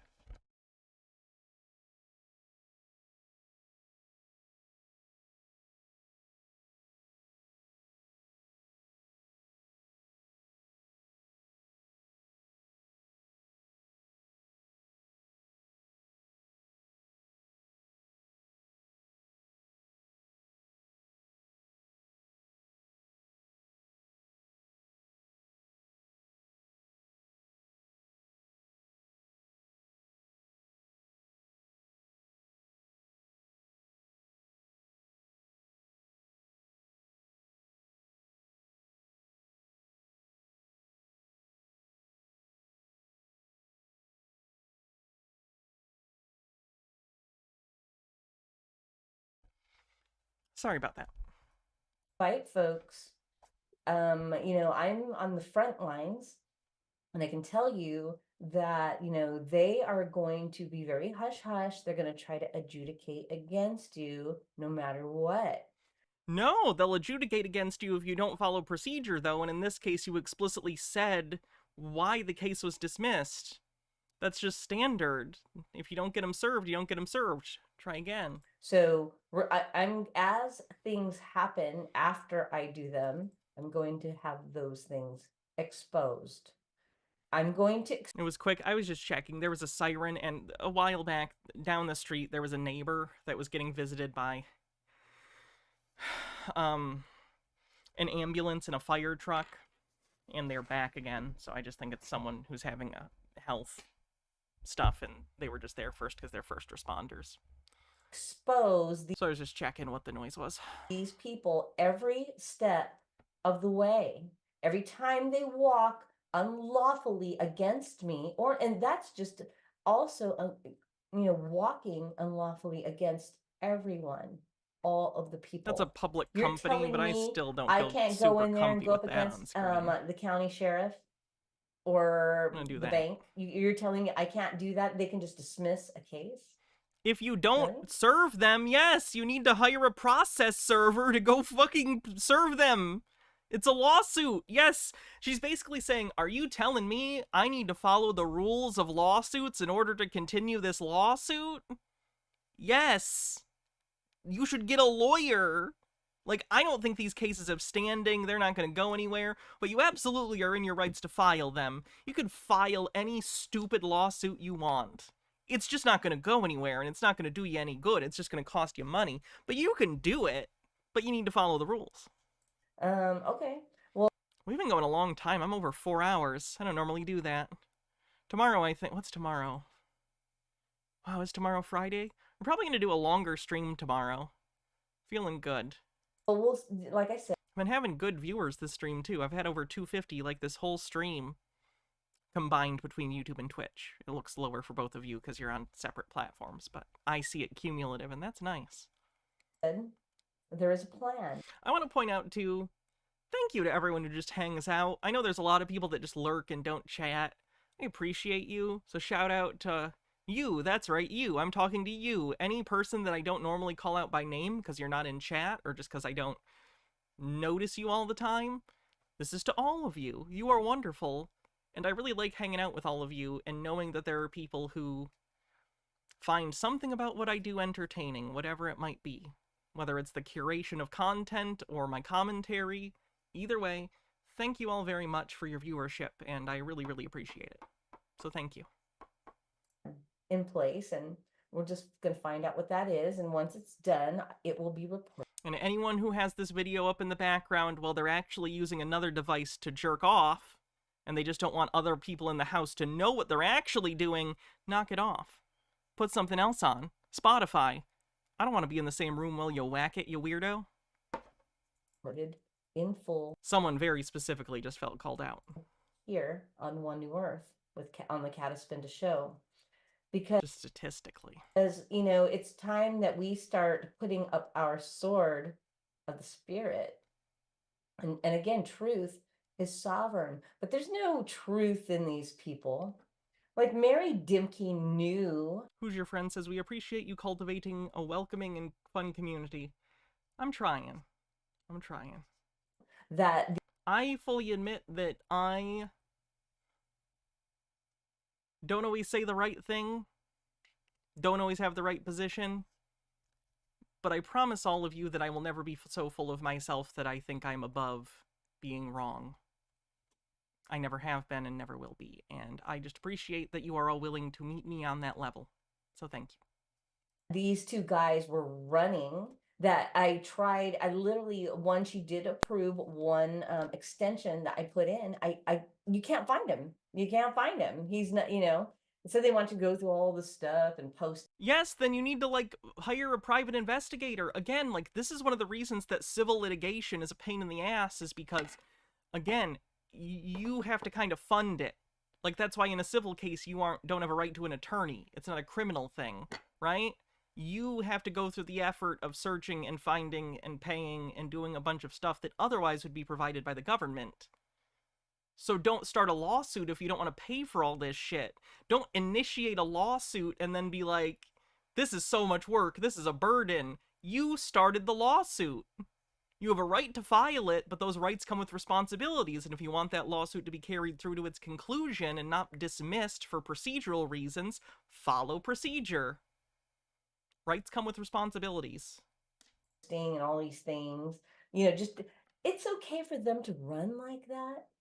You mean They don't, you still Everyone's out here talking about king cake. Meanwhile, I'm in Michigan and we got punchkis. look at them Literally the as- store near us that I go to all the time. I'm very lucky in that the city that I live in, there's walkable stuff. It's really, really nice. I don't usually walk there, at least not in the winter, but like it's very walkable. There's a store right near here that's like a block away. It's crazy close. And normally they have all sorts of like baked goods from like different Michigan like bakeries or companies and stuff, cookies and pies and stuff. I'm not even kidding. As of this week, 70% of their baked goods section has been entirely replaced with punchkis. So like there wasn't Dutch apple pie because it had to make room for the goddamn punchkis. For those who aren't from Michigan and don't know, punchkis are a traditional, I want to say Polish Fat Tuesday thing, where before Fat Tuesday they're basically donuts. They're specific kinds of donuts with a thing, you know, you eat them before Lent. So that's a big Michigan thing, and they're really delicious. So if you're ever in Michigan and they have them, I'd recommend them. They're good donuts. They're yummy. Like reputable attorneys or lawyers that go on vacation. Oh, they're good. They're definitely good. They're donuts. Just until they're basically donuts. And the time is up. There's nothing that wacky about them. They're filled with different like cream or sometimes they'll have like apple filling or blueberry filling. I like the ones that are like cream. I like cream filling. Make your jokes. It's true. I'm not going to be shamed by all of you because you're degenerates. Move. And there's actually a place, I'm not going to get too specific, but there is a place that does vegan ones too, which are delicious. So. It's just like, they have to accept service, you know? So. Okay, but you need to find them for service. You need to serve them. That's how it works. It's not magic. It's not going to just happen. It's about to heat up. You need to pay for that to happen and to get the information to find them. It's about to heat up. And so again, these people think they're just going to get away with it. Well, I'm just going to keep getting louder. It's just going to keep getting wider. And the news is just going to keep Baja likes the lemon-filled ones. On these court systems that keep adjudicating against the people. All theft happens through we have a big Polish population in Michigan. Court systems. Now, when we should never have to set foot in those courts unless we hurt someone, and that's it. I should say probably people of Polish ancestry. You know how Americans talk about our, ancestors' nationalities. We injured someone's property, if we stole their property, if we kicked them in the face, if we murdered somebody, hurt their... Well, that would be a criminal case. This is a civil case, ma'am. Animal. If you don't even know the difference, maybe you shouldn't be filing this lawsuit without a lawyer. Something like that. Yeah, then I will lose my sovereignty rights because I have now went beyond the line and I've harmed someone. Now, so the position of... I was under the impression that you needed to have a lawyer in a civil lawsuit. Do you not? No, it's if you're a company. If you're a company, you need to have a lawyer in a civil lawsuit. A sheriff? Sorry, I got confused for a second. Or a police officer is supposed to be a... Might be a state thing. Possible. Peace officer. They're not supposed to go kicking people out of their homes. That was never... Does she know what the cops are for? The intent of the... The cops aren't here to protect you. They're to protect people's, property rights, basically. And the most people who own property are wealthy people. When I say property, I don't mean, your TV getting stolen or your CD player getting stolen out of your car. I mean, your landlord kicking you out of the house. Stuff like that. Police or the sheriff department. They protect private property. That's basically what I'm trying to say. So what have we learned in 2023? Well, we learned that all truth... It's an unnuanced take, by the way. That's my leftist coming out, not my objective analytical. Is expressed in the form Not to say it's not based on truth, but it's painted with less nuance than would probably be appropriate. Of an affidavit, that we can use the affidavit process to get to the truth of the matter. We've learned... Some states require you to file in person. I could see that. Probably cuts down on some frivolous, weird ones. About proof of claims. We've learned that they need to prove that they can just manhandle us, slap us around, show manhandle again. She can dismiss your case because she's the judge. Like, the fact that the case is dismissed should be proof that she has authority to do so because she did it. What's the contract that says that you can kick me out of my home physically? And I'm not talking about your fake bank contract that's fraudulent, the one that you provided no proof of consideration for. Not that. That's a con, by the way. A con. Not that one. Okay. Show me the contract that I said you could come against me physically. That's not how this See, works. You guys don't do that. You use... I think she's complaining now because she got arrested for... I don't remember what she got arrested for, but she got arrested for something. And I'm not making any claims as to the justification or legality of the arrest. I don't know anything about it. But she is upset here that she was allowed to be arrested at all and believes that the cops should not be able to touch her unless they have a contract with her, which is not how anything works. I agree that there needs to be, like, standards of contact when they are allowed to, ones that are probably stricter, because cops kind of do a whole bunch of bullshit. But in this case, no. Like, if you're have a warrant, which you did in this case, I believe, could be wrong, but I think you did, they're gonna arrest you, and if you won't agree to, like, go with them, they're gonna arrest you against your will. Like, there's an uncomfortability talking around these things because it is an uncomfortable topic of, like, yep, we all know that you live in a society with other people and sometimes people break the law and they're not going to be okay with consequences a lot of the time. So yeah, you have a system where there is coercive justice in many cases. There is force applied, which generally in the United States and many other places is too much and too simple. We have a use of force problem in the States. But you can't swing so far the other way that you never think anyone under any circumstances needs to be restrained. I'm talking Chili DeCastro type stuff where he thinks handcuffs are a crime against humanity. Like, no, there are specific circumstances where people do need to be restrained. It's just that it's overused a lot now. Anyway, Science Saves, thanks for resubscribing. Wow, 12 months. Happy first anniversary. It's been great having you a whole year. Thank you very much. Tori says, our parish would have king cakes in the Piggly Wiggly until the weekend. They'd bake the big, huge, challah bread-sized ones. I can't find anything but Bundt up here in Massachusetts, but I still bake a lot. On another note, I grew up on crawfish. My wife grew up in Baltimore, and blue soft crab. Now we're near Boston, and we have lobsters. Lobster bakes, but with Old Bay seasoning. Lobster's great. It's really nice going to areas that have, like, access to the ocean, like Florida, like coastal Florida or Maine or something. I've never been to Maine, but I assume similarly to coastal Florida, the seafood's just bananas. And, like, I'm not usually a big seafood person. I don't like fish, but shellfish. Yes. Give me a dish with crab or lobster. I'm all for it. Give me a good crab cake. I am on fucking board. I hate Twitch with This is a self. Let's see how a TikTok psychic turned her life into a nightmare. Ooh, interesting. Let me add this to my watch later thing so I can take a look at this after stream. Save to watch later. Cool. The state of Washington. Crab pretzels? I'm confused but intrigued. The county of Benton. You do it behind a fictitious dead entity, and that way nobody has to take any responsibility. But you know, there are always people pushing the bus behind those corporations, like deputy prosecuting attorneys, judges, magistrates, clerk of courts, Freemason tie on the Hamburglar. Clearly the Hamburglar's supposed to be one of the people she doesn't like. I don't know if it's the head of the bank or credit union that she's suing or one of the people in the justice system. Either way, she has dressed him as the Hamburglar, so she has won the argument, clearly.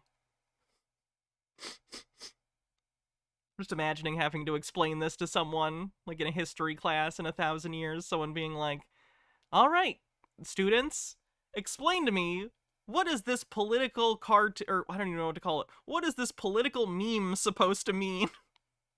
Explain. Deconstruct this image. Robble, robble. All right. Court clerks, all of these people are... He's not stealing all the burgers, he's traveling with the pattied meat products to his domicile to ingest them so as they might travel through his GI tract. Pushing that bus. You can have him back when he's done. It's McDonald's, it'll probably taste the same. And so they gotta ask, I mean, if they don't really understand what's going... Ooh, understand. Not understand. Not even overstand. Understand. Crunchy. On within the... I have a Discord. You can message me on Discord. Or DM me on Twitter. Those are the options. Tori says, those last two should have been cheers. Sorry, my king cake had been, a little THC. Oh, my king cake had a little THC in it. Last derail, I swear, but you have to look up crab pretzels. It's a pretzel with crab meat and cream cheese and Old Bay seasoning on top of a pretzel covered in cheese. Yeah. Yeah, I would enjoy that. I'm not a huge cream cheese person, but I think in this case I could make an exception. I don't like really mild cheeses. I like a sharp cheese. I like hard cheeses. Soft cheeses, not huge. Unless it's with something else. But anyway. Court system. If they're... Let's get to the end of this video so we can call it a night. They're just working there and they don't realize... It's baked cream cheese? Oh, okay, that's probably better. I really have a hard time the lower level ones realize what is going on. People at the top, the ones who've been there forever, they know. Oh, and it should let you send me, like, a message request. Like, you have to be a friend for me to, like, definitely get it. But if you send me a message or do a message request, I'll read it. I read my messages. I don't always get the chance to respond to all of them, especially lately. Stuff's been going on, but, I do read them, at least, even if it takes me a while. I'm a very disorganized person, and I apologize. So, we have to start waking... Cabot Vermont cheddar. Do they sell mac and cheese? Because, like, Cabot, there's a mac and cheese brand I really like that I think is called Cabot that I was literally going to have tonight, and it's a co-op. It's like the cheese is made by a co-op or something, and I love that shit. Waking up. Co-op cheese. I'm going to go retire and work at the fucking co-op cheese place. Standing up. It is Cabot? Fuck yes. And then using our voices. Using the pen and the paper to get to the truth of the matter via affidavit, proof of claims, like I said, and then, of course, a caveat. If they don't answer, then they need to pay up. You're going to... It's a Vermont cheese company. Take them to court. I don't know if Wisconsin will be upset with me, but sure. Then, negotiate or litigate. What's it going to be? And these people don't even want to negotiate. Ma'am, it's not a negotiation, it's litigation. Negotiate or litigate, you didn't initiate negotiation, you initiated litigation. If you want some kind of negotiation, that's a completely different story. You didn't initiate a negotiation. What are you doing? See, they don't think that you're going to move forward on what you say you're going to do. They own... they fund both sides of war. So, anyways, I just the judge basically what hoping that people will stand in their rights and stand in the truth, because the truth is sovereign. And if you haven't stood up in the game, this is really the time that people. There's the thumbprint, bloody thumbprint. Need to step up and start showing up to the health board meetings, to the county commissioner meetings, to the school board meetings. Start making your voices heard. Hey, if you're like not a crazy person, please start going to local meetings and school board meetings and stuff, because people like this are going now, and I really would like them to not be the majority. I should probably do that, honestly. There needs to be some people there who are voices of whatever isn't this. And put these people on notice with affidavits. Just give them an affidavit of truth, you know, with your grievances, with your proof of claims, and with your Wonder whose caveat. thumbprint that is. And then Clark it's like, Everman. okay, well, you know, maybe you don't know, and now here you are. Here's a affidavit of truth. You know, I'm trying to get to the truth of They the really matter. do think affidavits are magic, huh? And truth. Like, it's serious if you lie on an affidavit, but they do know people can lie on them or just be wrong. Like, saying that you have an affidavit signed under the penalty of perjury, they're still under the understanding that you could just be wrong about what you're saying. People can serve an write an affidavit and just be mistaken. That's not a crime. It's just wrong. It is sovereign. You don't have to say that, but it is. And then basically... Notary publicly humiliated. I should bring up, for those who don't know, a lot of the time sovereign citizens believe that if you get a document notarized, that it has somehow been recognized as legally correct. Not the case. For those who have heard the word notary but don't know what it is, a notary is a legally registered witness for signatures. My mom had this because she was the manager of a bank. She went and became a notary public. Basically, it's just an official person whose identity, whose driver's license and everything has been, like, registered with the state, has taken a class of some kind, and then they can legally be a notary. All it is that you have said, I saw this document signed. I checked their IDs and made sure they signed this document on this date. That's what a notary does. It is not their job to look at the document in totality, to have any opinion on the document. They are literally there, so if litigation happens and one of the parties claims they didn't sign the document, the notary could come in as a witness that is recognized by the state because they already know that they have their license and everything. They, are recognized. And they just say, I was there, that's the guy that signed it, or gal, or non-binary pal, whatever. That's the person who signed it, I was there on that day. They're lying, Or, yes, I was there, they're telling the truth. Whatever. It doesn't check if your document's real, it's just if it was signed, that's it, end of. And you've got 21 days. And then, 21 days goes by and you don't hear anything because these people never answer. And then you send them a notice of settlement. I'll settle with you if you, resign from your career or you take I'll settle with you if you leave your job? Oath of office to leave the people, or you pay a certain amount, whatever that would be. Maybe, I put $1 million on my caveats. And if they don't answer... What a reasonable offer. Give me $1 million and quit your job and I'll stop harassing you. Point by point, it becomes truth in any court of law. And so affidavits are absolutely credible, and I'm going to show you the proof of that.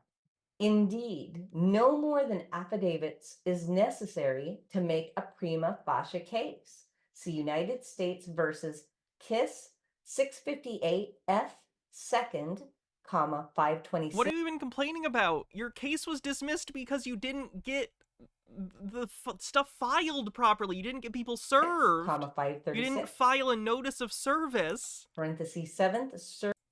Like, no one is arguing you don't have a right to do a lawsuit. It's just that when you do it, you need to actually meet the deadlines. And so basically... Sorry, I'm repeating myself at this point because she's repeating herself. What we need to do is we can basically do the same thing.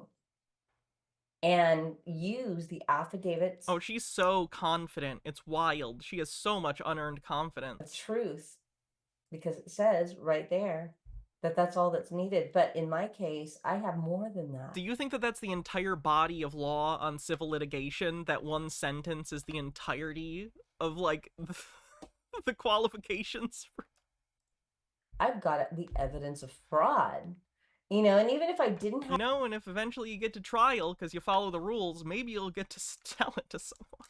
Have that evidence? Why are they not answering the questions? Why are they... That's not the part of the court case you're on, ma'am. Not answering, where's the proof of consideration that the banks paid? There just is none.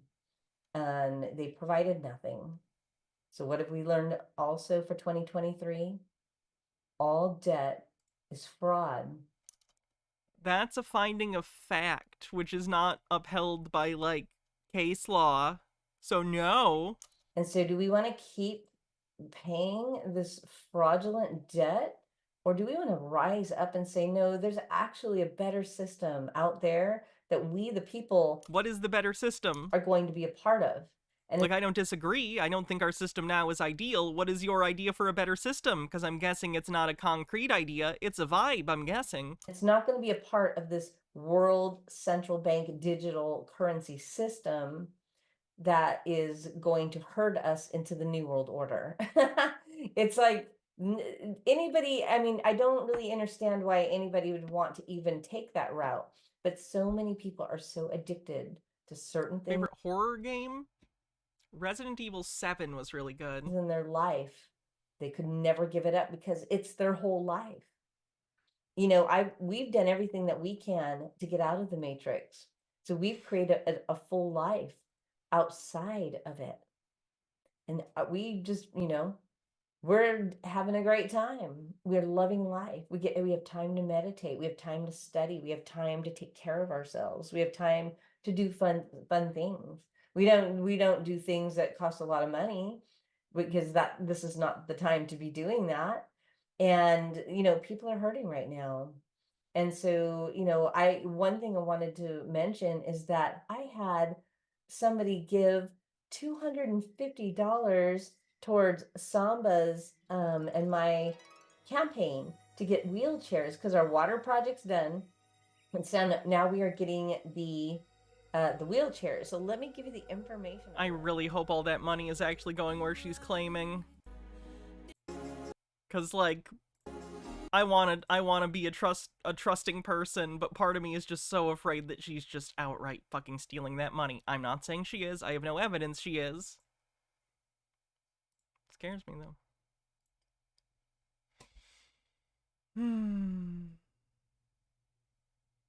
The dollars aren't real. They're real when she asks for them, but they're not real when she owes them. Ironically. You know, he's like writing to, you know, people in the community, stuff like that. And a lot of people are wondering, you know, what his angle is, you know, and I always say, you know, he never shows his hand. Yeah, go ahead, Michael. Although in the Teddy books, you know, there was like a rainy day, right? And so it's like, what? Wow, they're really still doing this, huh? Quilty also in this I don't follow this much anymore. I'll tune in for like 10 minutes sometimes. Like, just get back to work as if, you know, this isn't going to happen, but, you know, it likely will happen. Yeah. So what are they even talking about now? It's just gotten more and more off the rails. They're going back into old documents and interpreting them in different ways than they interpreted them the first time. It's just like sad, honestly. His viewer count has been going down, but I think that maybe how's his viewing numbers? He used to get consistently over 1,000, but it's been getting lower. That's what these days he gets either around 1,000 or below it. One day I saw it down to like 600. Like, it's not nothing, but it's a lot fewer than he used to get. He used to get like 4,000-6,000 people sometimes. Those guys are doing is the more harsh they are, the more it's not like they mostly talk about Bed Bath & Beyond, but they do talk about other surrounding meme stocks or things related. So like IEP or GameStop they'll talk about from time to time. Because like say you IEP is Carl Icahns' hedge fund, I should say. You started working and they back. think he's involved in Bed Bath & Beyond because he once took a photo with Ryan Cohen. Once. When they started saying negative things, or, you know, even when Michael Goldberg... His viewer count should be 0, but, like, people... How do I put this? Mark Twain once said something along the lines of, it's nearly impossible to convince someone they've been fooled if their paycheck depends on it. That is true, but it's not a complete thing, because that would be true for PP, but it wouldn't be true for the audience. So I think it's not only nearly impossible to tell someone they've been fooled if their paycheck depends on it, but also if you've already thrown a lot of money and time into something, sunk cost fallacy, same thing. The people who are left are the truly desperate, people who are actually mentally ill, all sorts of stuff. It's really sad and depressing, quite honestly. You'll regularly see them, like, drinking on stream, which, hey, people, like, drink on stream, but, like, it feels unhealthy, the way that they are drinking on stream, and it makes me very, very sad and uncomfortable, and I worry for them.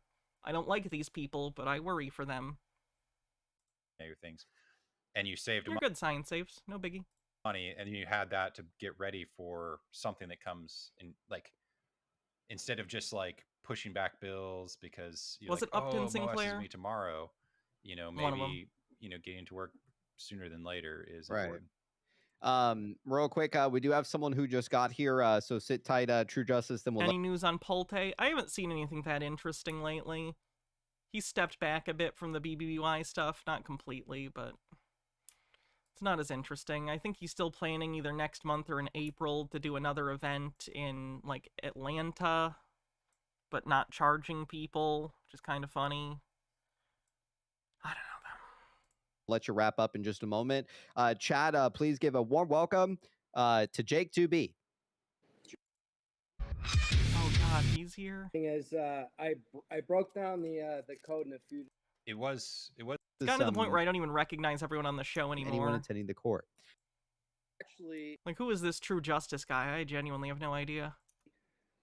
In the United States, one of their biggest stores was actually. If anyone doesn't know what the fuck I'm talking about, by the way, this is another thing I cover from time to time, or at least I used to, not so much anymore. But meme stock communities, cult-like meme stock communities, and their very out there conspiratorial beliefs. So these are people who invested in Bed Bath & Beyond and think it's going to make them rich. Still, even though it's been bankrupt and, like, not existed as a company since last September. Colorado. Yeah. That store got taken over by Marcus Ramones. All right. I'm done for real. Thanks, everyone, for hanging out. I had a fun day. We streamed a lot longer than I normally do, which is cool. They've all gotten their tax forms by now. Oh, yeah. There's contention about what they think is going on with that. So... Anyway, thanks everyone for hanging out. Appreciate it. Tomorrow we'll do something, we might do foil. I'm not sure. Love you too, Mr. Blast. So thanks for hanging out. Again, no raid. Not doing raids for a while. So yeah, that's it. See you guys tomorrow, and have a great night. Bye.